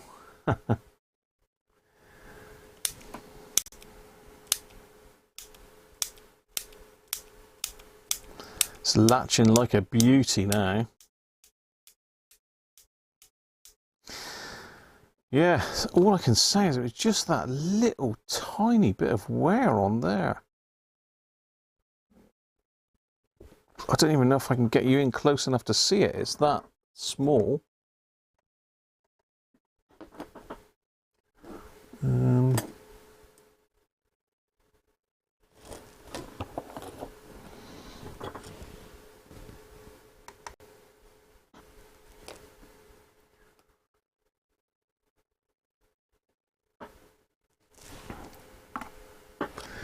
This is about as best as I can show you, really. It's just so tiny, it's almost unnoticeable. But the only thing that I can see is just this little tiny piece here. Can you see that little bit where it's gone black? Well, that's just the edge is very slightly rolled over on this edge here.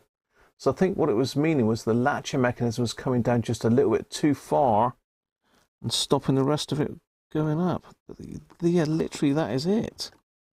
That's the only thing I can see wrong with this, that little tiny bit rounded over there. And that stopped the whole lot, working. That little tiny rounded edge there. I don't know if you can see that or not. But yeah, just there. I've got another one that I can show you that's okay. Yeah, so on this one, if we compare the two, there's a dead straight edge on this one. That's a real sharp corner there. But this is just rounded over a fraction, look. That's all it took to stop that latching. I can't believe that. I cannot believe it, as Victor would say. Gonna mend that edge with some epoxy, and I'm gonna sling a blimmin' thing in the bin. No, I mean, I just need to make sure that I don't make the mistake of putting it back into a working switch. So it needs to go into a graveyard somewhere to stay. Right, it's time to get another beer out. I've had enough of that. Whoa, how long have I been doing? How long have I been stripping that switch down? And that's probably all it was all along. So I pulled everything apart. So thanks very much to Derek for saying to investigate that switch a bit further. It had to be something to do with that, didn't it? So get all this muck off my hands a minute. It is, yeah, it is. Well, at least if you watch this and you've got problems with a switch on your radio, you'll know how to get them apart now, and you'll know what to look for. Because I've had problems with these switches before, and I've never really had too much of a problem fixing them in the past. They've usually been pretty straightforward. 3 hours for a switch. Oh dear. 3 hours. Well, I did the module first though, Les. But I don't give up easily, as you can see. Cheers. Better put an X on it. 6 months from now you won't remember. 2 weeks from now I won't remember, Doug. God, I'm a bit happier now. Fireworks are still going off though out there. Coco's fairly okay with it. He's pretty laid back, but Maddie's a bit highly strung, shall we say. And she sets Coco off. So if Maddie starts barking, Coco will just say, "Oh, this is obviously something I've got to do. I'll bark as well. Go for a beer." Yeah.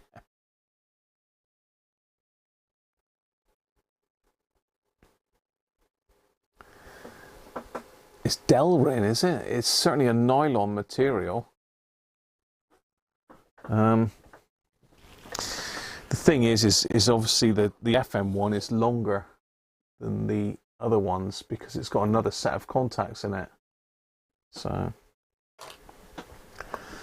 excellent patience. So I'm gonna have a Banks's Amber Bitter now. Penguin's down there. He is down there, right beside. He is right beside my beer container.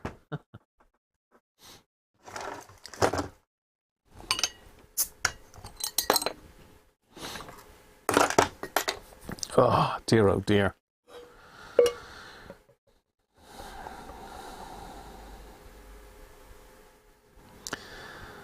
So yeah, it's surprising, isn't it? It took a while to suss out that the FM switch was what was causing the issue, stopping the others latching properly. Highly strung, yes, she is.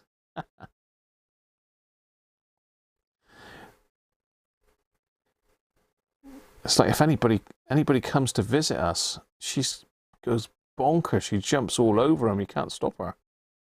She does like people, I think. She loves people, but people don't love her because she knocks them over. What colour is Coco? He's dark brown. He's a chocolate lab, Derek.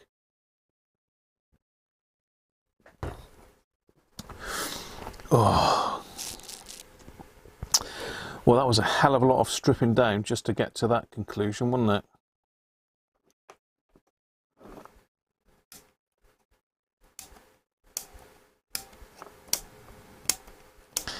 Just that little fraction stopped it working. I'm still struggling to understand that, really.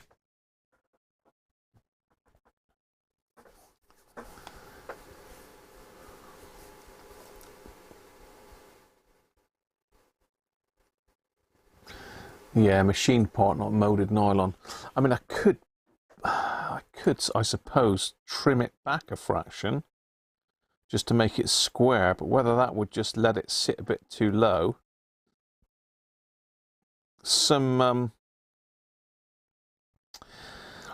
I could remold it with some epoxy maybe.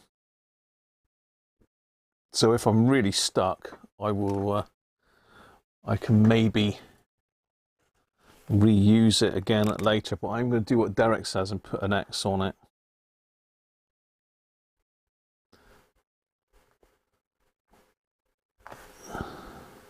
I'm going to put an X on it every side, so if I pick it up, I'll know, and I'll just put a little arrow to that. I still can't believe it. I mean, it wasn't even half a millimetre. It's probably a quarter of a millimetre out.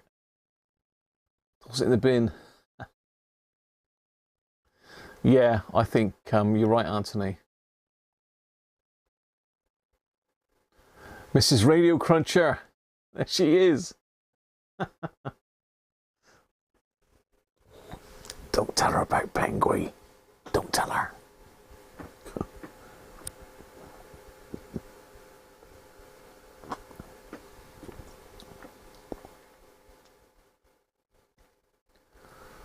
Right, 3 hours on it. Yeah. It is a relief when you actually do fix something like that, though. It's a huge relief.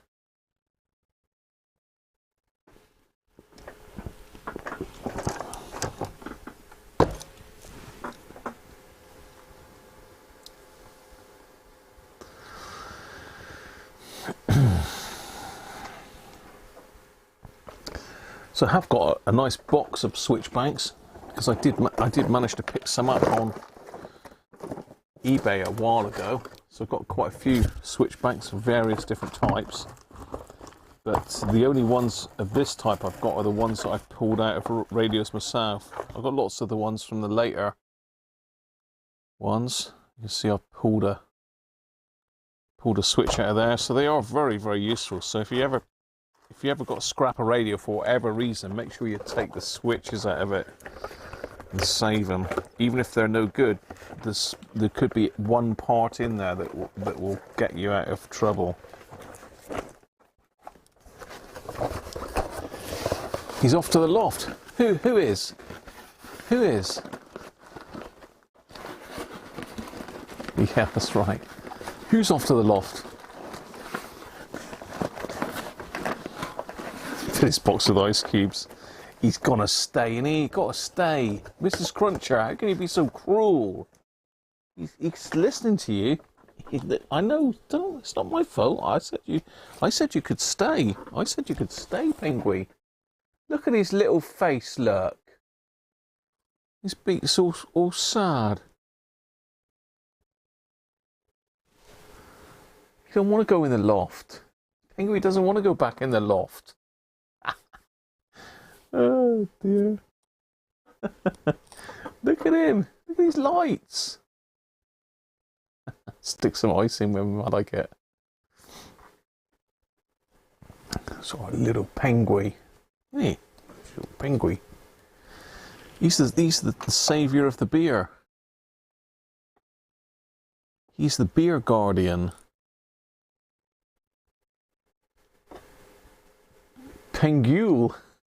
It's Penguin. He has to be saved. He is. He's all over it when he gets going.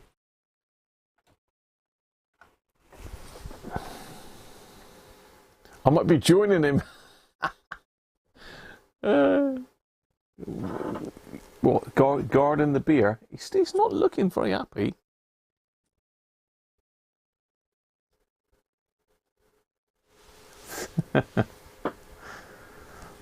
Brilliant. Free Penguin. We need a petition.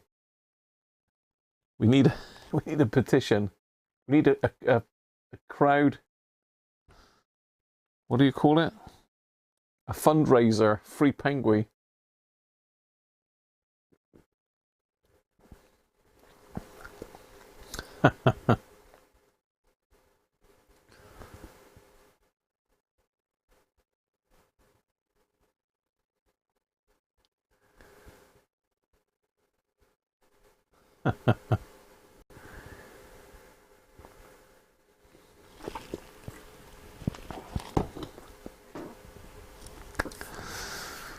Poor Penguin. I know, mate. Yeah. Look at you with your lovely little scarf. It's got a lovely little scarf. I fixed his bottom as well, didn't I, Penguin? Fixed your bottom up with some hot glue. So your little flasher works.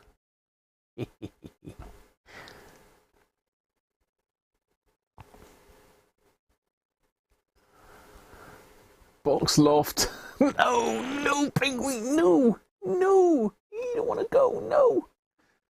Poor Penguin. We'll hide you. Mrs. Cruncher will never find you.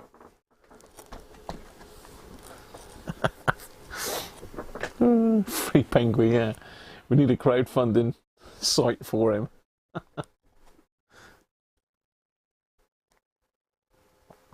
He's sticking his tongue out. Free Penguin Mandela. Have we got a song going as well then, Theo? Is that what you're saying?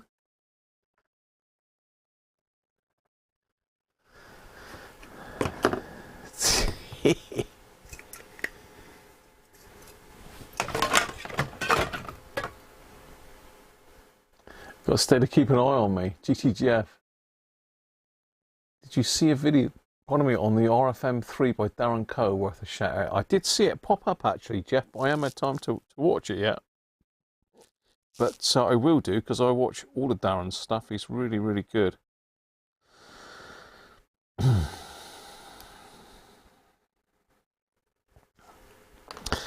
So I think what I'll do is I'll just bag up these bits and chuck them back in the box. No good with that one because that bag's got a hole in it. Colin, don't put him in his box with Duracells in his bottom. That would be really cruel.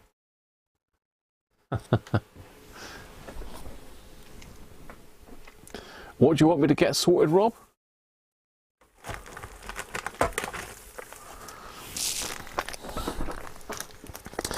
Right, let's put all these bits in a little bag, because these contacts can break, these little spring contacts for the switches, these little things here, they can break or wear, so it's always worth keeping a few of those about. They're the same for the R707 as well. I'll put the broken one in there.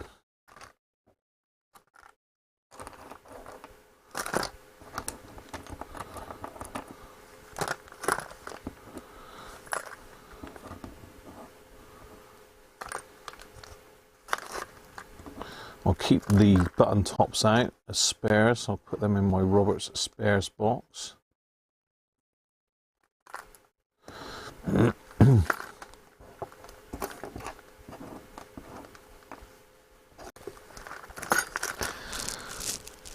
So that slide was fine in the end. I needn't have changed all that over.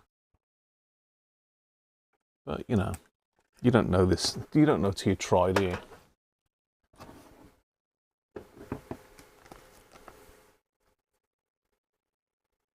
Duraleaks, yeah. Yeah, strange. I mean, Duracell were always like one of the better regarded batteries. We used to use the Duracell industrial ones in work when I was an engineer, and you know, we used to use them in our gas detecting kit. So they had to be pretty good.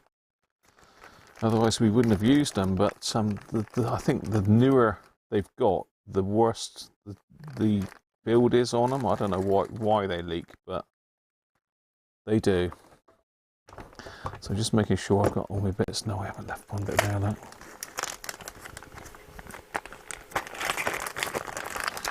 So it does pay to keep spare bits. Look. Oh, yours is exactly the same as mine, Rob. Is it? I didn't think you had a problem with yours.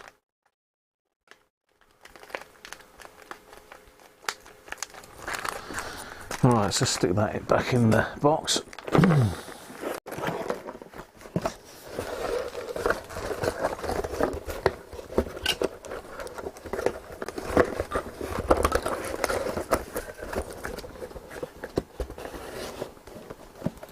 Yeah, they do. It's not too bad if you catch them, but it's when they're left in kit for too long, that's what causes a problem.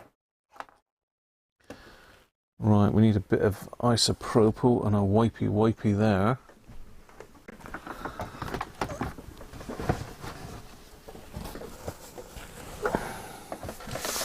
Maybe just one of these.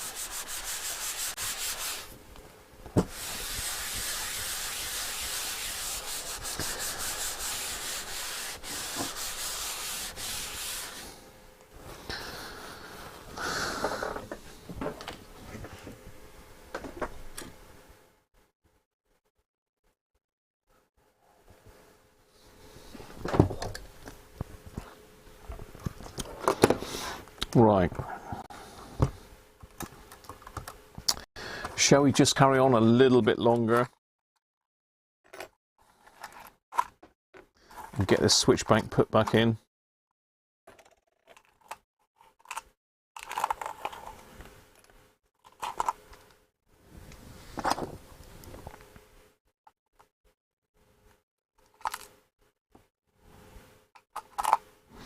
Seems you spent most of the live stream trying to fix that damn switch bank.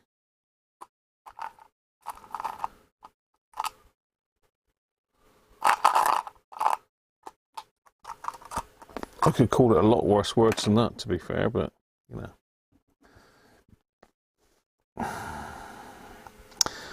So we're going to spray a bit of deoxit down these.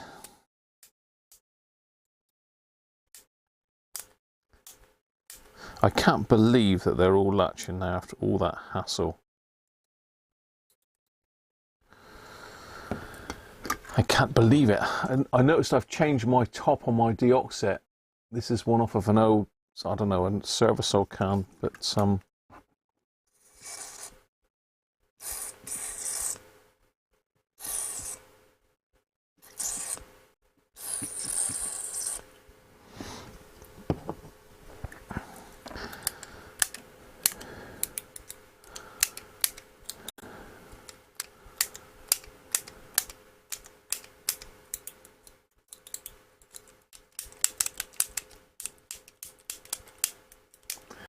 character building.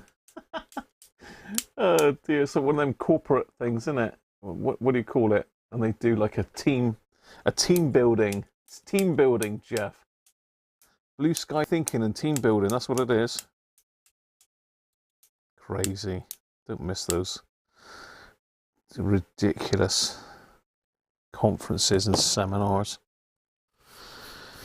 Right, okay. I've got to figure out which one goes on where now. So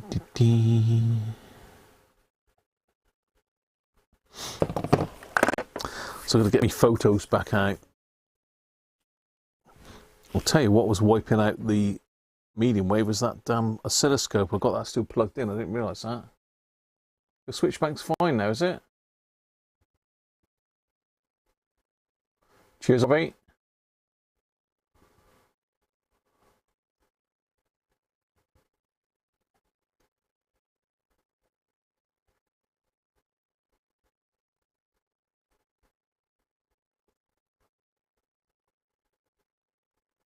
I deserve 2 fingers, dids. I don't know what I was going to say. I don't know if I can take 2 fingers, but of course I can. I can take half a dozen, I reckon, easily. It's going downhill again, isn't it? It's going downhill fast. Right, let me find my phone. What have I done with my phone now? There it is.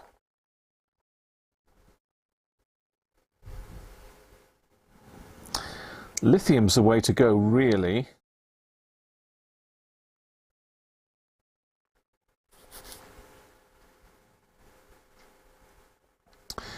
Lithium is the way to go. So let's get to my pictures.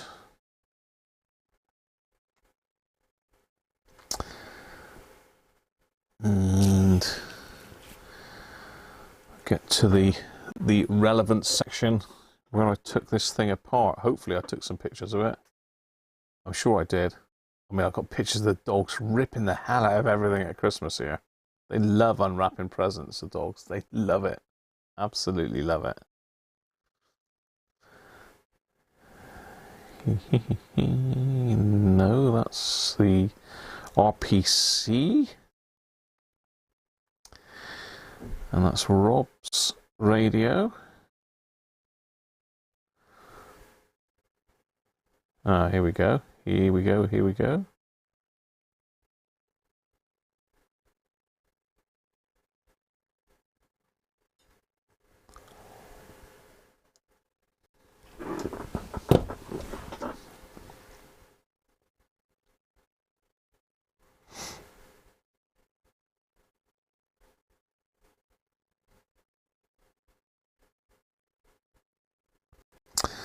Okay, well, I haven't done the most important photo, and that is where the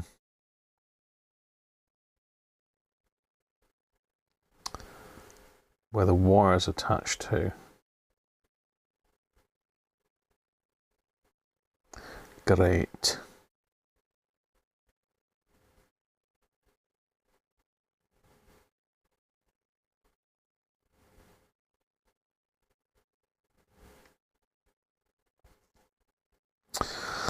Okay, let's go back to Google Photos. Let's go back into the archives. All right, Rob.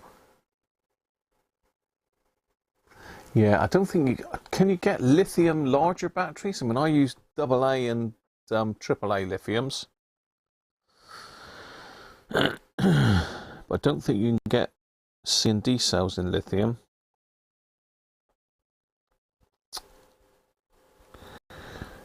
Bim, bim. I've done a lot of these. Too many.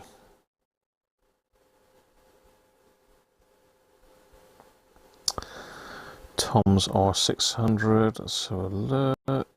I've seen Tom for a long time, actually. Tom Tam.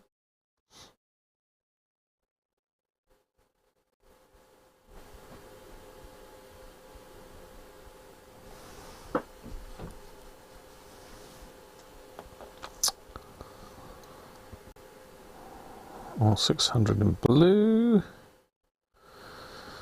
Just want a picture of the board with the module out.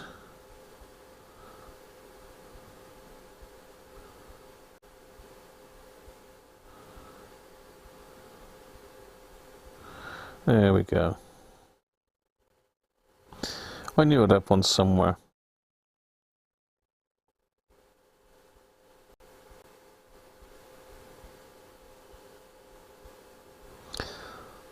So it looks like it's the first 4 have got some solder legs on them. Let me just check with one more because I've got a few R600 libraries stored on here, because they are a pain in the neck to work on, they really are, but once you've done a few, they do get easier. No. Okay. So I'm going to stick these back on. You can get D-sized lithiums, can you really? Hmm.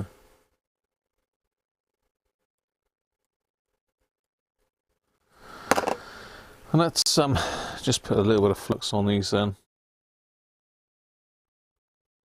So it's the first 4 that got legs on them. I say that I'm not convinced.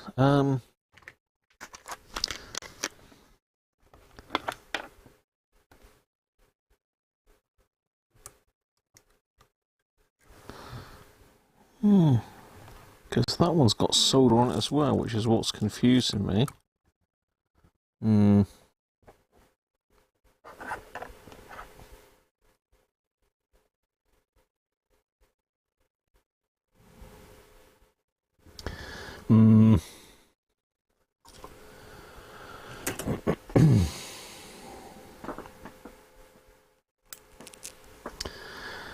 Yeah, the problem with lithium is they are hellish expensive, but they do not leak.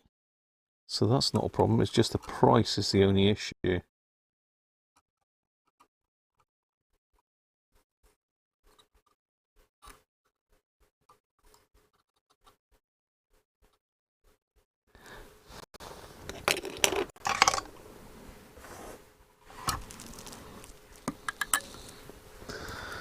That's one.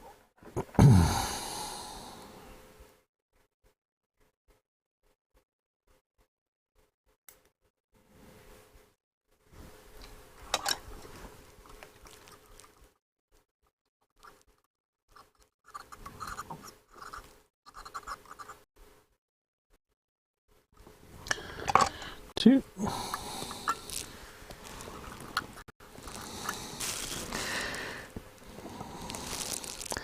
I really don't know what the hell Roberts were thinking of when they came up with this idea. I'd love to know the thought behind it. I mean, there must still be people about from the 60s that worked for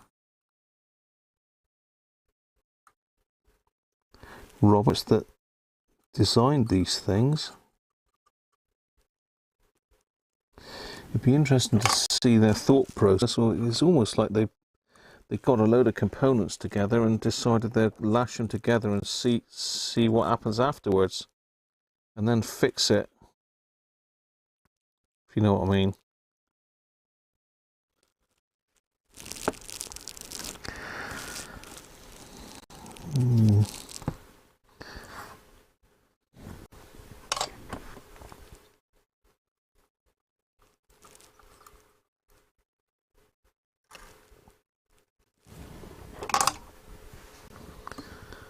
There's only 4 of those little bits in there.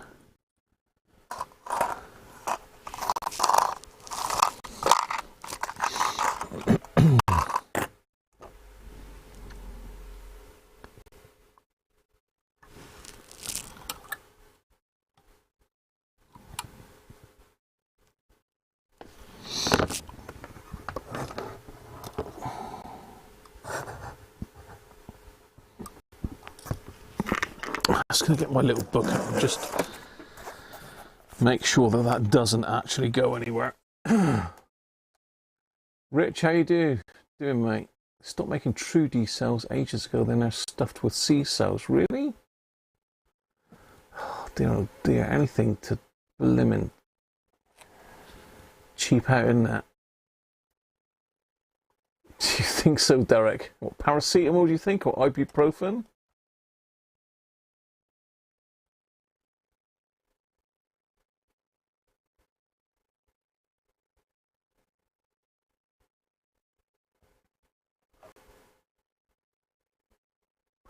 Get rechargeable lithium AA's. I've seen those, Derek.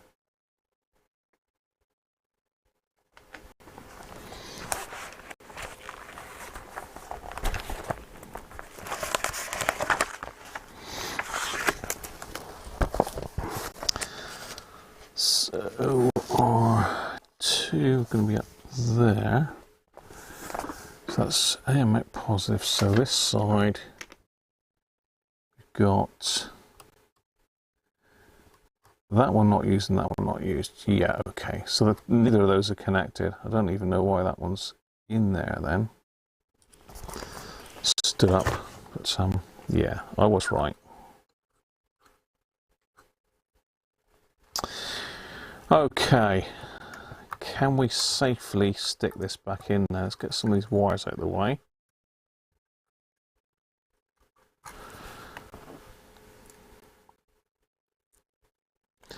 Let's stick this board that's giving me so much grief back in.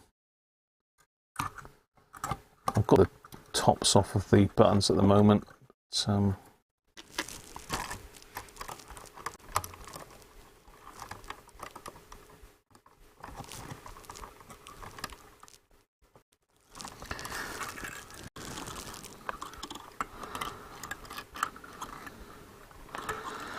one, two, three. There's our fourth one back here. Let's push that one up and through. Okay.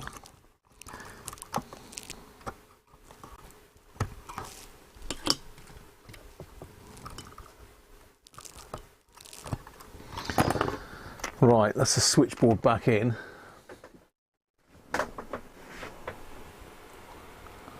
Switch contacts, relays, micro switches, yeah.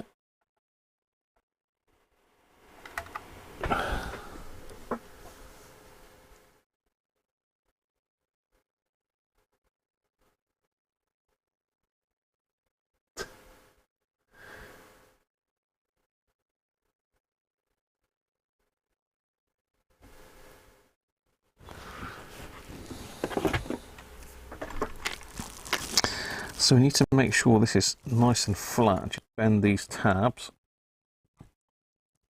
Bit of a botch this. I really don't like this method that they've got of fixing it. So that's the switch back in now, just by bending those two tabs.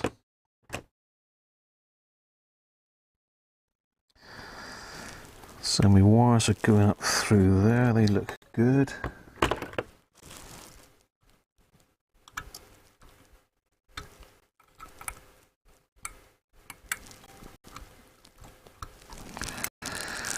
Good, okay.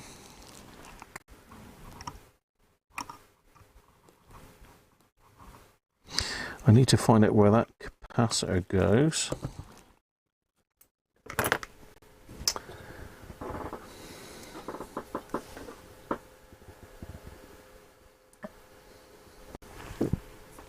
Don't say that, Harvey, that's cruel.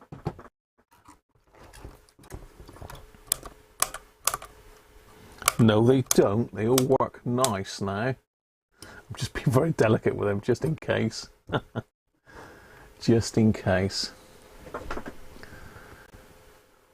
Yes, I have, Thomas. AAAA. AAAA.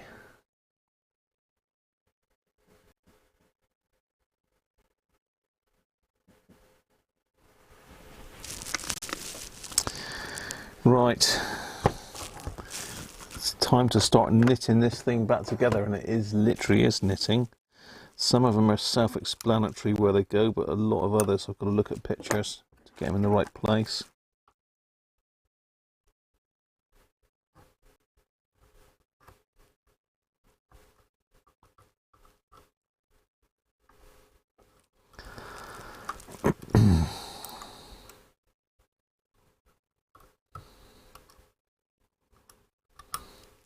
Don't know why that was short all of a sudden, unless they cross over those two. So it's going to be back to my pictures, and I have got pictures of these, so we're good. That's good to know.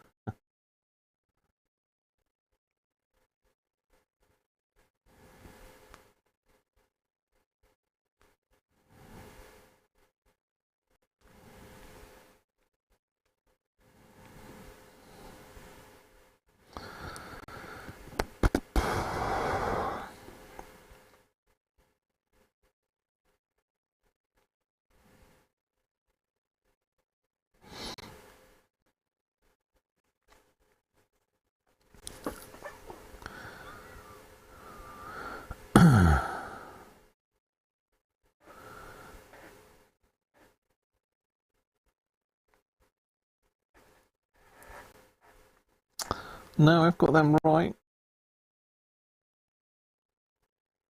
They seem just to iron up whether these are straight or not. Yeah, they are. That one's really tight though for some reason.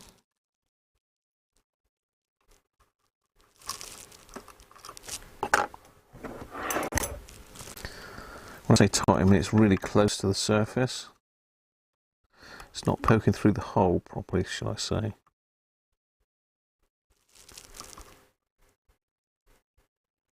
So if you actually get this wrong, then you're in all sorts of trouble trying to get the top panel back on. So I need to double check the panel alignment for top, the dial plate. So let me go and get the dial plate for it a minute.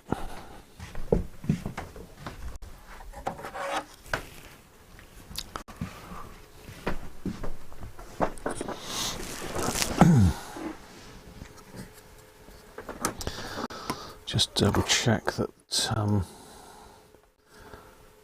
those switches are indeed lined up.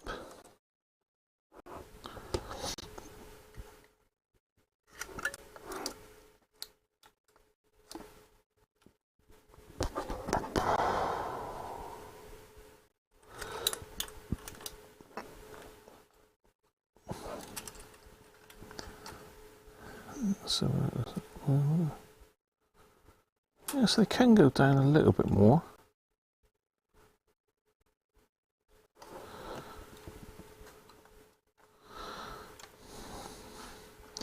This is the problem with these little bent tab things. You see, it's difficult to actually properly align it.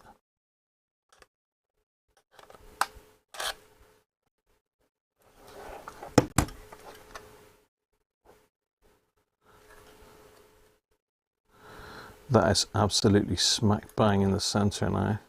Maybe that one a fraction down there, but yeah, that's it. That's aligned. So I'm going to quickly tack those two on because I know they're in the right place.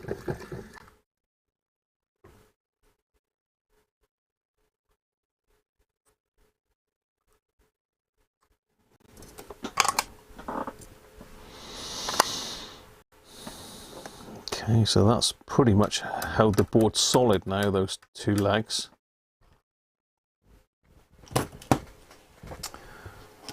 Those two there that I've just done, that is.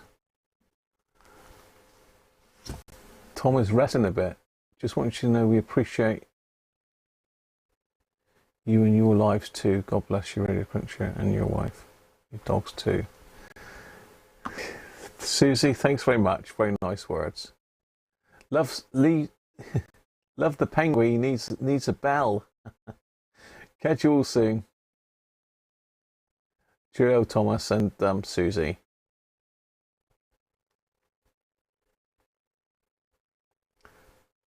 You had the caps lock. You're lucky. It didn't get you. Yeah, that's what I do to make those sign up. I've got to do one for Robert actually. Mr. Robert Head has got an Avo coming his way very soon.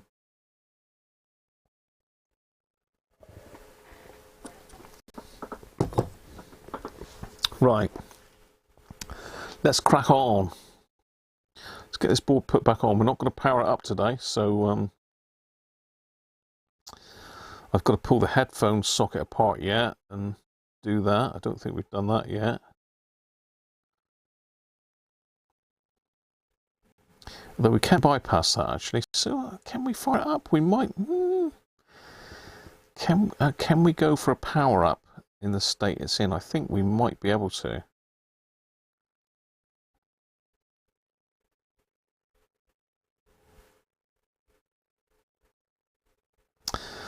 So next up is the purple wire. Goes in there.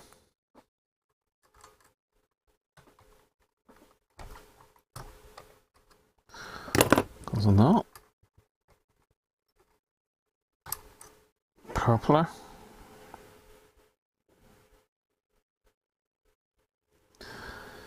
Then we got some wires here.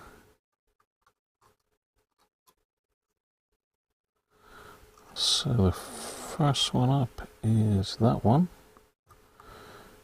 Goes in there.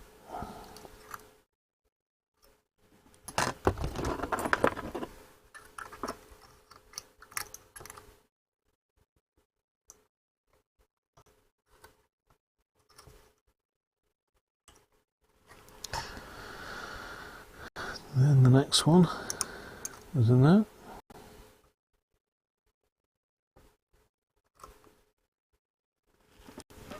And I need my eyes again because I can't see.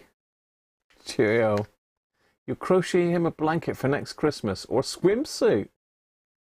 Very nice. He'd love that. Cheerio, Susie.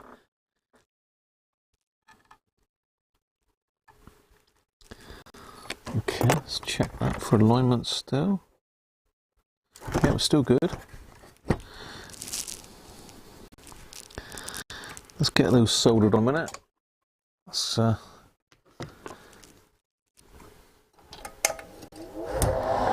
get the extractor in.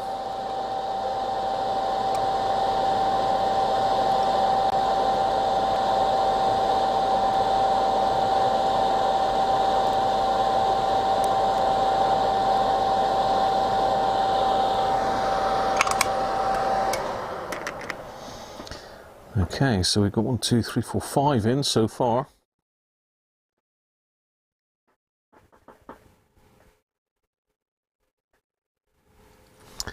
So there's one here that goes up in behind. This one here.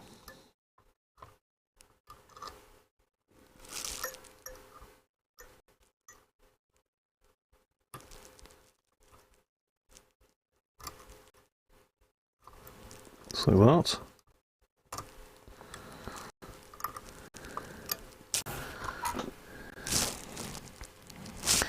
And we've got this one here which goes up in there. And we've got our resistor.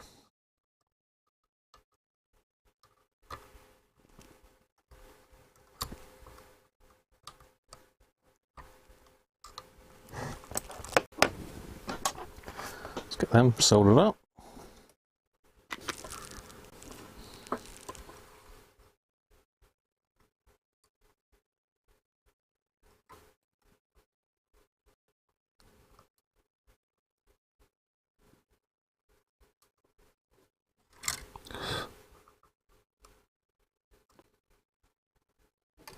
Okay, that's them done. So that front row is complete now. There's no missing solder. We haven't lifted any pads. So next is the rat's nest. That's the next bit we've got to sort. I've got to find out where that capacitor goes, but I think I've got a picture of that.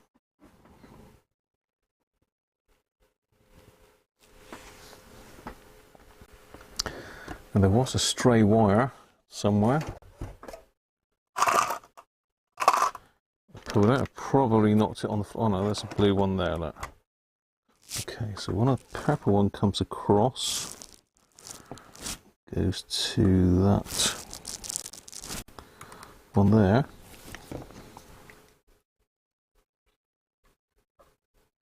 Black goes to the next one.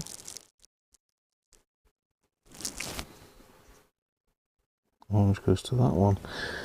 On So they've actually wired this thing to the top of the switch bank, so it's a bit of a nightmare.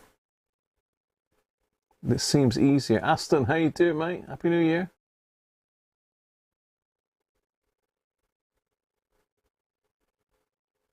Hi, Penguin.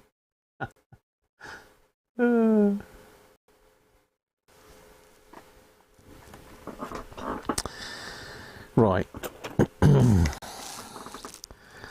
So this purple one goes on first, apparently. Assume it's that one.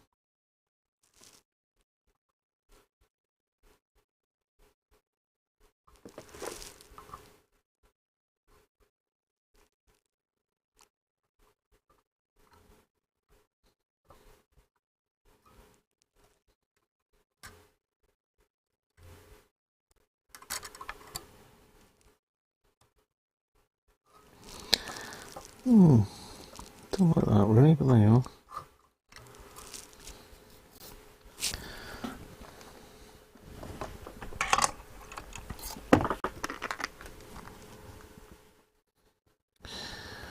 And the black one is above. This one here.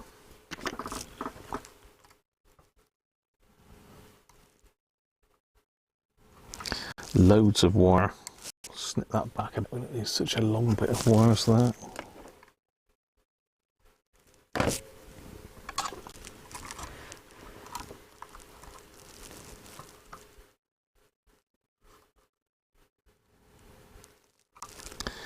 Then we got the orange one up here.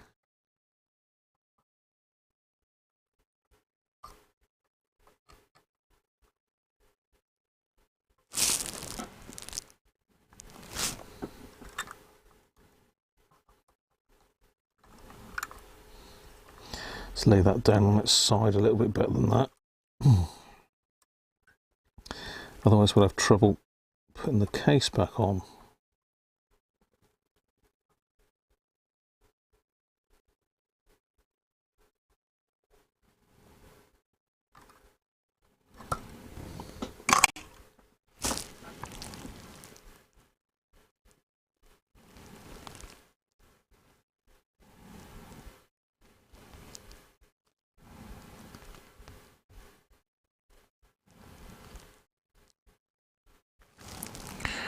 Okay, so at the top here we've got white. So this is our wires from our ferrite. So at the top we've got white, which goes to that point.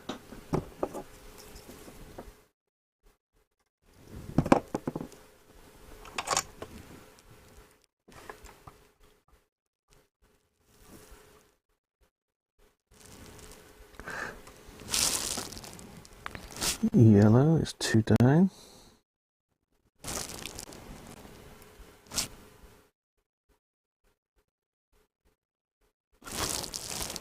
Yellow, and next to yellow is orange.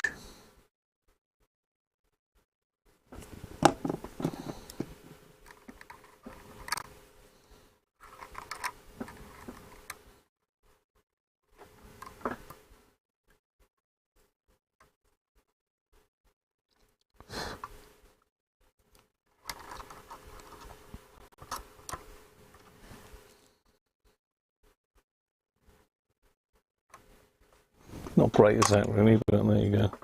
That's how it's done. That's how it's done. Right, these.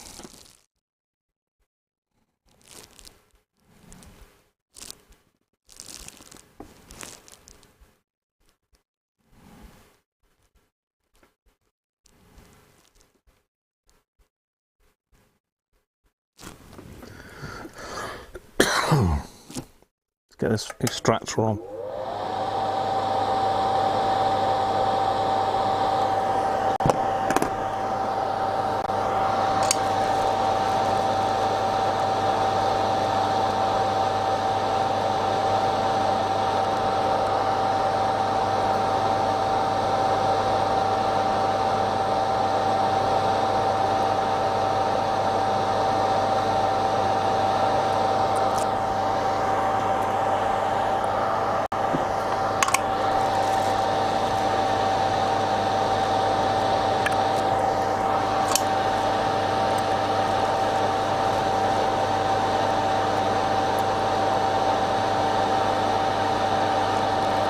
One,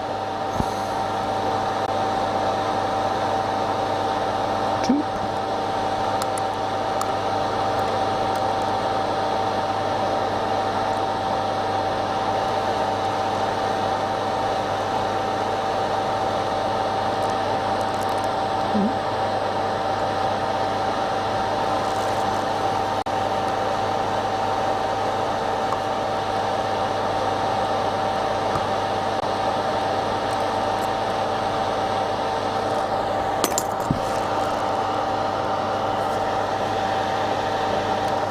That's the wires coming up from the module that I'm just soldering now.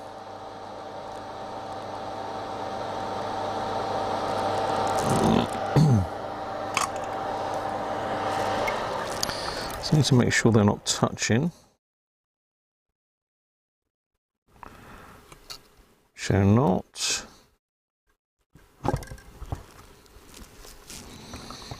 Right.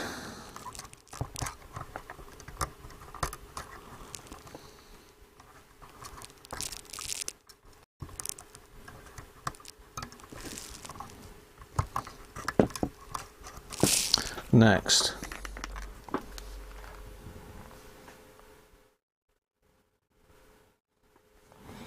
Okay, we've got the green that comes right the way across to here.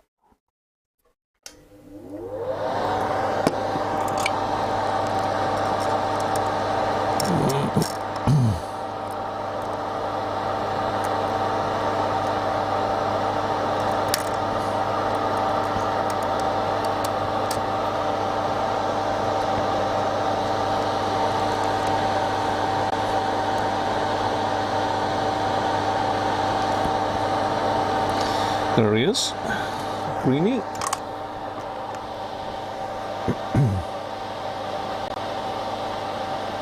You definitely, without a doubt, Timothy, hackers are so much easier to work on. Brave, I know, it's mad, Aston. You just need to watch back and see the pain of the switch bank. Just stripped a switch bank down.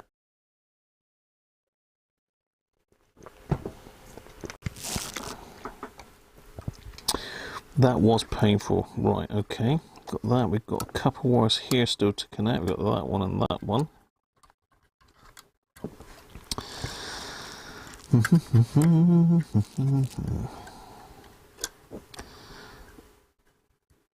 Nasty big blob of solder there. Right.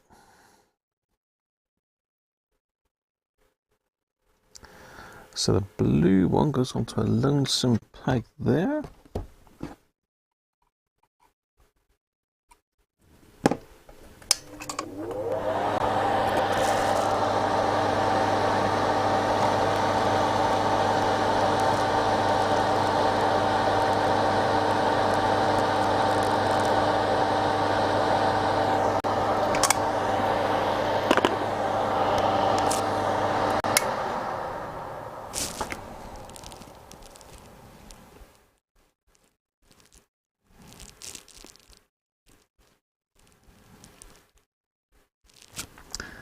So the white one comes across to this pin here, I believe. Yeah, there. Hopefully you can see this. I am in fairly tight.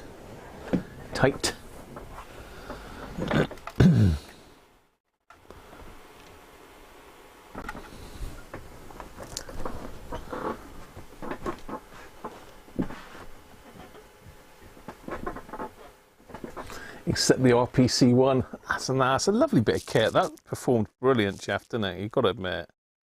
That did sound awesome. And I've got another one to do for Mr. Robert Cross wants one now. So I've got to sort one out for Robert fairly soon.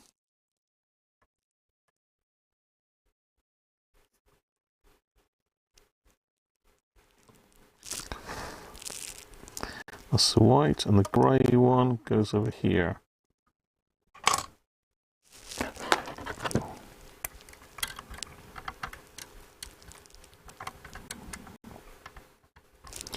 Just there.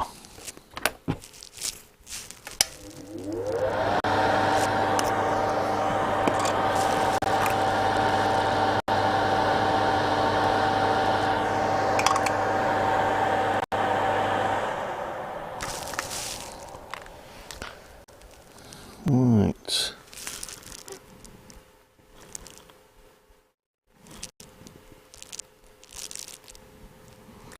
So we've got the purple, which is, where's this blue one here come off of then? Could be a mystery. So we've got the purple and the wire go to this one.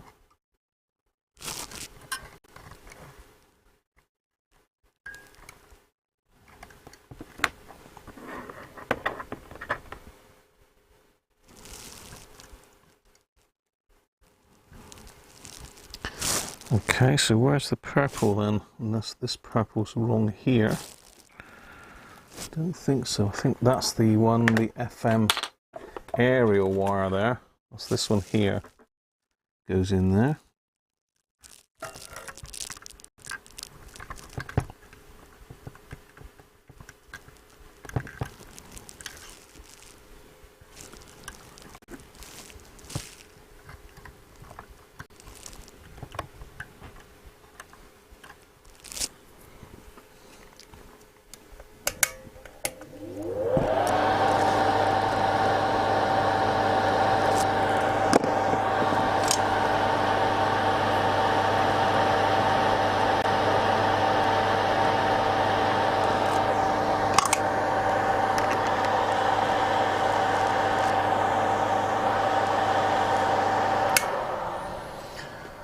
How are we doing?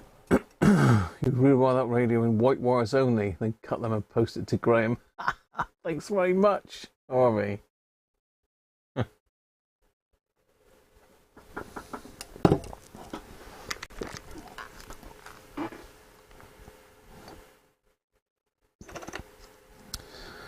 So we've got this stray blue one, that's got to be over the other side. Okay, so I can see where that goes now. That goes onto there. It's a capacitor. So I'm now over the other side of the radio. Well, you can sort of see, can't you? Probably be easier if I put it this way around there.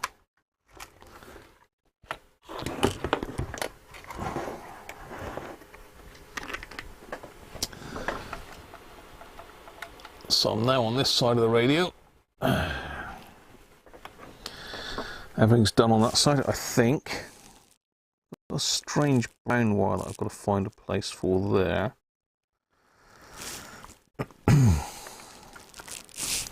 So over this side, we've got this capacitor here to do. I disconnected to make it easier.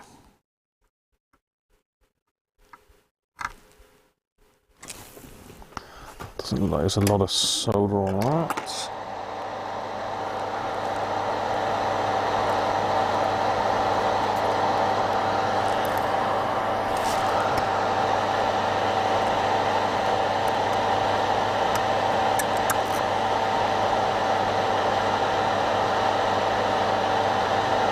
Better.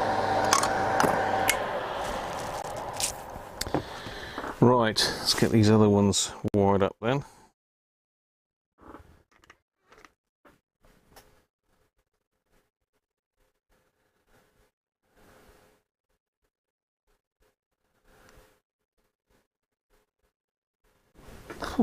Someone walked over my grave then. I need a trip to the loo. Okay. Right, trip to the loo. Trip to the loo, and I'll be back. I'm using my extractor. I think Penguin's going to be well chuffed if Susie knits him a swimsuit. Good old Penguin. Right, toilet time.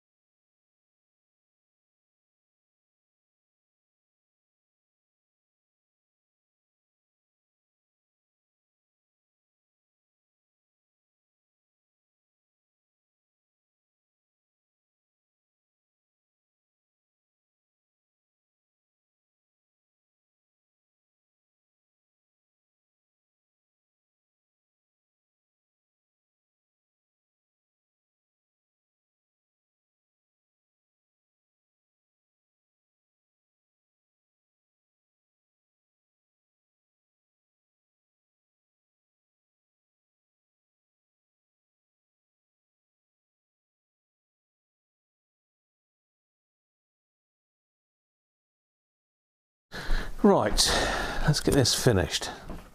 Well, not finished, but let's get it back in. Give it a try. Just a quick try. If it doesn't work, it don't work. Because I can bypass the headphone switch anyway.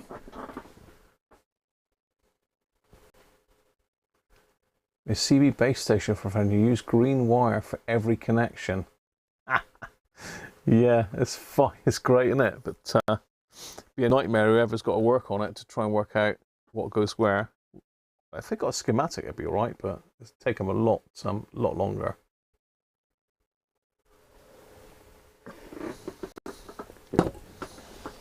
Right.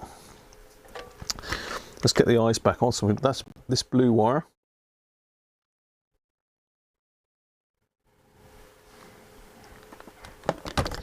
Is the first one in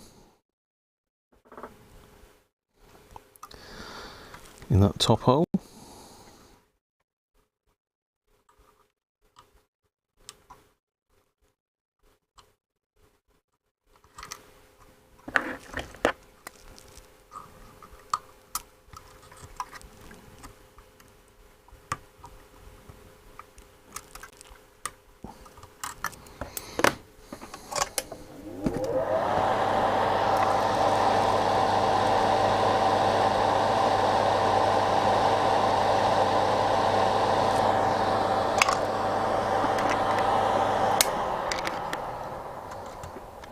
Don't know quite where that goes yet, but we won't worry about that for a minute.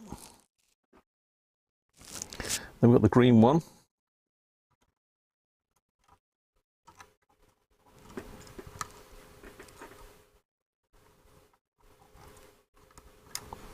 Green one's next.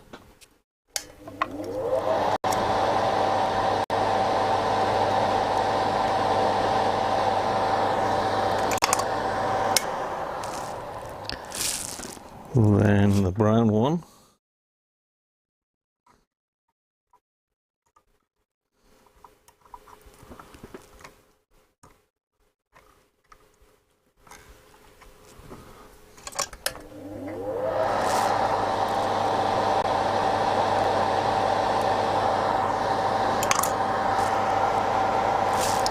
Then the red one.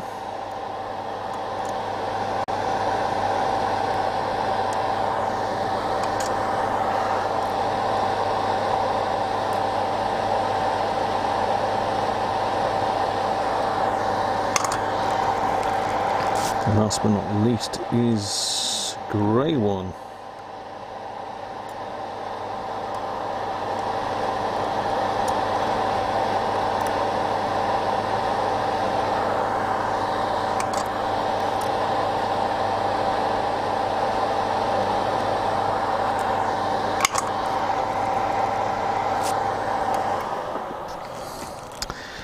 Right, that's all of that side done, apart from this blue one, which we need to find out where that goes. Decided to jump off the board.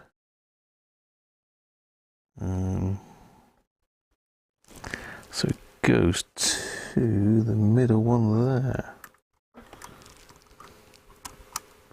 Because just in there.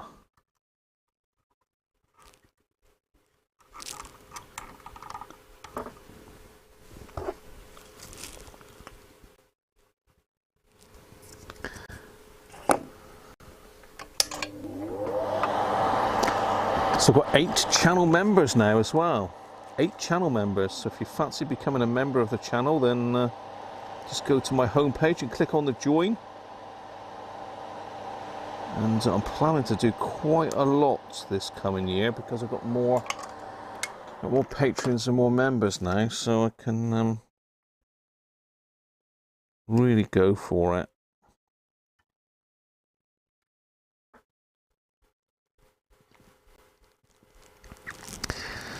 Okay, well, that's that done. So I need to find out where this brown wire goes to.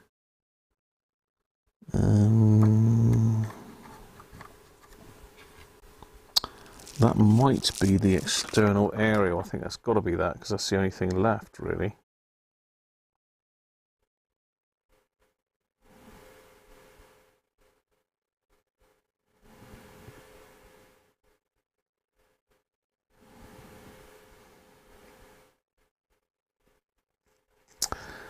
It's the only thing left.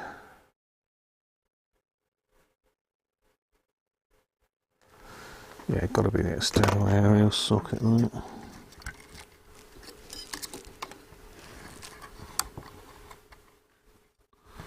Not that we need that connected to test it, but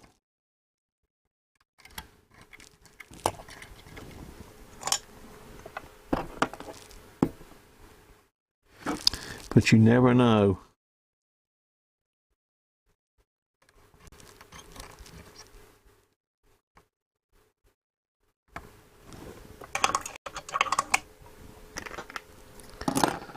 And I think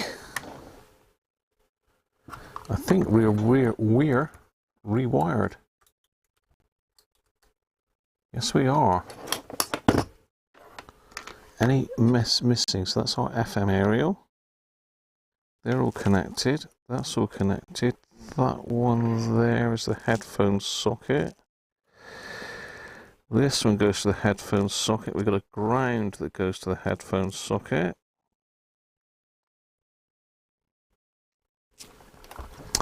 So I've got to remember which one we've got to ground out now.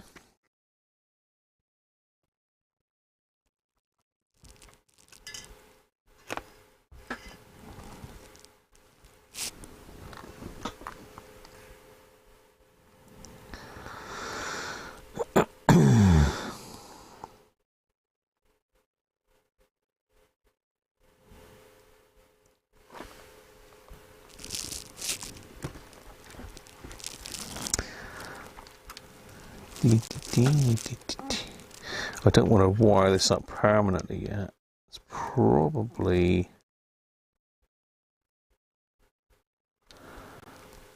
I'm not 100% sure on this.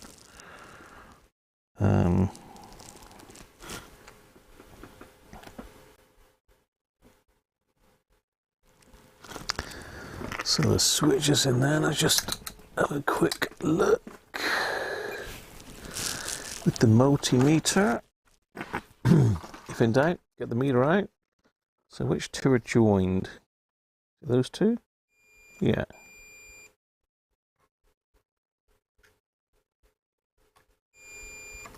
So basically got to just join the orange and the red. Just here.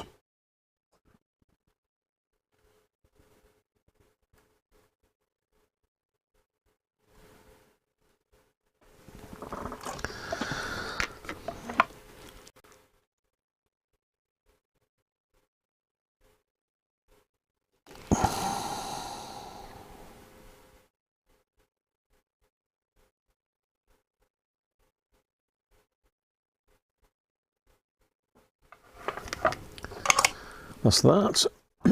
I think we are good to go. We're ready for a test. Then I'm going to lie down for a couple hours, I think. Yeah, what do you think? Should we test it now, or should we give it a miss and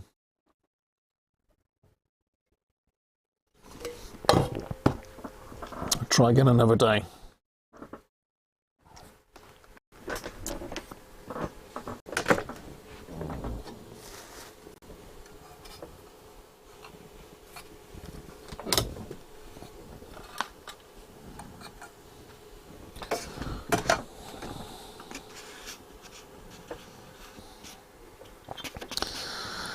So let's connect a speaker up.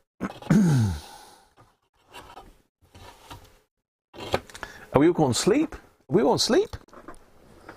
Wake up! Wake up! It's time! It's time to test it. This is what you've been waiting for. You can't go to sleep now.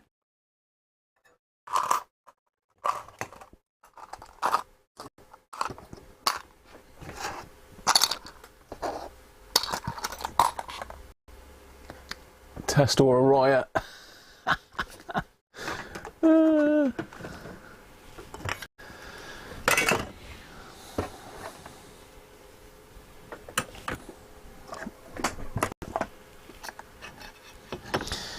Okay, zoom you out a bit.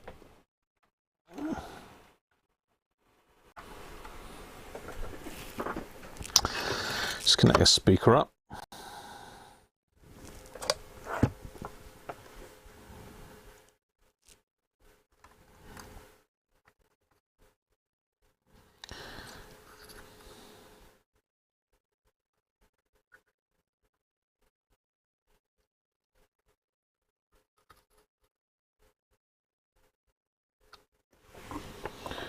So we're ready to go. We are ready to go. What else do we need? We need just a bit of wire attached to the end of that to give us a bit of an aerial for FM. Should be able to turn that on. Oh, a bit stiff. Okay, here goes then. Will it work still? Have we still got a working radio? If we kill, I mean, there might be something else wrong with this radio. Don't forget. I mean, the first port of call was always going to be the module. Certainly, it wasn't working at all before. And this is a present as well, so it's a present from Roy. So thank you very much, Roy, for giving us such an entertaining thing to work on.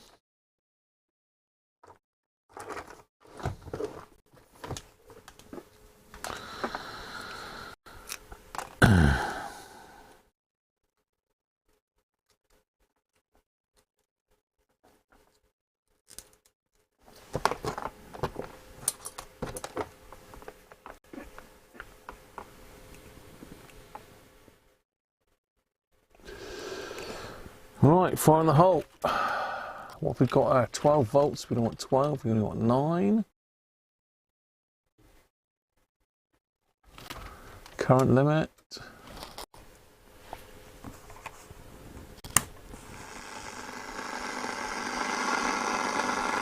We're on medium wave.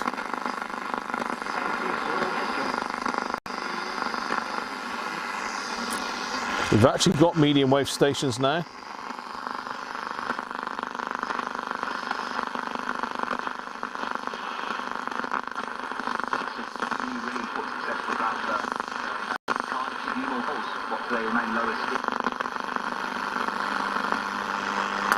Long wave. Dear, oh dear.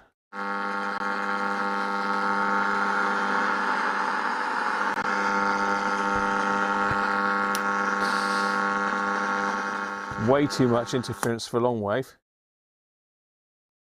FM. Oh.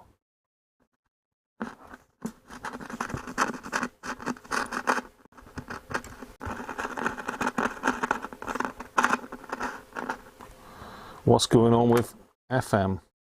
I didn't have the...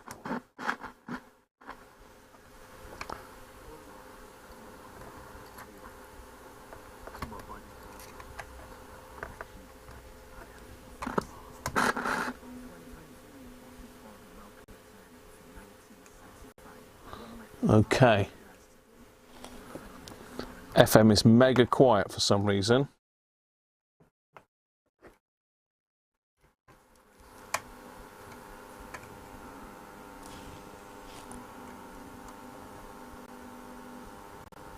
Why is FM so quiet?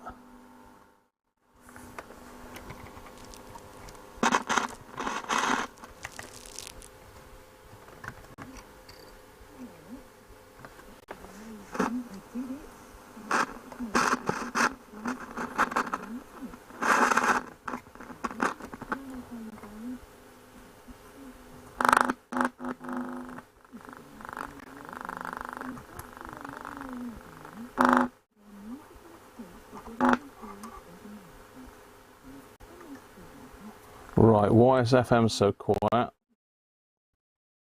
It's there, I can hear it, plain as day. Where's the signal tracer? We can have a quick look. A very quick look, if I can find the signal tracer. That's part of it.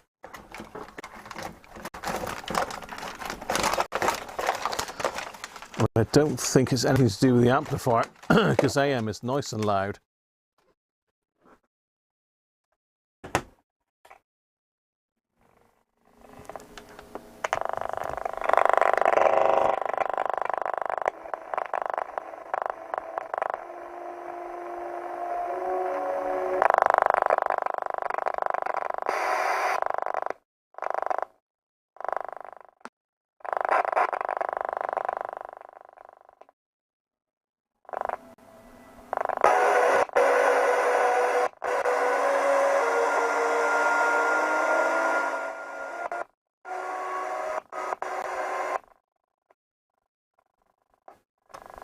Certainly very loud coming out the module.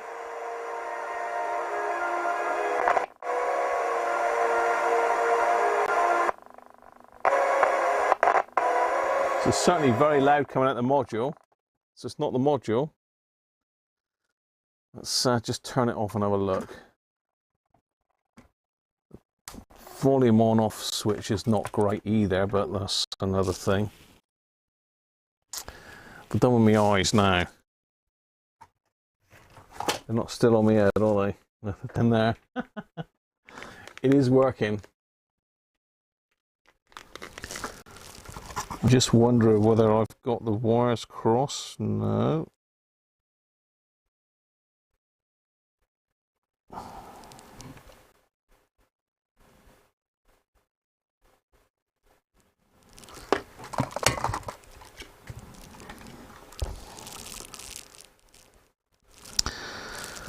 So, okay.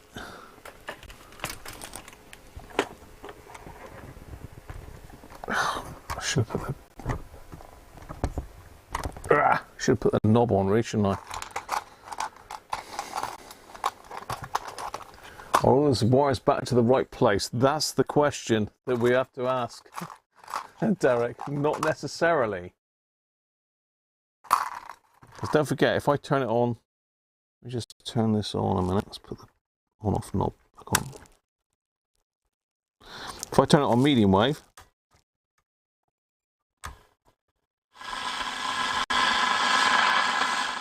loads of volume, VHF, dead quiet.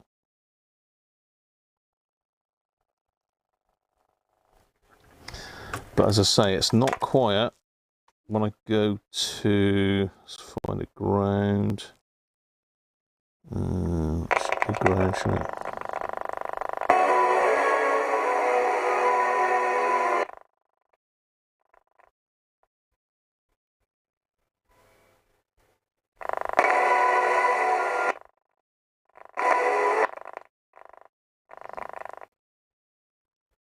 So it's very weak coming out of one of them, strong coming out the other.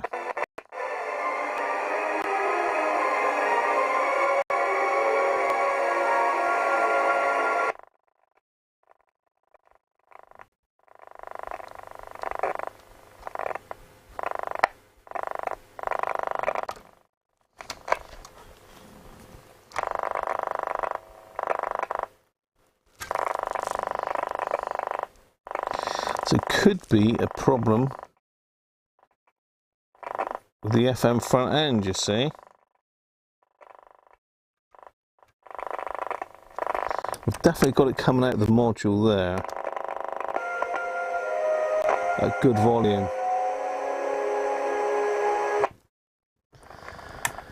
So it ain't that. Have a little look at my little plan here. So we've got those two there. So we've got AM, AFC, FM output 11 and ground. So we've got 1, 2, 3, 4, 5 on that side.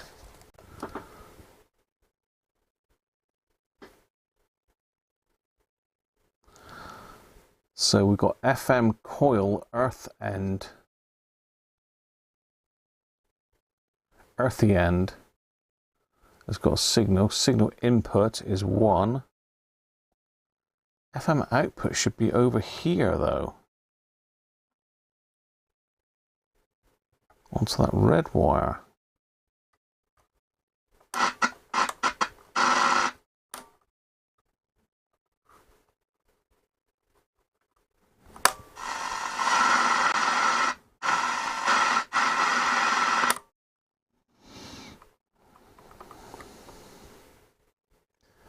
Hang on, no, FM out is going to be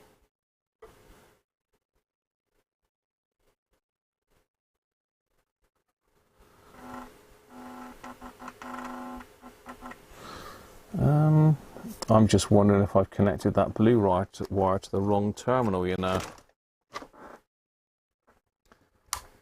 I'm just wondering if I've connected that blue wire to the wrong terminal. That's this one up here that I just soldered in.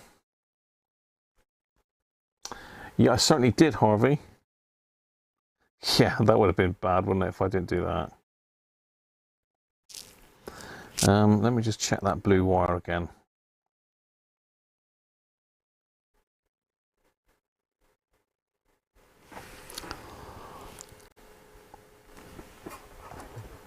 Yeah, blue wire to the wrong place.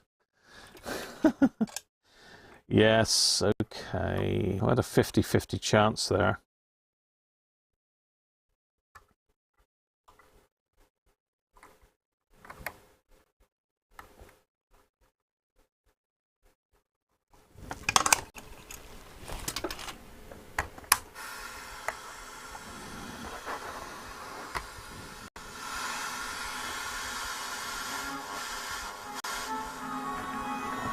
Back in the room.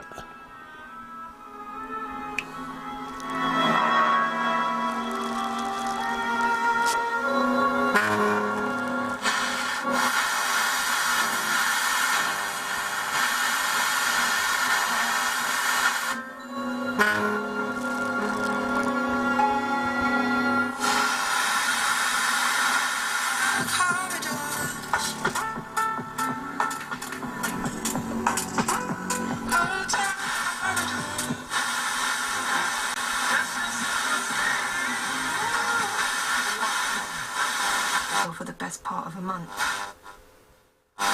After passing the war memorial, he pulls over close to the church. Mind how you go now, won't you? This speaker's terrible, by the way, look, so... Benedict looks across the green at the other villagers. I just don't understand, he says. Why one wire out. has he taken away the stone? Blue sky Why thinking. he Blue wire abandoned thinking. us? He promised he never would, no matter what we did, so long as we were good in our hearts. Very poetic, Alistair says, and taps his fingers on the steering wheel.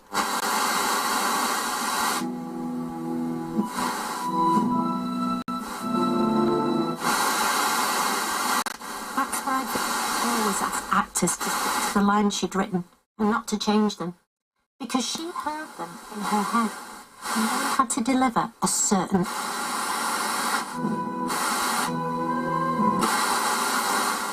Well, the priest will know what to do, says Alistair, when I get back in. They're good with villages.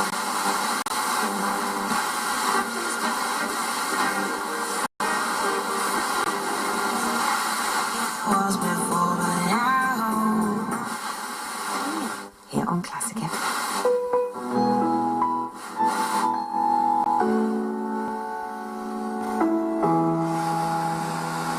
Classic FM.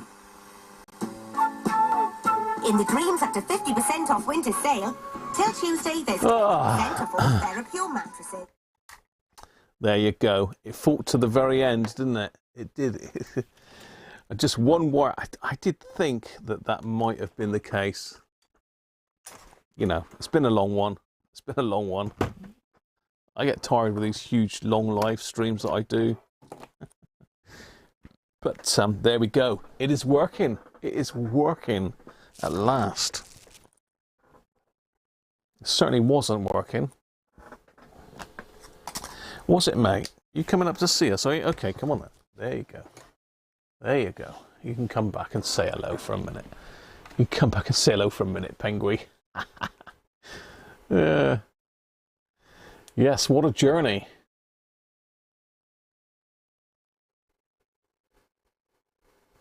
Thanks, Derek. Cheers, mate. Happy New Year.